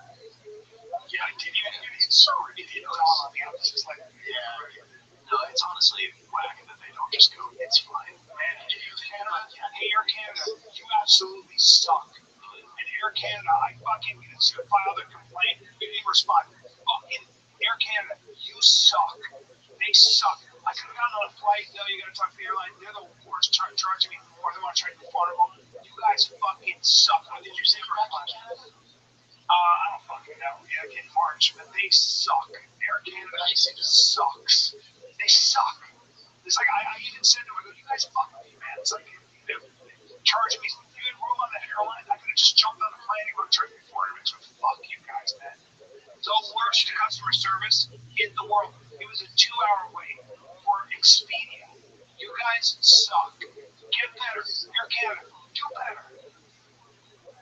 Yeah, it's going to make a difference. Didn't hear this back. Me too.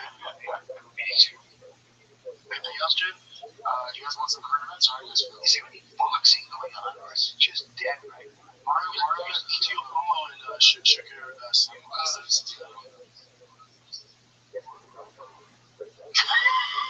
You got some current events? Let's do the video guys after the gym. Nice early. Well, We can wrap it up.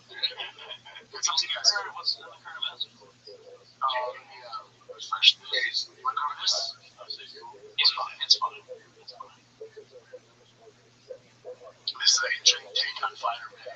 On UFC fighter pay. What about UFC night and stuff like that? The UFC aren't doing anything wrong. That's just their model as a business. It's incredible that they can get their talent to fight at those numbers, given the revenue for the show.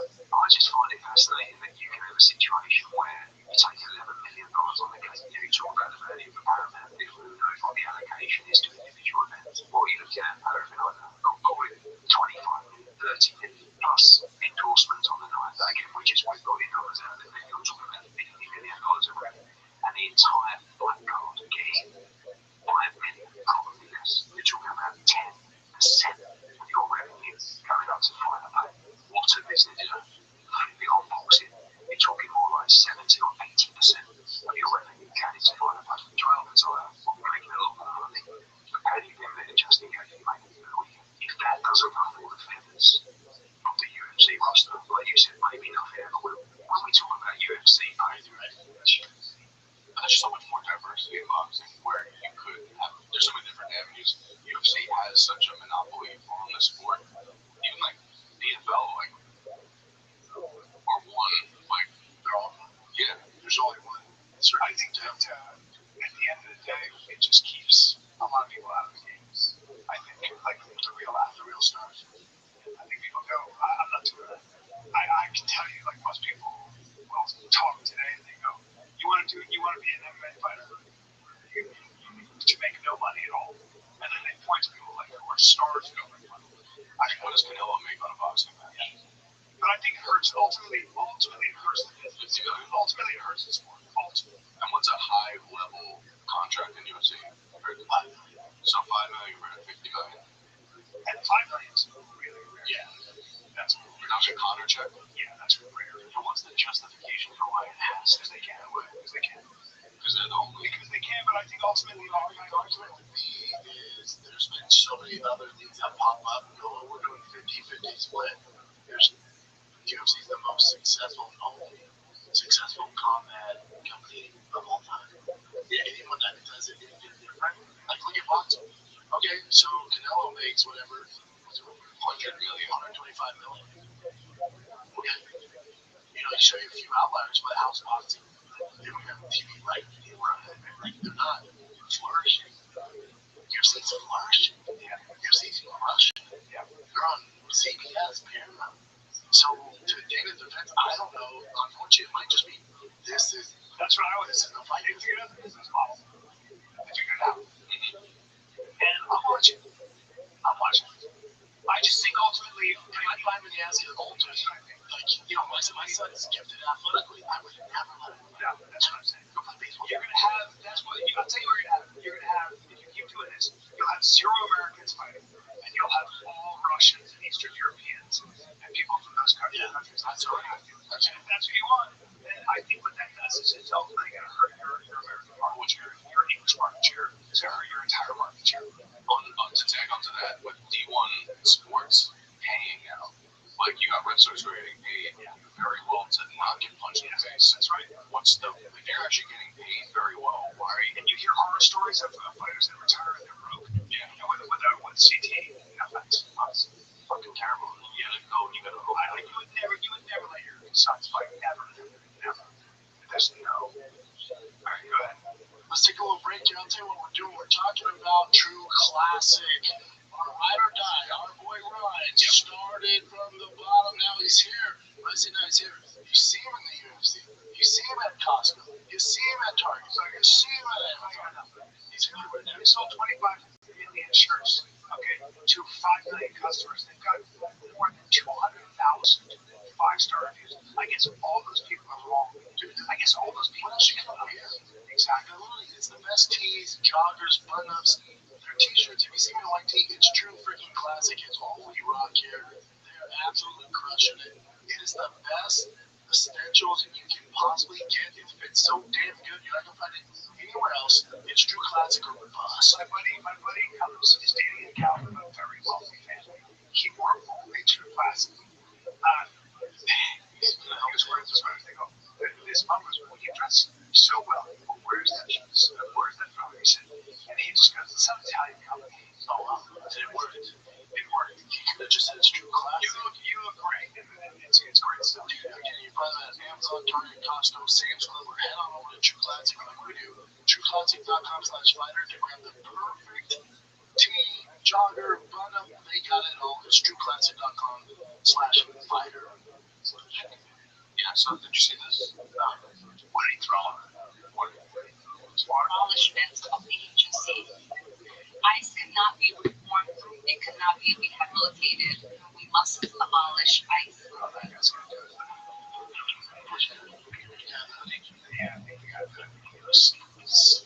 Secretary Christino must resign or face impeachment.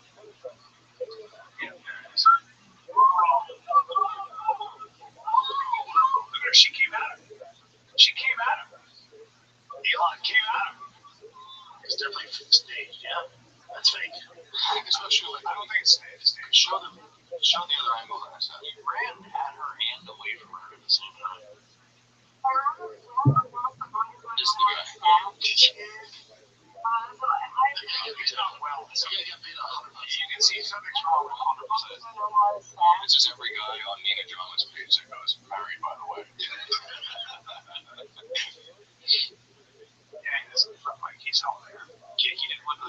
there, but she came out of it. She was like, you don't think goes stage? No.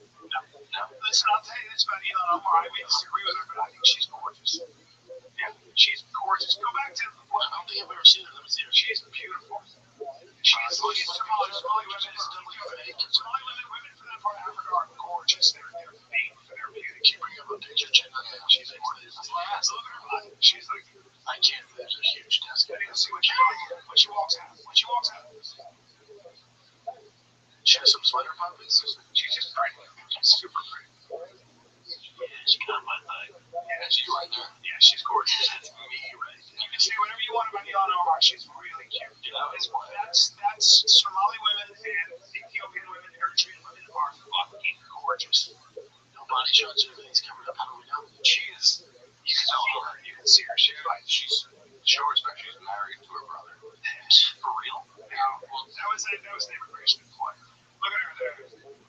That's worse. There are a lot of really good photos for her. It's kind of beautiful. You can't deny that. She's gorgeous. You can disagree with her politics, but I don't think he was splashing her because he's like, you're fucking cute. I just like that. Let me see that video again. I think she was at her husband. She made a white boy. I can't tell. No.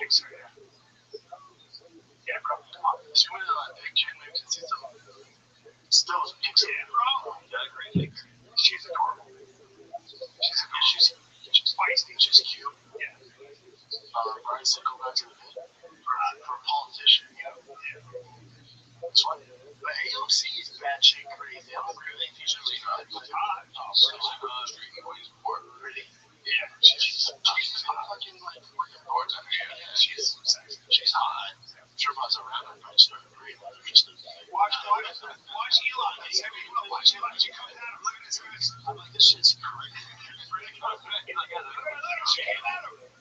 Yeah, it's all fake. But can you imagine a Che Guevara shirt? Yeah, but hey, how about this? He's a giant communist. In what word? Oh, whatever she done had. Open the borders. She goes spill some blood on something. She did come out of that. That was what made me, like, I don't know, like, man, girl. You guys sucks, dude. I had to send this. Candace Owens said the dumbest thing on the internet yesterday. Oh, really? Read this, right? She goes back online after an internet blackout. I grew up in Connecticut. I've truly never seen ice like this ever. The temperature's 30 degrees, but the ice on our treetops is not melting at all. Never seen anything like this. Anybody else? I will take a video. You understand why that's fucking stupid, right? Look at the temperature, she said. 30 degrees. What is the temperature? Freezing. That's freezing. I know. Because 30 degrees is freezing. Yeah. That's why the ice is not melting. Yeah. And I'm sure she thinks it's someone with a small head. Yeah. That's all she's claiming Israel. She literally is tweeting this as if like someone did the weather. Her and Tucker Carlson just had. She goes, I will take a video and show you guys what I mean, but it's almost like a dry ice. It's taking out an absurd amount of trees. Again, this is 30 degrees. The ice is they make Sam Tripoli look like me. Even Sam goes, all right, hold on. This is what I fucked up. Yeah, for real. Because you know that she's trying to hint towards the Jews are creating fake snow.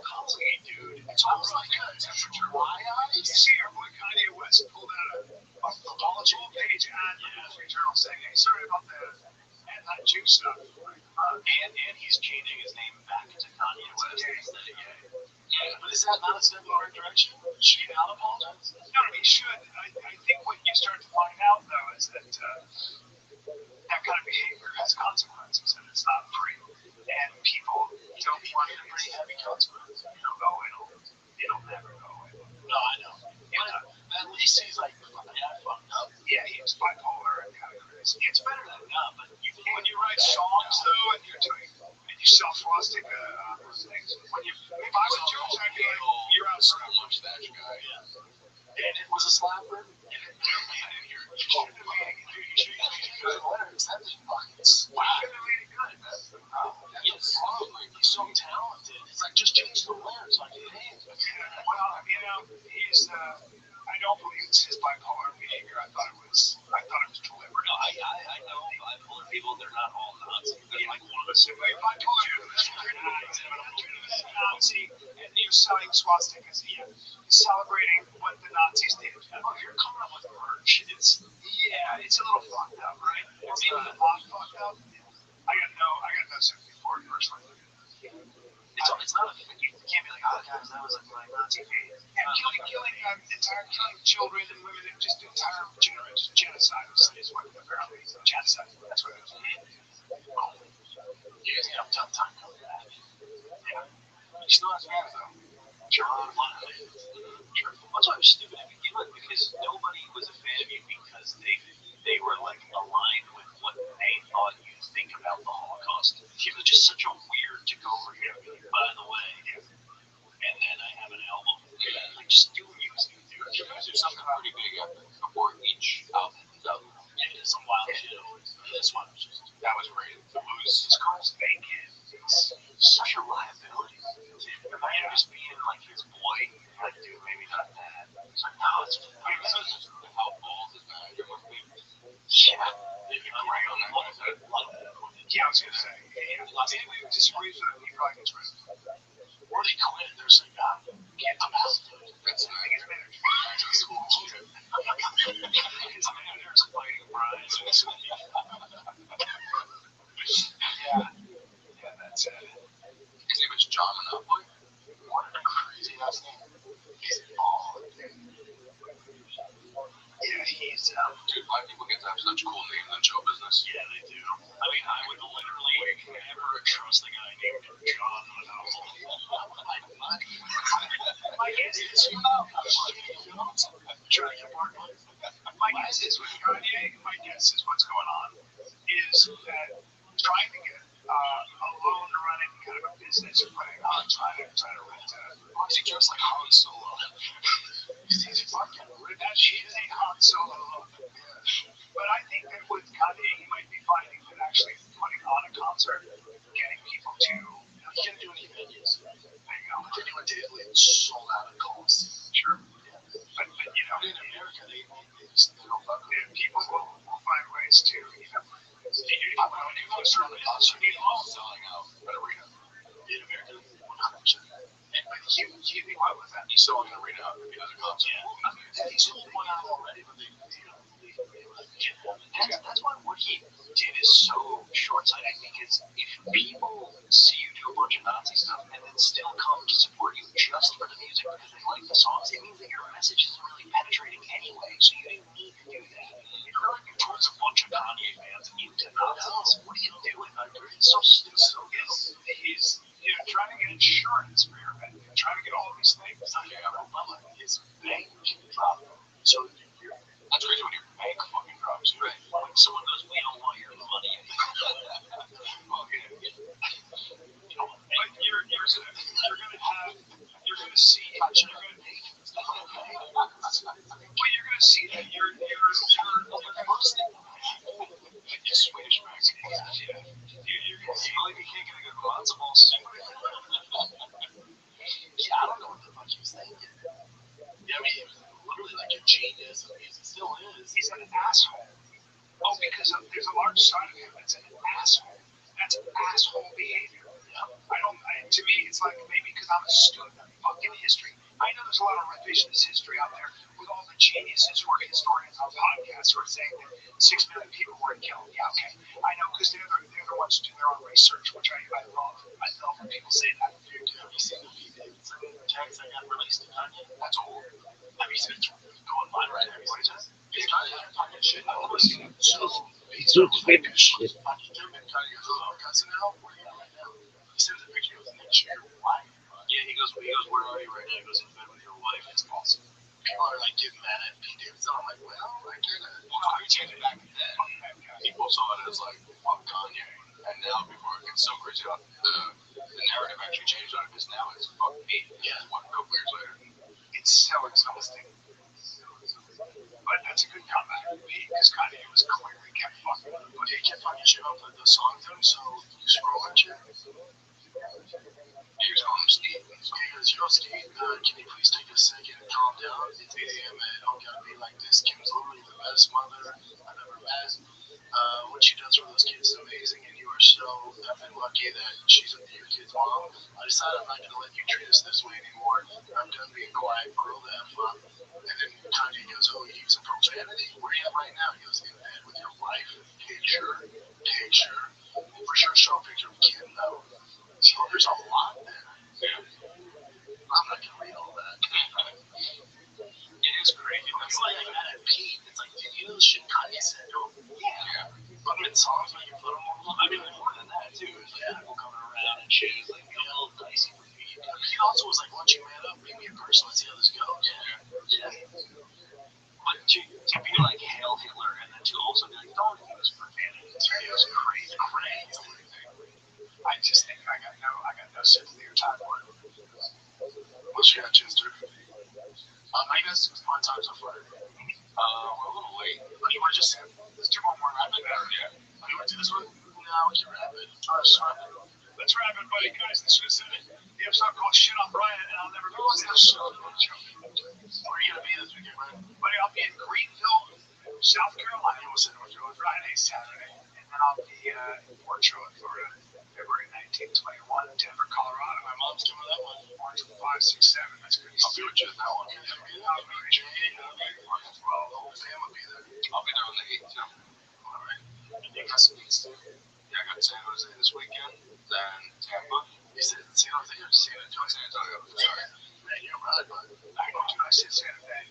All right, thanks, Santa Fe. Yeah. She's like, he got the name of the city wrong. Oh, wow.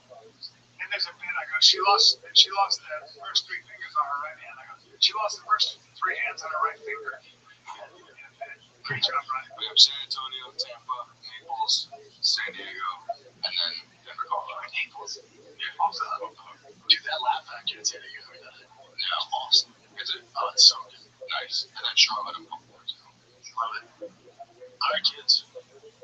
Nicholas, where do you have any dudes? I'm also Brian. Brian and Chris. Yeah. All right, kids. Well, appreciate you coming on, dude. Thanks for having me. Yeah, gotta do it again. No doubt. Whenever I goes, this is the Fire Kid. We're out.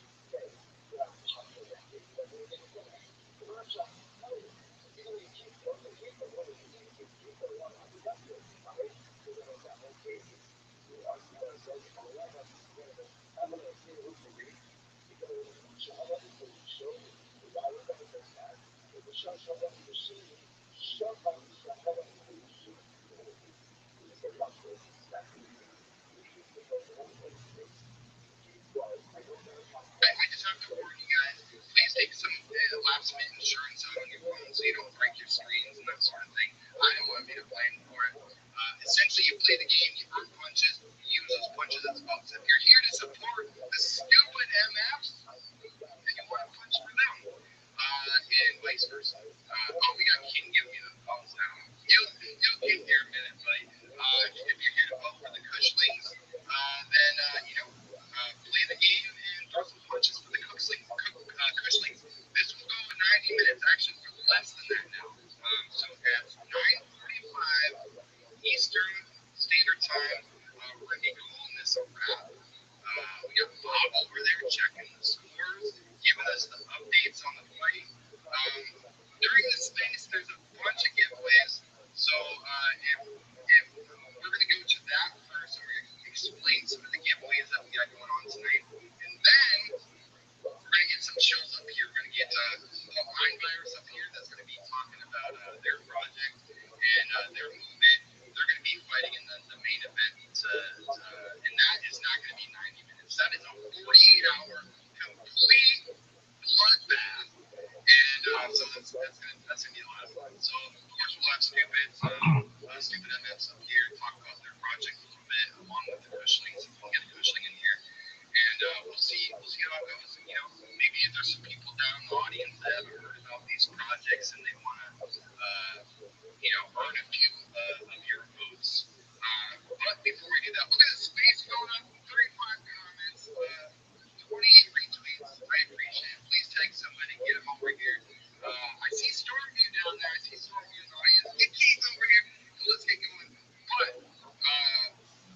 right now, we're going to give it to the giveaway lady herself, Marla. I think she's done with her cigarette break. And she's going to be talking, walking through the very first poster from the Jumbotron, which is all the giveaways that we're doing tonight, which I think it's like $25 or something like that to show everybody how they're able to get on those giveaways. Meantime, you can play the game right here in this space. However, there is a little malfunction with the being able to add your name to the leaderboard if you're playing the game through the X browser. So you can take that link and you can post it in your favorites browser, whether it be whatever on your phone. Yeah, it is a mobile only game.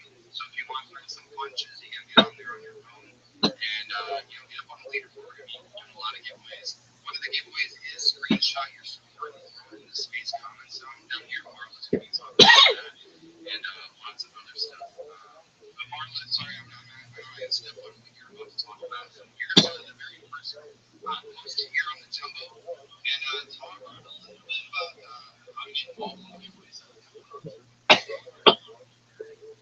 Yo, so, like Tyler said, we're going to do things a little bit different tonight for the giveaways. So Tyler actually created a wheel. So I'm going to go through the giveaways and then we'll talk about how you're going to sign up for the giveaways, obviously.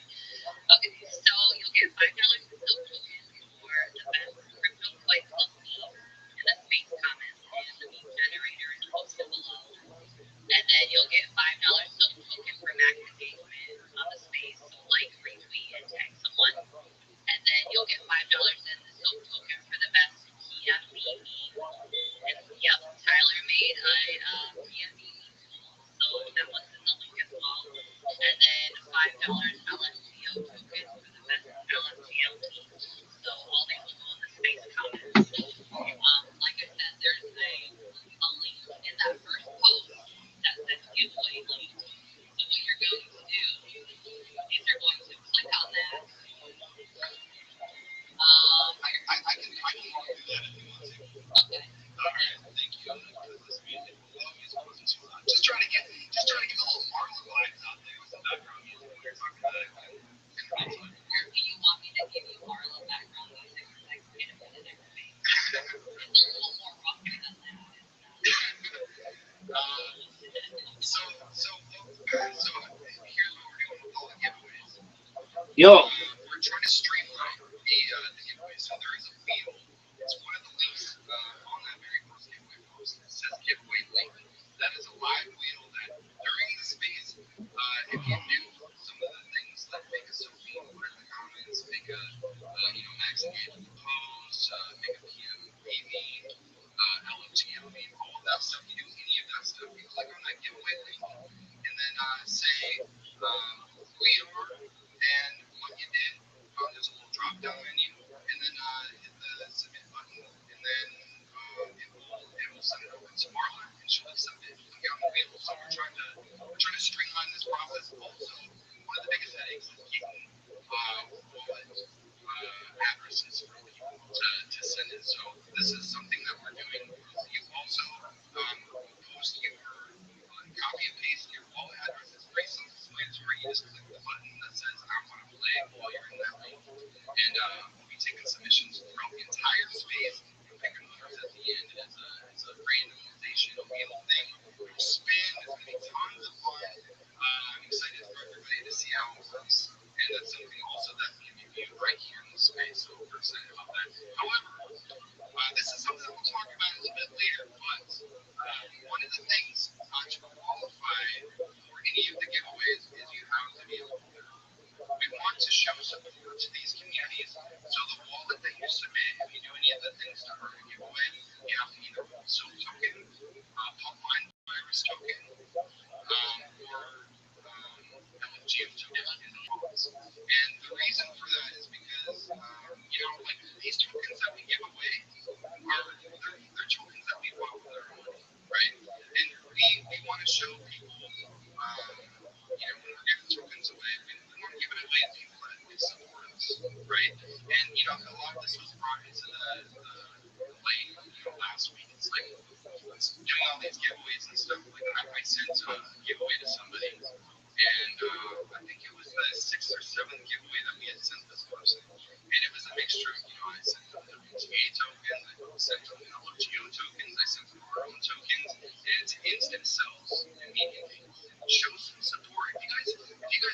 reason this is a teaching opportunity for everybody. I've seen some thumbs down there, but hopefully you're agreeing with what I'm saying. Thumbs down like in the past. Yeah. They saw what you gave. Very smart. And that's the thumbs down for sure. Right. And the thing is, you know, when I'm buying, LTO tokens, or I'm buying, because that's what we do in these big fights, right? We buy these tokens. It does nobody from any of these communities any favors when I'm just giving away tokens that I would normally would for them to sell. You know, and so, you know, when you're showing up in these spaces and you're showing up for these communities, this is a learning lesson for all the people that have that sort of mindset where I get myself. That's not the right mindset to have. If you want to grow with the community, if you have a community that's giving you tokens, show some support by being a holder, whether it's $5, whether it's $1, whether it's $500, like whatever it is, you know, show some support. We obviously don't do any shame selling. This comes to the people. This mostly goes out to the people that are, you know, just takers. And extracting in that way is no different than any other sort of extractor. So if you are doing what you need to do to show up in a space, chill, like, retweet, make some memes and stuff in that community, you are there for a reason. Believe in them.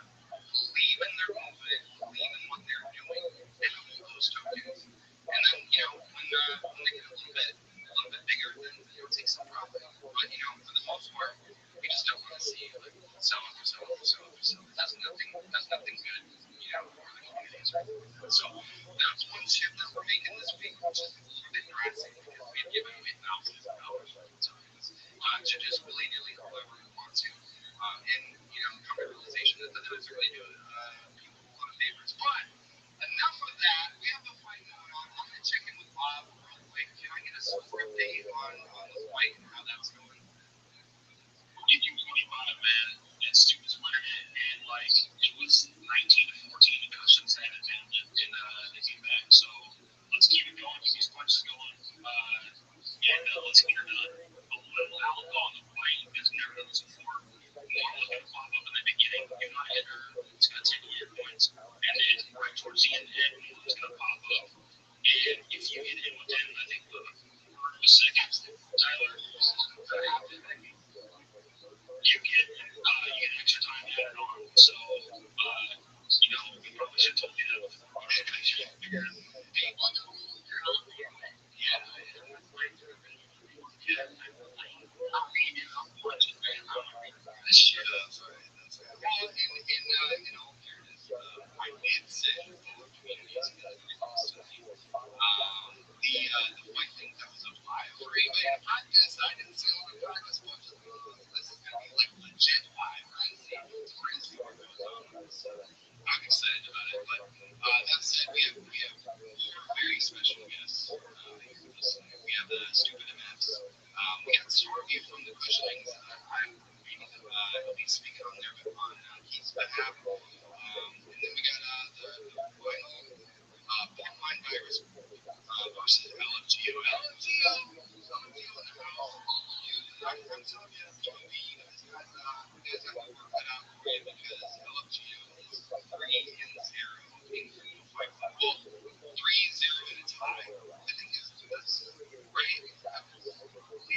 So it's a pretty serious contender up here. We're excited about that. I'm gonna go around the room now and you know, talk a little bit about. We had King up here first. How's your day going, King? In your space earlier today, so good to see you back. Thanks for coming through. Yeah, what's happening? You know, it's Thursday night fight. My first fight night, but definitely excited to be here. It's my first actual assignment in these online fights. So I had to come, you know, show some support, represent. It's all for fun, you know. Look at me getting too bad comments. Don't worry about it. It's all joking. It's all for entertainment purposes only. Obviously, you guys know I love the world. Great community project. And founders of the space, but just want to support so much more. Thanks, buddy. Appreciate it. Yeah, no, we've actually had a pretty good run. Which, even though it is a fight, a digital battle between community versus community, it's we've had nothing but great success thus far.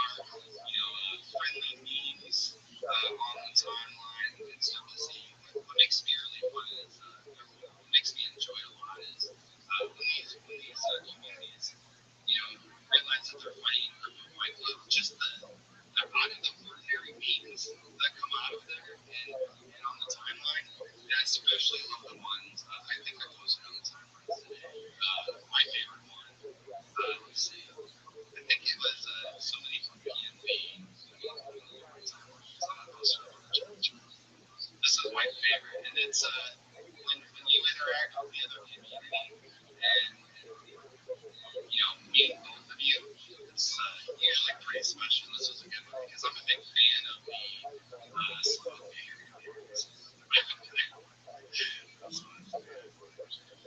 Huge fan of Steph. So I didn't put a picture of him, but you can click on the post and you can see it. That was a good beat. You guys see that one, Mom and Bob? I'm here with some different browsers. So there's no pause. I'm either smoking or I'm in a different browser. Yeah. That's so fun. Anyone is welcome to come up and chill. Of course, we want to make sure that we get some good shows by these communities. I'm gonna step over first to the communities that are actively fighting and give them a little break with their fingers on their phone and the fight. First, I'm gonna go to the stupid MFs. Here, if you're ready to speak, maybe it'd be a good idea to tell the audience. Folks, look at this athleticism, and I'm really going to try to summarize this for you. Welcome and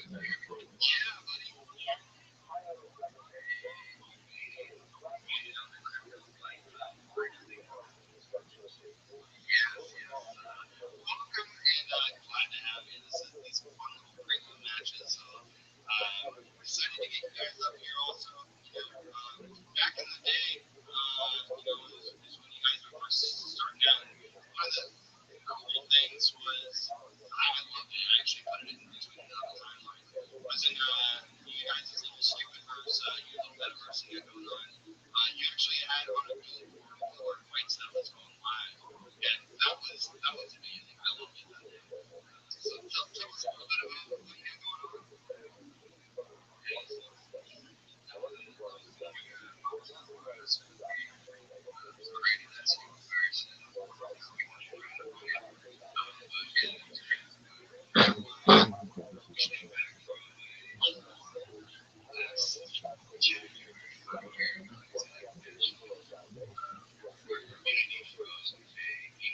This athleticism. This one.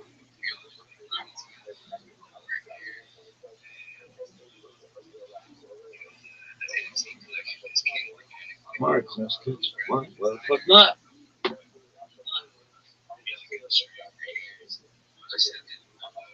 Oh.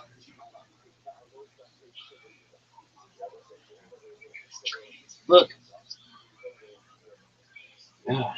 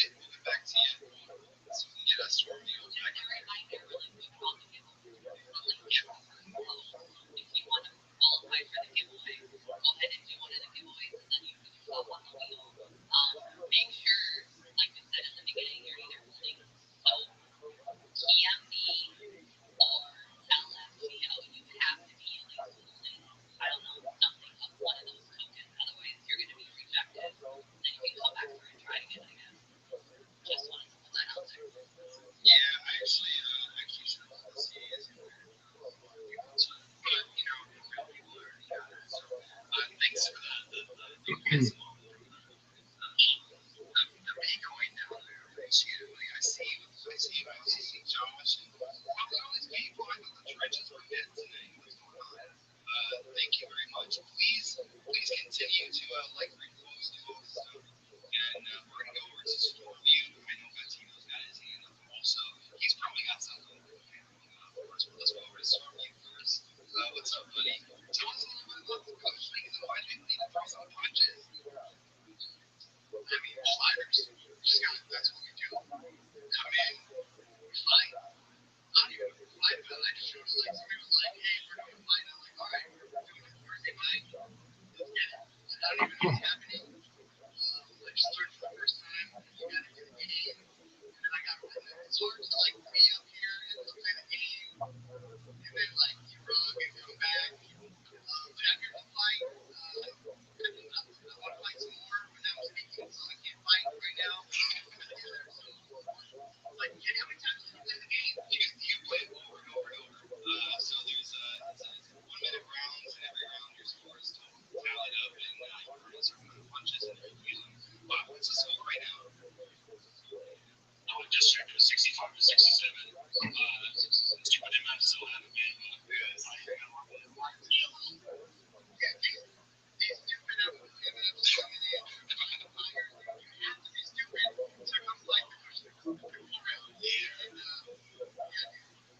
That's great.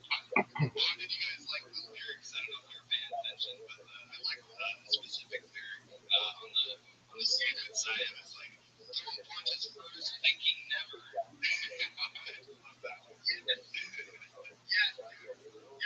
that's just sometimes how you win. You just gotta just give it your all. It doesn't matter if you have or not. And you guys are crushing us right now, so we got a separate game of it.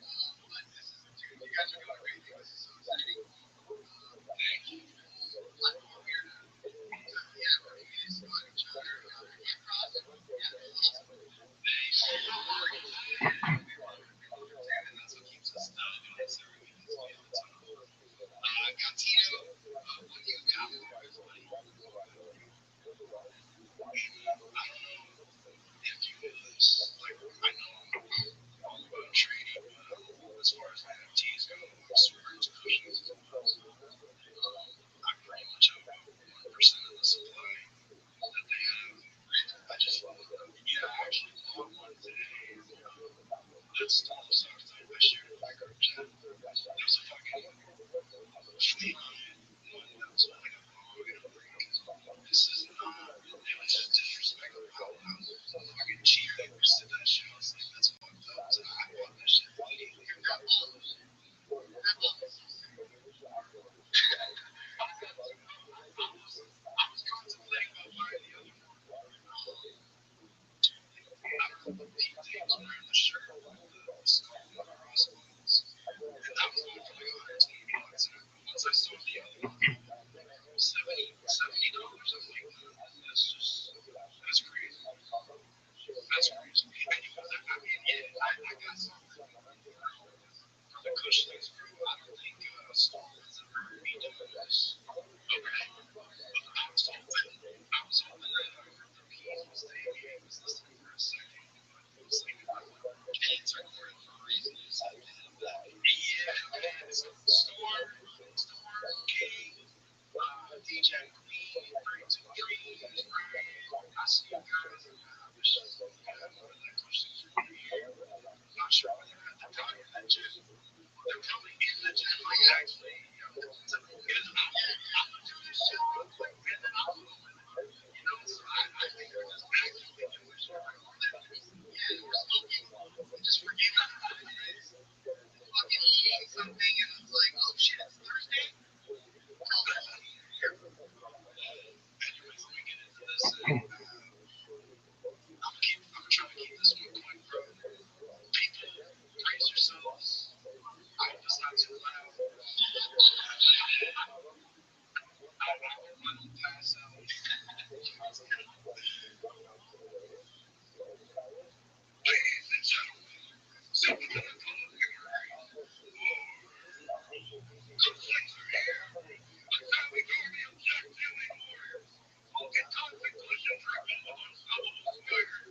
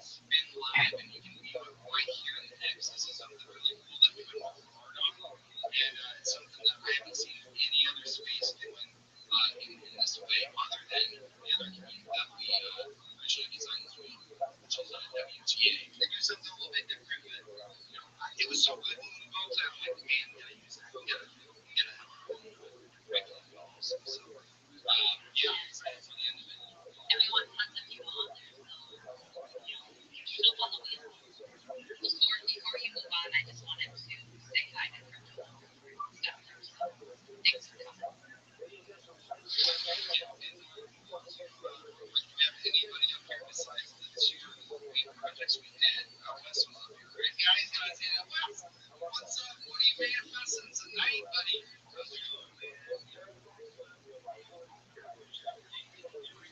Make sure you're following Crypto Mike Club, like join the space if you already have not. Make sure you're contributing, get those memes made. Trust me, that freaking meme generator that Tyler has built looking phenomenal. It's easy to use. Get on there, create your memes, give yourself a chance to do something. I just want to props for it. I love what you're doing as far as at this time, token giveaway. It's absolutely genius because unfortunately the truth is a bunch of freaking motherfuckers in this space and all they want to do is try to farm your shit and sell it as soon as they get it. So this is a beautiful thing that you're doing, dude, because there's so many pillars with it.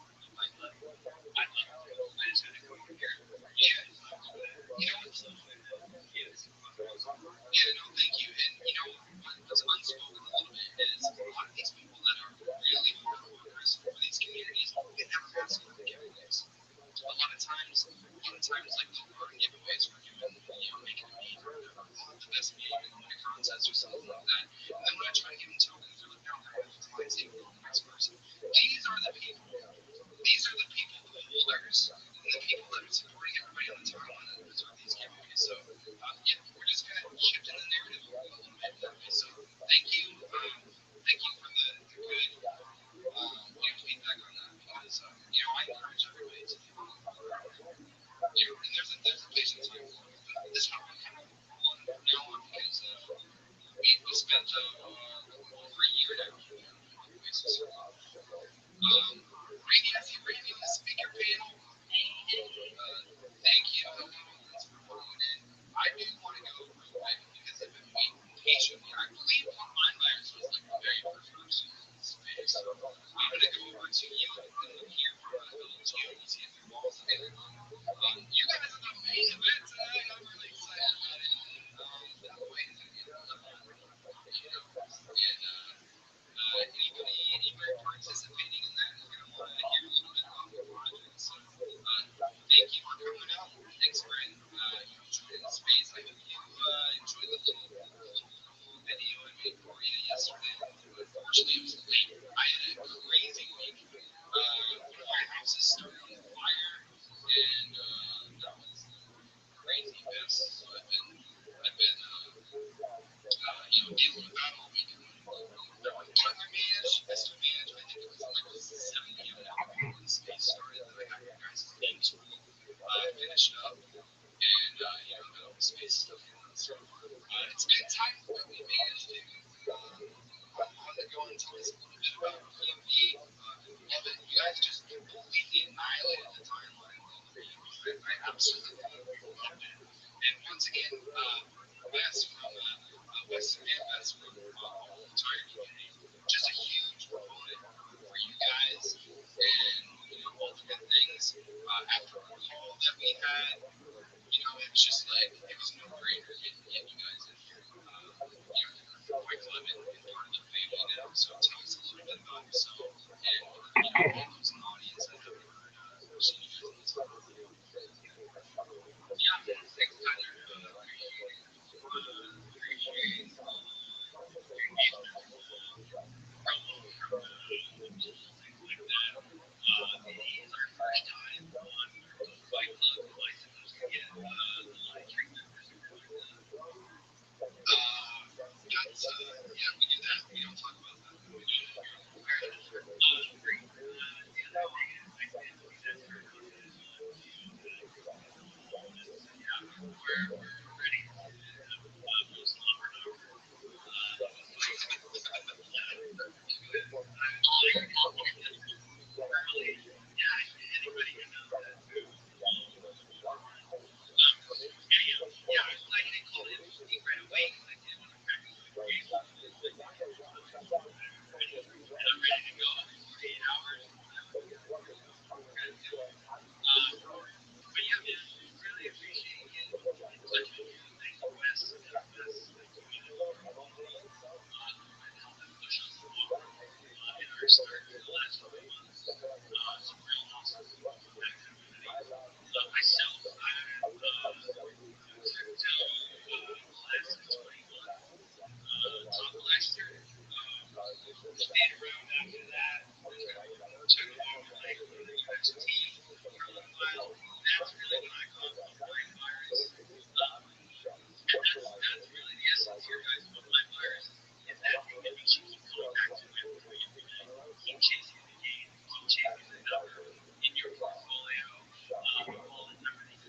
line, whatever it is, like gets you out of 9 to 5, or sends you on that amazing vacation, provides you the mentally with whatever it is, right? And the dream is three favors. We all come back daily chasing it. We come back on our holidays, we come back on our birthdays, we come back and like family events, we sneak off to check our phone or shit like that. Like that is Paul Meyer's driving our brain, is driving the trenches. It's really the mindset that kind of has taken over of kind of chasing 2X technology and things like that. So that's where this meme kind of originates from. The whole idea of that. Myself, like I love this opportunity because I was a designer and collaborator, like manager for about 3 or 4 years. Not Solana ecosystem, a couple of different ecosystems from the Cosmos stack. If anybody's familiar with that, that's kind of where I fell into in the bear market, where I learned a lot about crypto, community health, things like that. And that was actually, that was like one of the first launch on pegs. I mean, that was back then, like DeGen was like, okay, what token isn't Bitcoin? Let me buy it. It's on Coinbase. Let's go. Yeah. You know, or buy it. It's going to pump. Those are the and yeah, there's a lot of good miners, and a lot of bad miners, in my opinion. But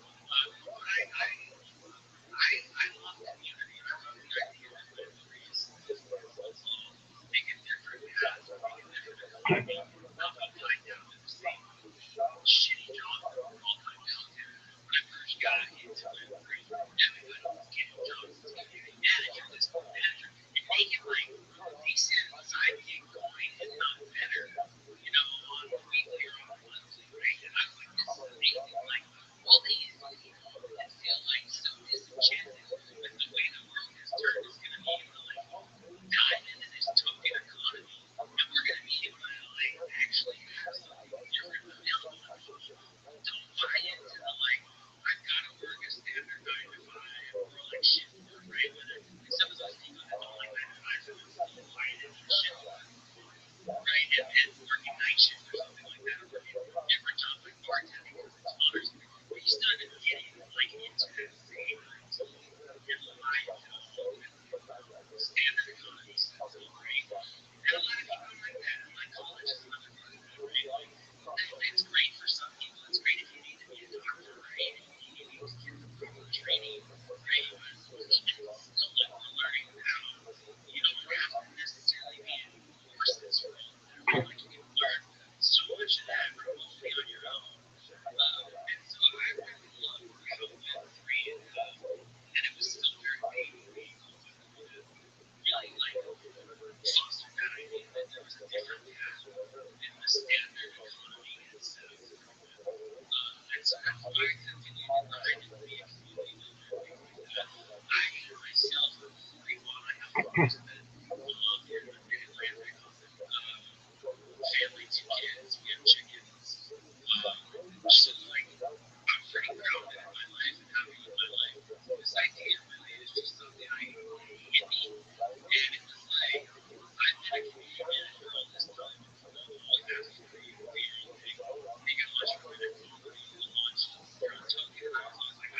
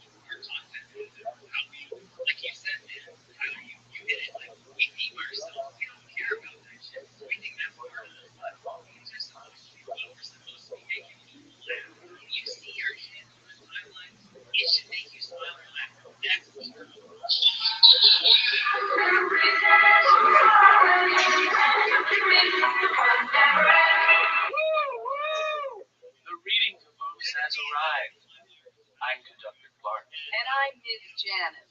Hey, who wants to learn about the letter H? I do.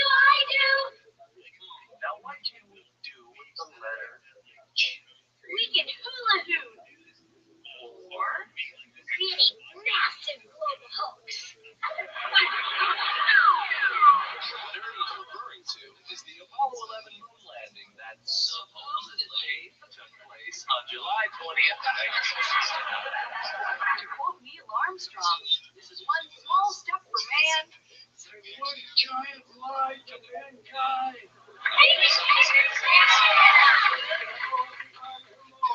Hi, Picture Sam. Sam's been riding the rails ever since mean old Microsoft stole his formula for Windows 95. Hey, Sam, I hear you've got a story for the kids. I sure know, Miss Janice, and it's a real whiz banger. Once upon a time, there was a president named Kennedy. I promised to put a man on the moon before the end of the decade. Mr. President, didn't you also promise civil rights? That's another story, Trevor. I'll tell you why those three do this extra. Meanwhile, Thor and that NASA couldn't get a rocket into space. They turned to Plan B. I'm LBJ's. The end of the decade is here, and there's still no Americans on the moon. I'll help you, Mr. President. Who the hell are you? 6X. Right. You. I'm Stanley Kubrick, and I'll use words I learned while filming the movie 2001: A Space Odyssey to fake a moon landing. And we're the mafia. And we'll fund your scam to build a secret sound stage in Las Vegas. While people think they're in space, we'll keep the astronauts busy with wars and gambling, and more, or brainwashing, or killing. What? We're great. We don't prove it with our hopes. What? If it's not enough, Joey Bird. Wow! I used to fly the moon all the time. Oh, man!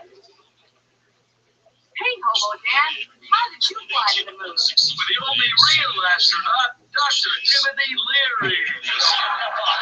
Oh, Hobo Dan. Hey, that reminds me of a song. Rocket ain't what it appears to be. Ain't what it appears to be. Rocket ain't what it appears to be because it was making a kill.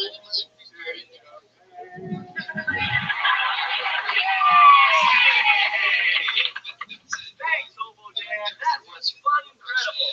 And the truth.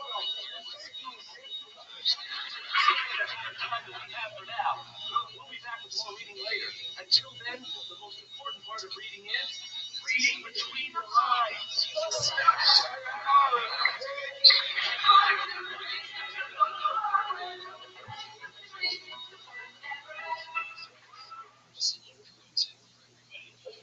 We just had a bunch of coaching. Actually, I'm excited about it because it's been going on for just over a half hour, and it's already exceeded. We've only done one other of these pre-long points, and it was and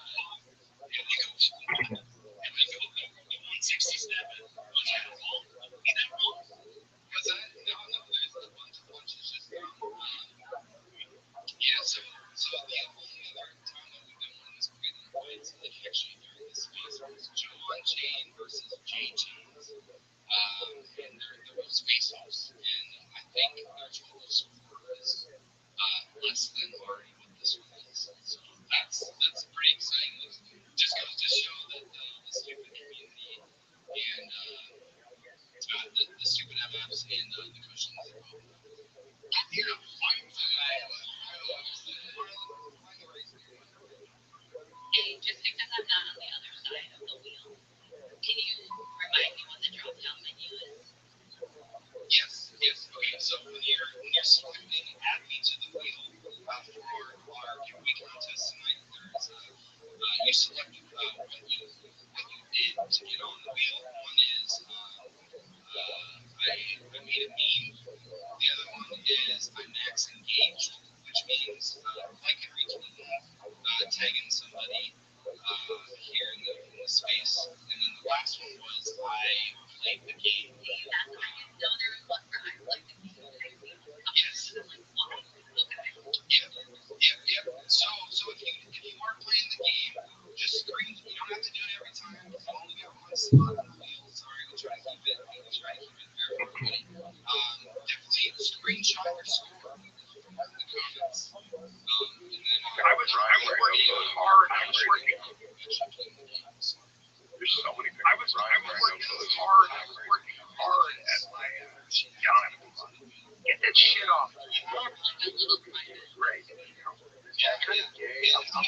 on the rise of our now it's getting good. Yeah.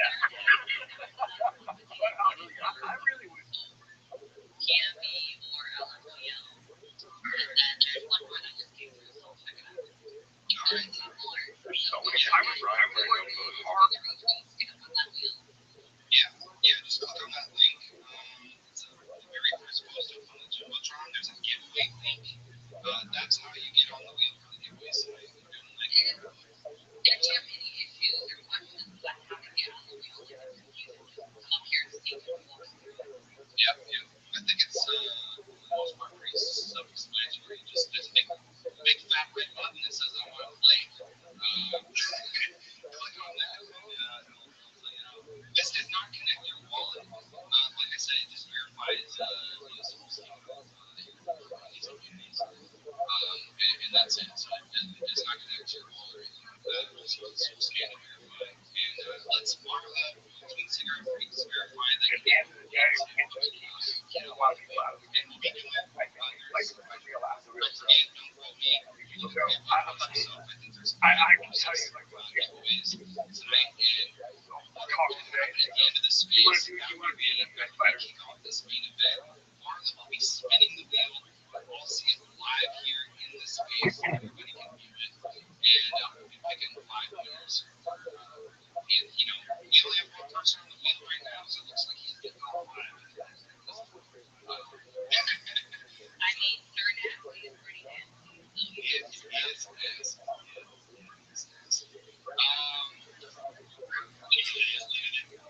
Inspiration to announce it. I have my shadows here.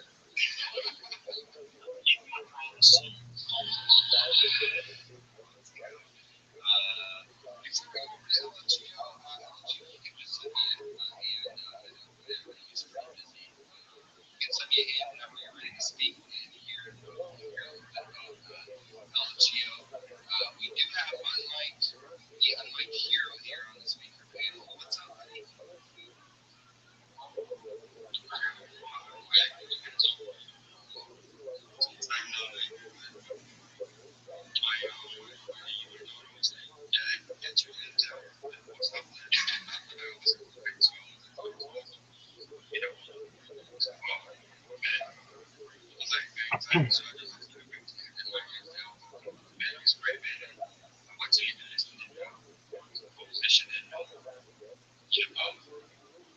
Just shows a lot of excitement and you're finding it very difficult to be in conversation with people also maybe people that who's been trying who's been in this space for a long time, so it's very what you're doing that. Especially like the first time we do the space and they would like to share as well. So I'll take a virtual share. And really like for you to try to like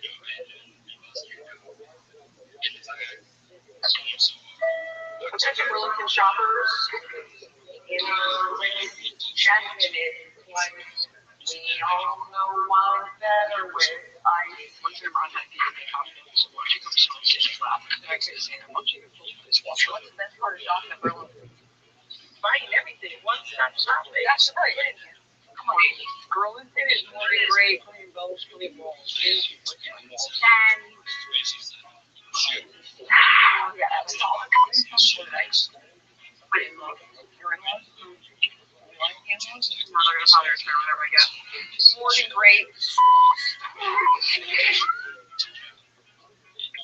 You're trying to break it. I've been drinking water all day. But I need it. I'm 11 Club. If you have it, I really know. Yeah.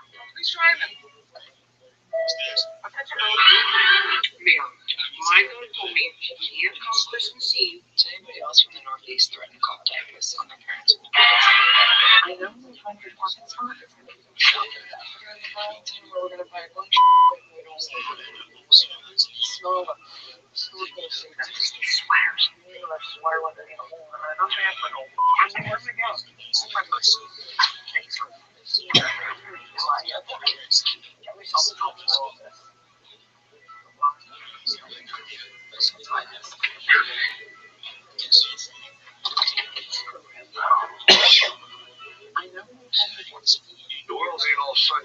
Hey, you guys gonna start playing Halloween? I think with Nick's here and meeting up families. I told you. We're going to a party like yeah, somebody's got to be and not me. No. Stop your cat a long time ago. It's only happening in not DC. Boston. No, it's not. Of course you can go. Don't you have a suit? I got you a basketball. She said, the more Americans in your closet. No, no. Of course you can go. Don't you have a suit? I got you a basketball. She said, the more Americans in your closet. It's great. She will not sweat. Well, look. Who's in these days? And don't forget, age, just a number. Mary, my sister-in-law and I specifically agreed we're going to get this year. Oh, the kids. And well, that is no good. As a nerve to bring up just a little something for you to the house yesterday. Trying to make me look like a dope. She was the one that said no gifts. She did all not. She's a total freaking not. I knew it too. Oh, I knew it. So you know what I did? I went right to the tree and I told her that red box right there. That's for you. Please, Mayor. She thinks she's gonna get me. She thinks she's gonna get me. Please, Mayor. You know what? I'll get her wrapped ready to go. Yeah, I get her up yesterday at the store. And I got 5 more of those where that came from. Because if anybody thinks they're gonna get one up on me, Mayor, now all this on me.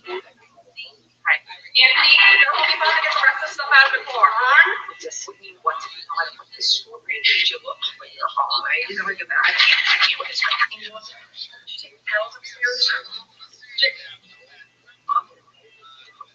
Oh, I'm so sorry. Did you take the pills upstairs? Oh, I'm so sorry. I wasn't so annoying yesterday when I was minding the jeans, was I? Now, you want to make it Thanksgiving next year? Anthony, the following program is called Big Job Stevens lately. And not the Coke Factory. No, not no more. Just Berlin. I'm obsessed. Okay, I remember how it used to be. Oh, and the prices. I don't even got a line wrong about the totals. You gotta come with me for this big deal event or something they're doing.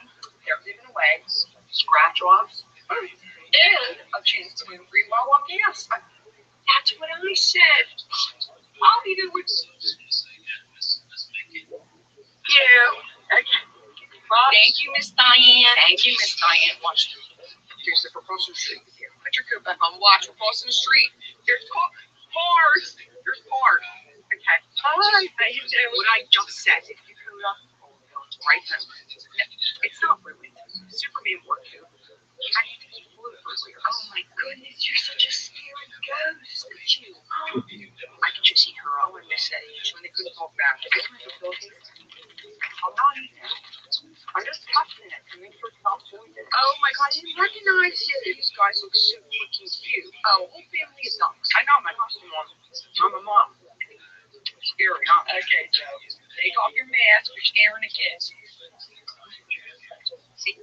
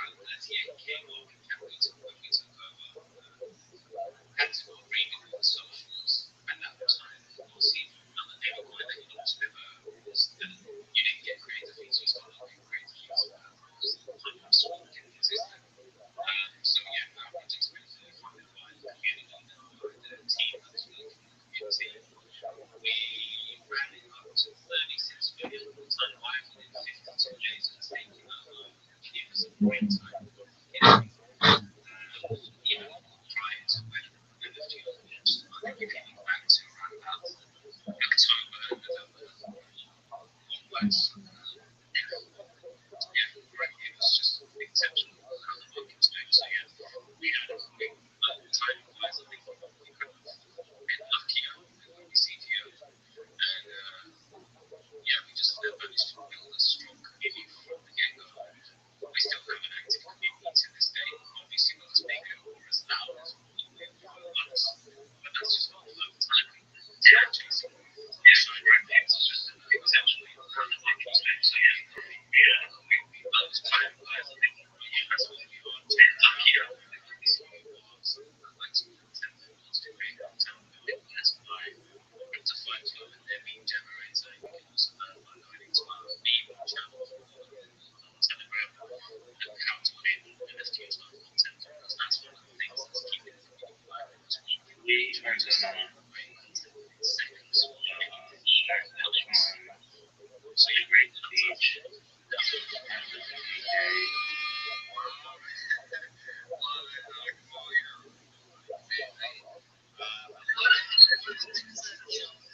like marketing, man. Like, you need to hire some like he wants the polls. Yeah, Rob. See you guys up here fighting again, and that's one of the things I appreciate.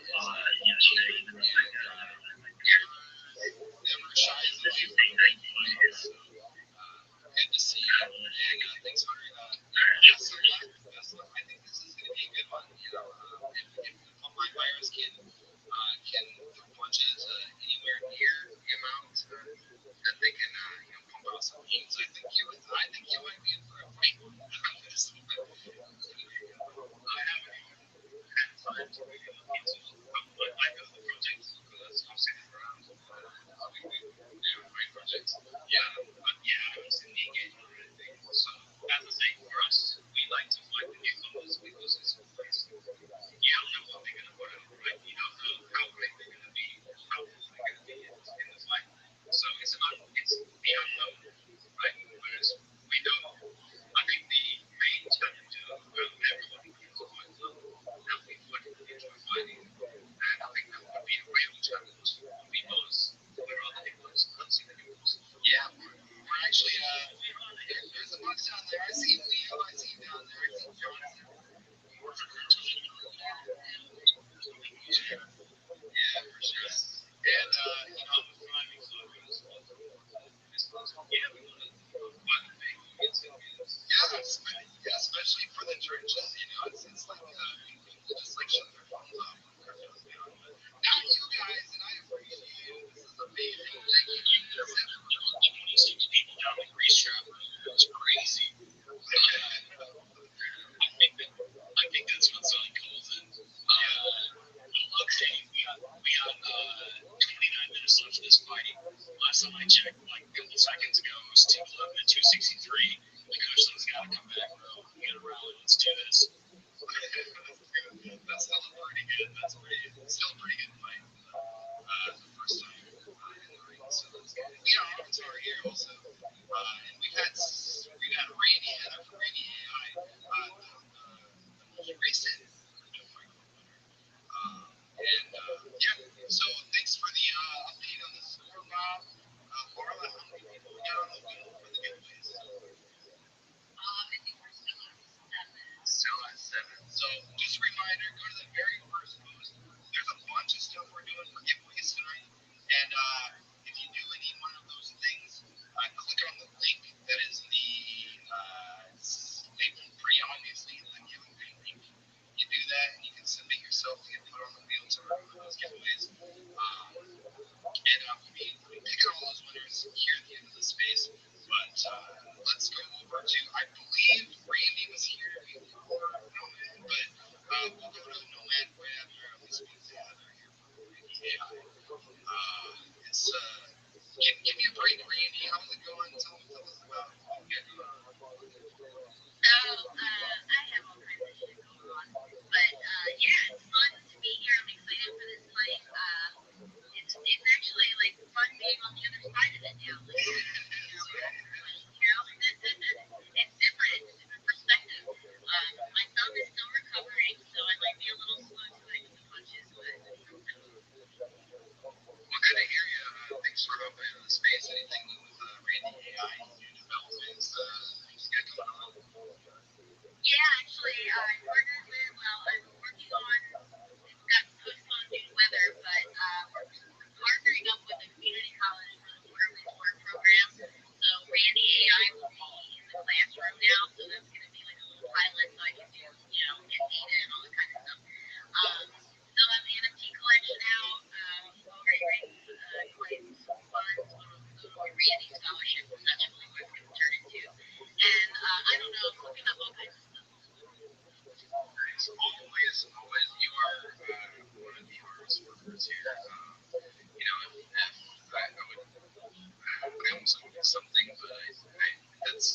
disrespectful to women, so I'm not going to. Let me just say you're in a lot of spaces, and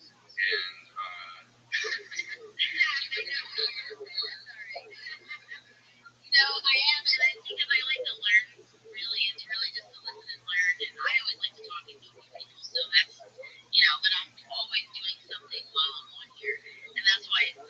I'll just put it in my pocket and just listen and learn, or yes. pick up that what is Randy.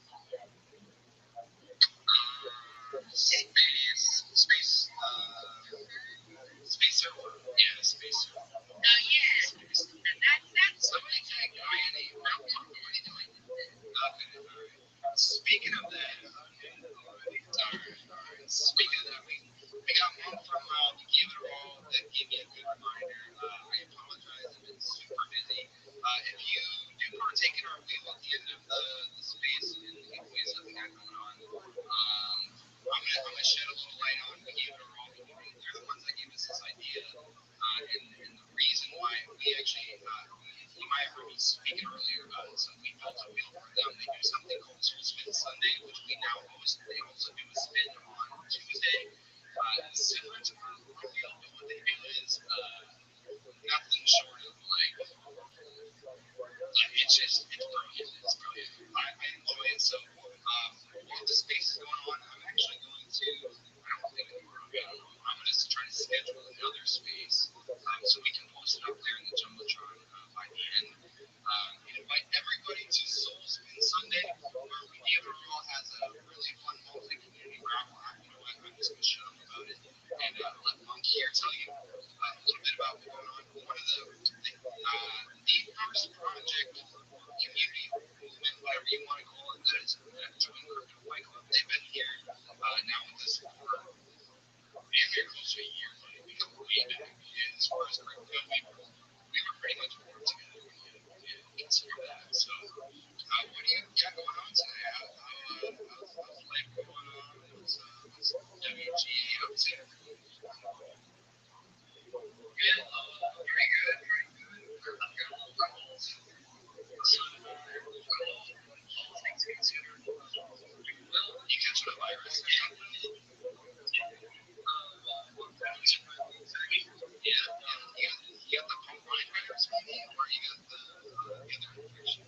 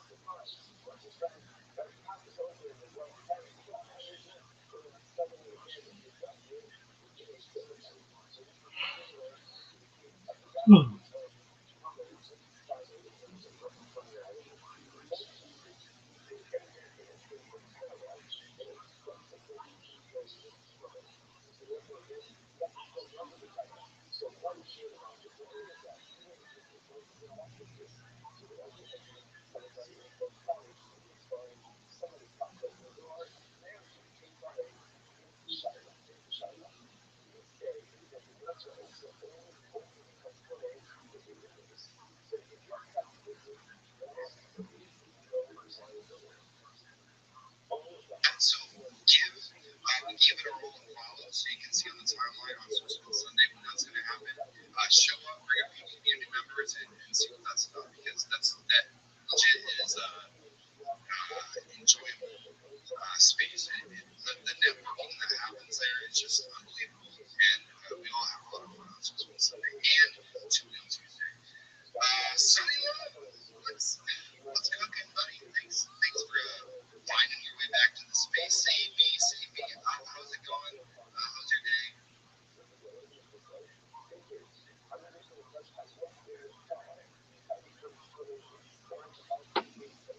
Oh yeah, that's good. Yeah.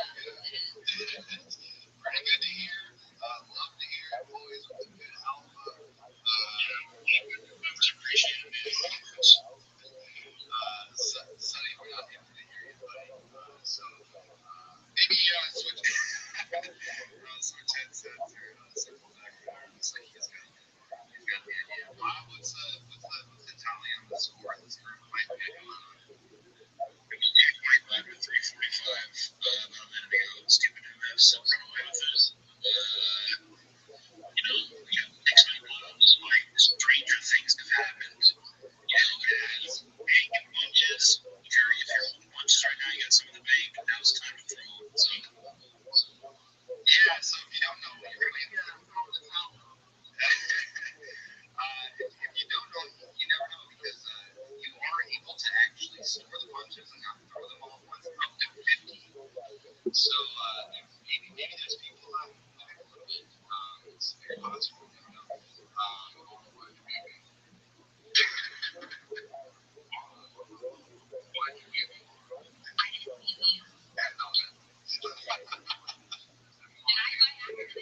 Yes, you did. It wasn't an accident. Stop. I forget it, but you passed it, so I was talking about cooking on my leftovers. You guys answered it in the correct time. That's all. You can hear me.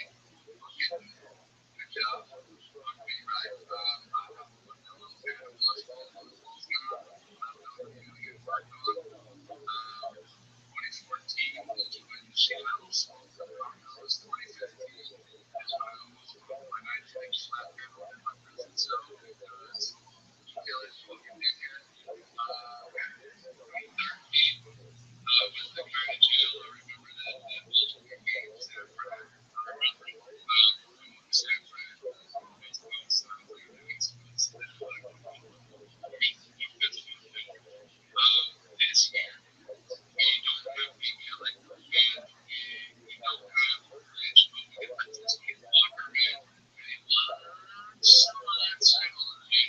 He's running through motherfuckers. Yards after contact and like that type of shit. He's fighting unworthy. So let's proceed on. What else? The Bloodsport Fight Club. Months ago. Yeah, I did. I wasn't talking about it. It's fucking something. It's an idea to fight over that wall or whatever. I have 37 bullets out of here. It was a fight for us. That's federal. It's all in there. And guys, and we're here. So I'm going to pass it back to the fucking great, beautiful people.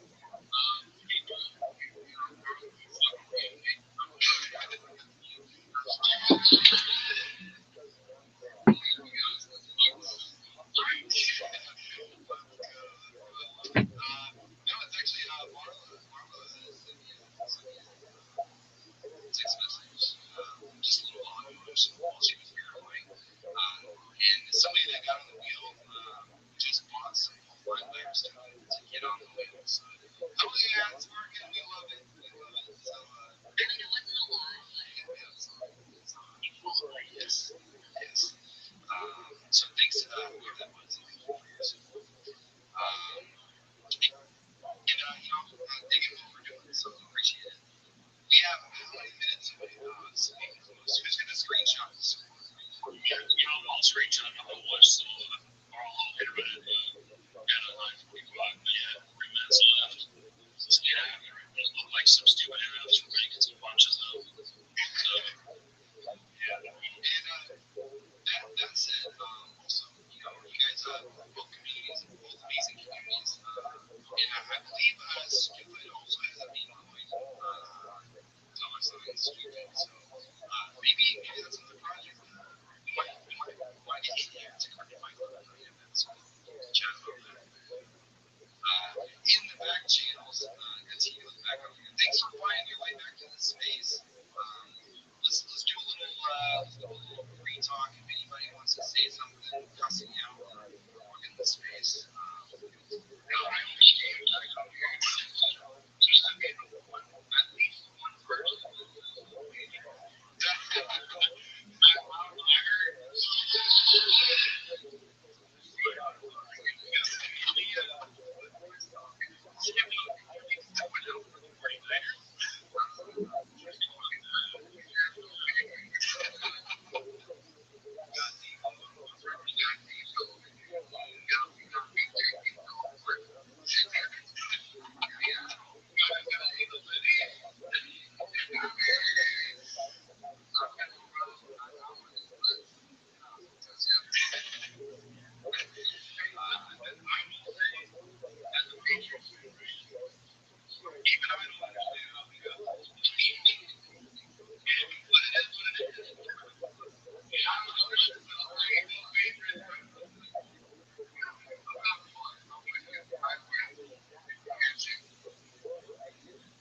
That's what I like to say. We do have just about a minute for this fight to be over. And I'm going to mention it tonight. I'm going to screenshot it so we got the proof. Definitely, you guys are not big. The performance that you guys put on in this little prelim match, I appreciate greatly. You guys are in my Rolodex projects to come back and let's roll back. Maybe we'll see the stupid MMs we'll do it all. Or the cushions and get some little eventually. Maybe we'll have a grudge match, so many possibilities. It is official now, right? It is official. So we got the stupid MFs and the cushions. The stupid MFs take it 429 to 233. But like I said, I appreciate both communities and both fights you guys put up. Yeah, a little taste of what you got coming up. I know that will see them as well. But thanks for the participation. If you make a tweet, pray tomorrow, when it hits it, help us a little bit better. We're talking about the little prelim match that we had in the space tonight. Thank you so much for the participation. Hopefully you guys enjoyed, and maybe we come back again for a fight. Maybe have a little bit of strategy. It's kind of fun. Right now, to see some of the strategies of these communities. Thank you guys so much for playing this. The prelims are great. We started it recently, and these are some serious numbers for a prelim, for an hour and a half fight. I mean, that's pretty damn impressive. So, solo meetings, thank you guys for coming out. I'm definitely gonna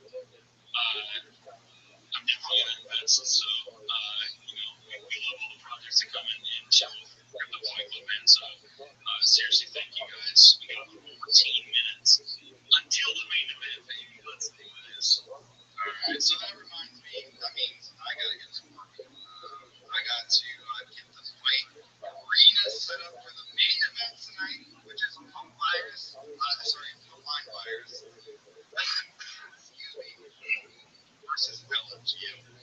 So, Carla and Bob, you guys can take the stage for me for a little bit, and anybody else that wants to come up here, show, chat, whatever. I got a few minutes to get the stage set up, and meanwhile, I'm going to change my Twitter and talk about my drink.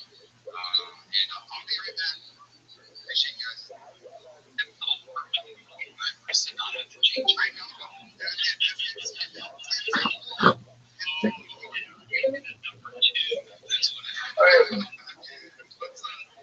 Rabbi.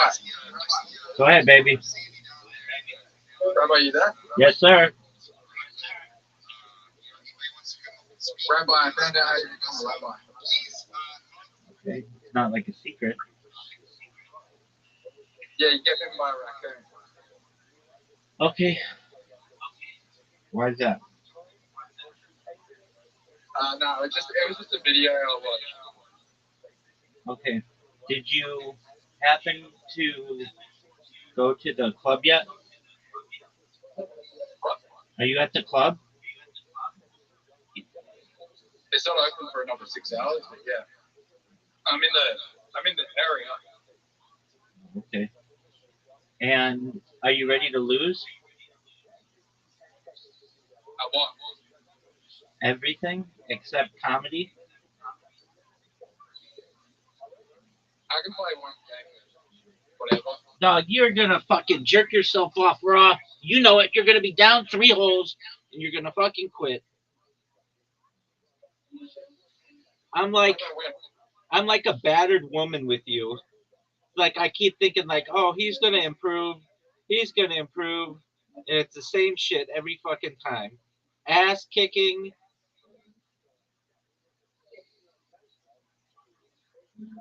You have an invitation and we're all waiting on you.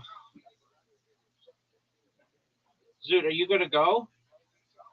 Zoot, you have an invitation. Zoot.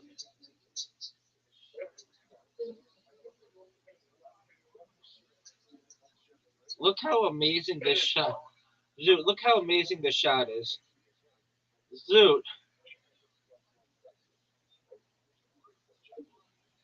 I give that 8.5. Thanks, baby.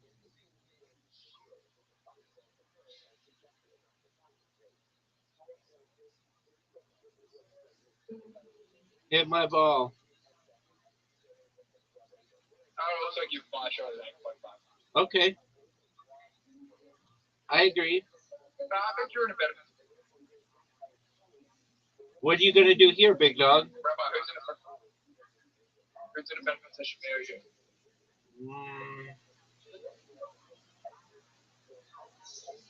Zoot, you fucked me. Oh, that is not true. I don't think that was your best option. I don't either, but I tried.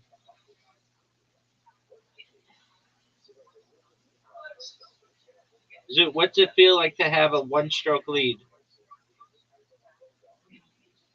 Dude, I hate this hole. It's tough. I hate this We hole. suck at this hole. We are terrible. Oh no, I fucked up.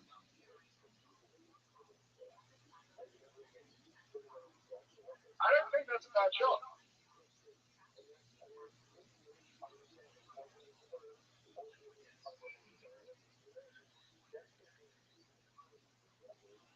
Yes, yes. How's it feel being down 2 holes? No. That's what I like to hear, Zoot. That's what I like to hear. I told you I'd beat you.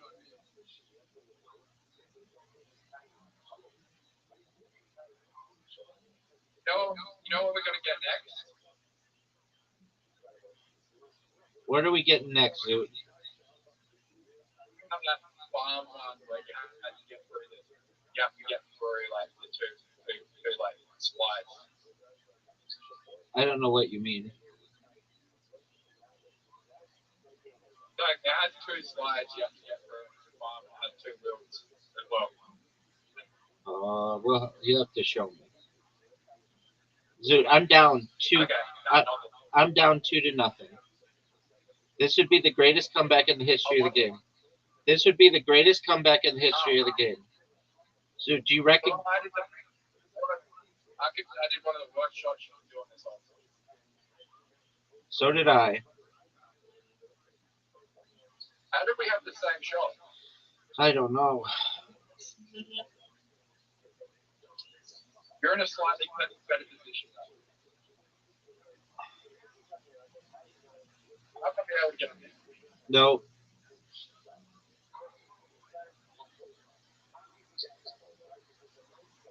I think you can get it in. And Parents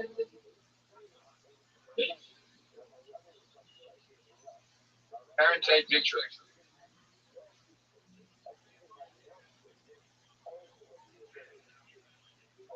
Rabbi, I want. I know. I want you to keep that mentality.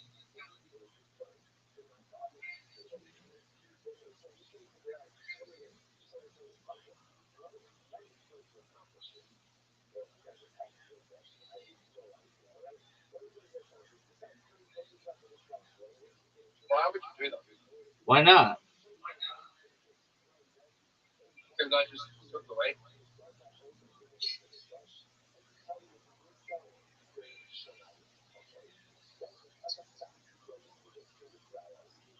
Zoot, you might have a perfect game. You might get a perfect game against me.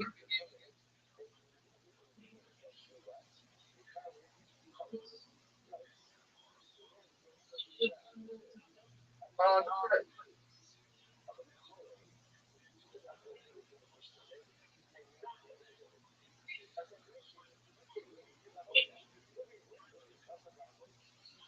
Yeah, that was some bullshit.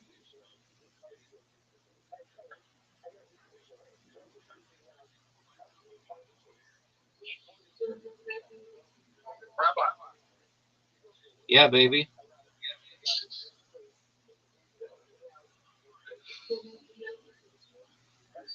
how does it feel?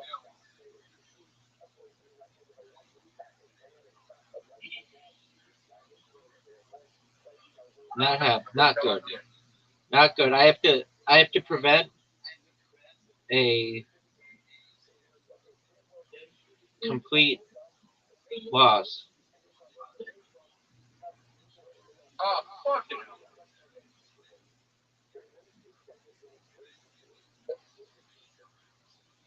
Oh, I hate this one. Yeah, I couldn't predict that. Is this the one you were thinking? Rabbi, do you think I was watching stuff back? Oh, you might have a chance at it. No, I'm not going to touch that.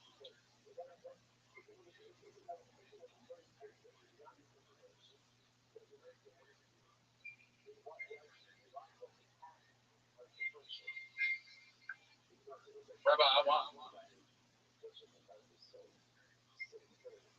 I want 3-1.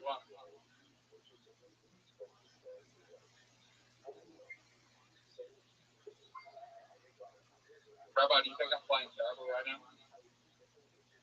Oh no.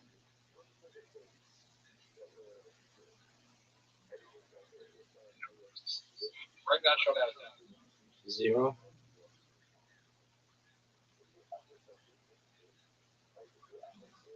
Zoot. Zoot. You have a 1% chance at a perfect game.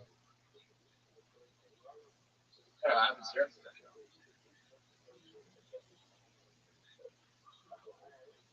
Baby. Zoot, we're gonna leave it at that. I want you to be in a positive mood.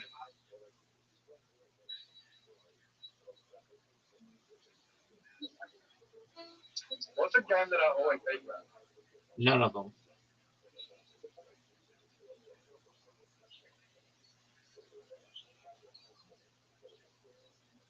Zoot, are you excited?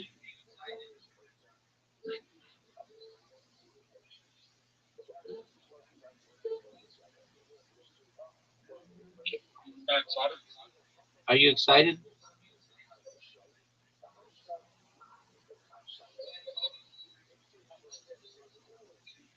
I realize if I win and go to nationals, win nationals, all it takes to me to do one tweet and you go viral.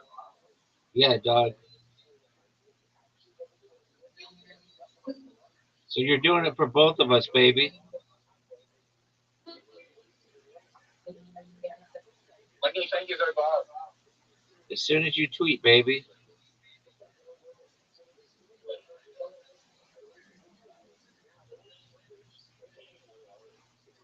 Rabbi, Yeah, big dog.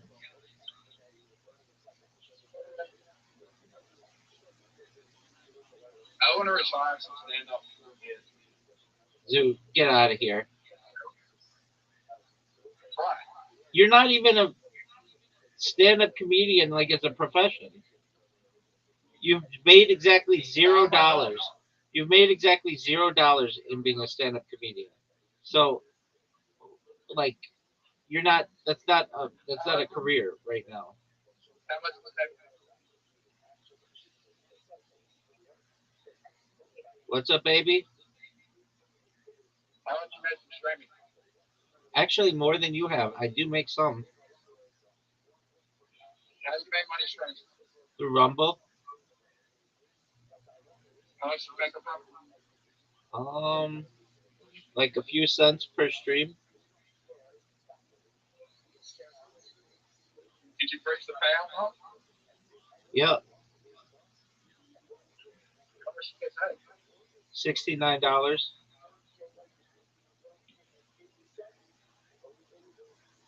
So why don't you? How much? How much would you give me, right? How much could you manage to stream that Rumble exclusively? And you just did a stream of Rumble every day. $0. $0 more. How do you get paid? You start a channel, and then they start paying you for every hour you stream, depending on the viewers. And then if you put stuff in your profile, um, their advertisers pay you. Who's the biggest streamer on Rumble? I am. No. Who's the highest paid streamer on Rumble? Rabbi Rothschild. Andrew Tate. No one knows who that is. The whole world knows who Andrew Tate is, unfortunately. No, they don't. Zoot, do you want me to tell you what I think your top stand-up routines are?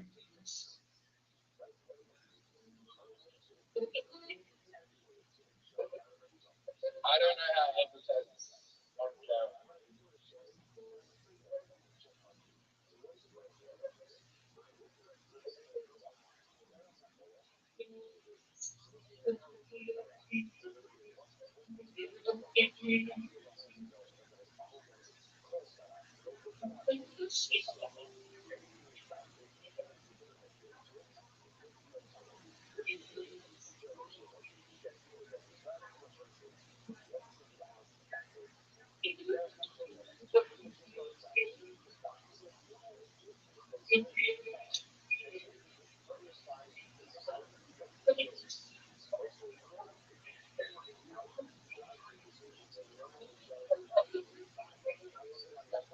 Dog, do you want me to tell you what I think your favorite subjects are?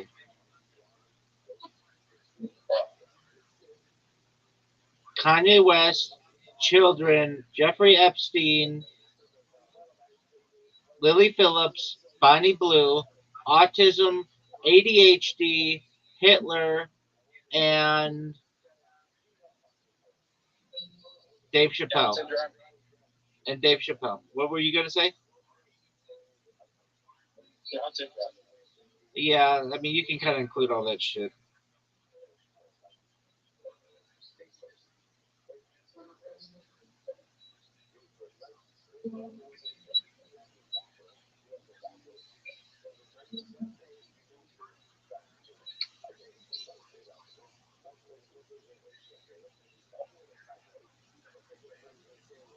Is that not accurate, Zoot?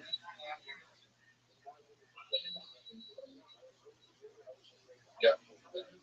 Told you, dog.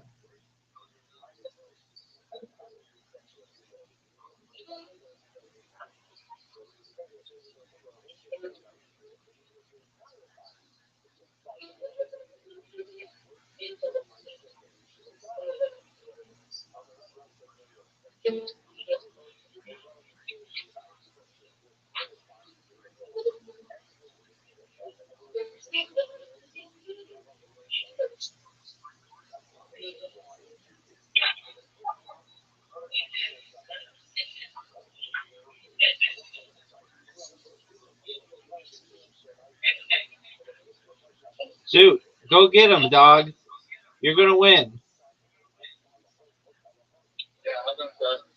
You're gonna do really well. You're gonna kill it, baby.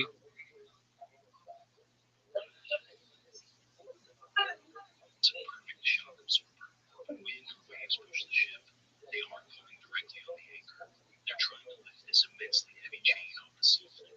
All that energy is spent fighting the weight of the chain. The curve straightens out, absorbing the shock like a giant rubber band. By the time that force actually reaches the anchor, it's been dampened so much it's just a gentle tug.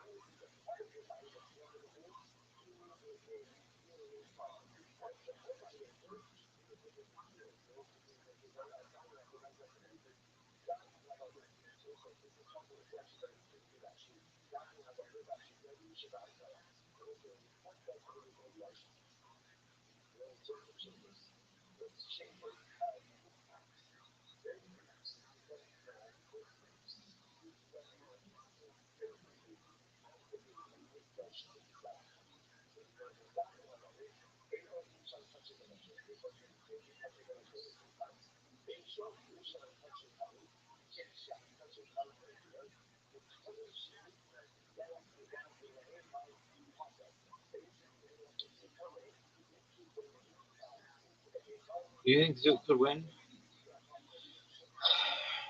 No, not if the people have ears. I mean, I guess.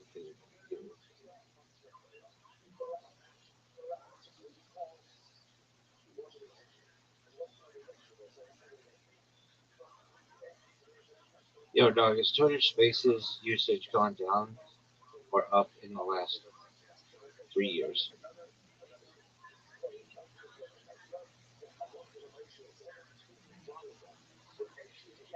No, dude, this is so stupid. Has Twitter Spaces usage gone up or down in the last 3 years? When was the highest month ever?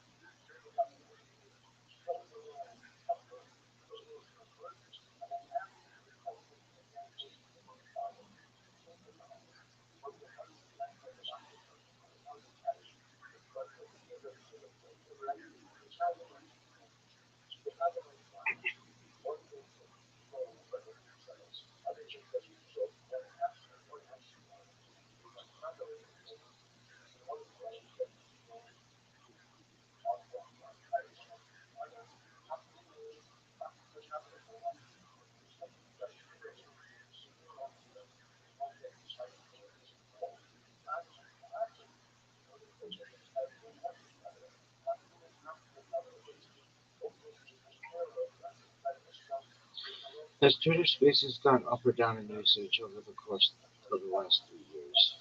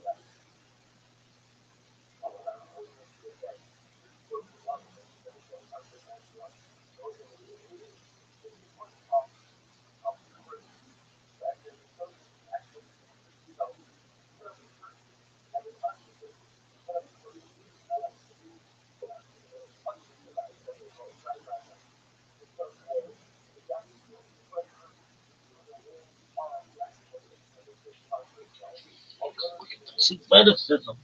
Really unprecedented.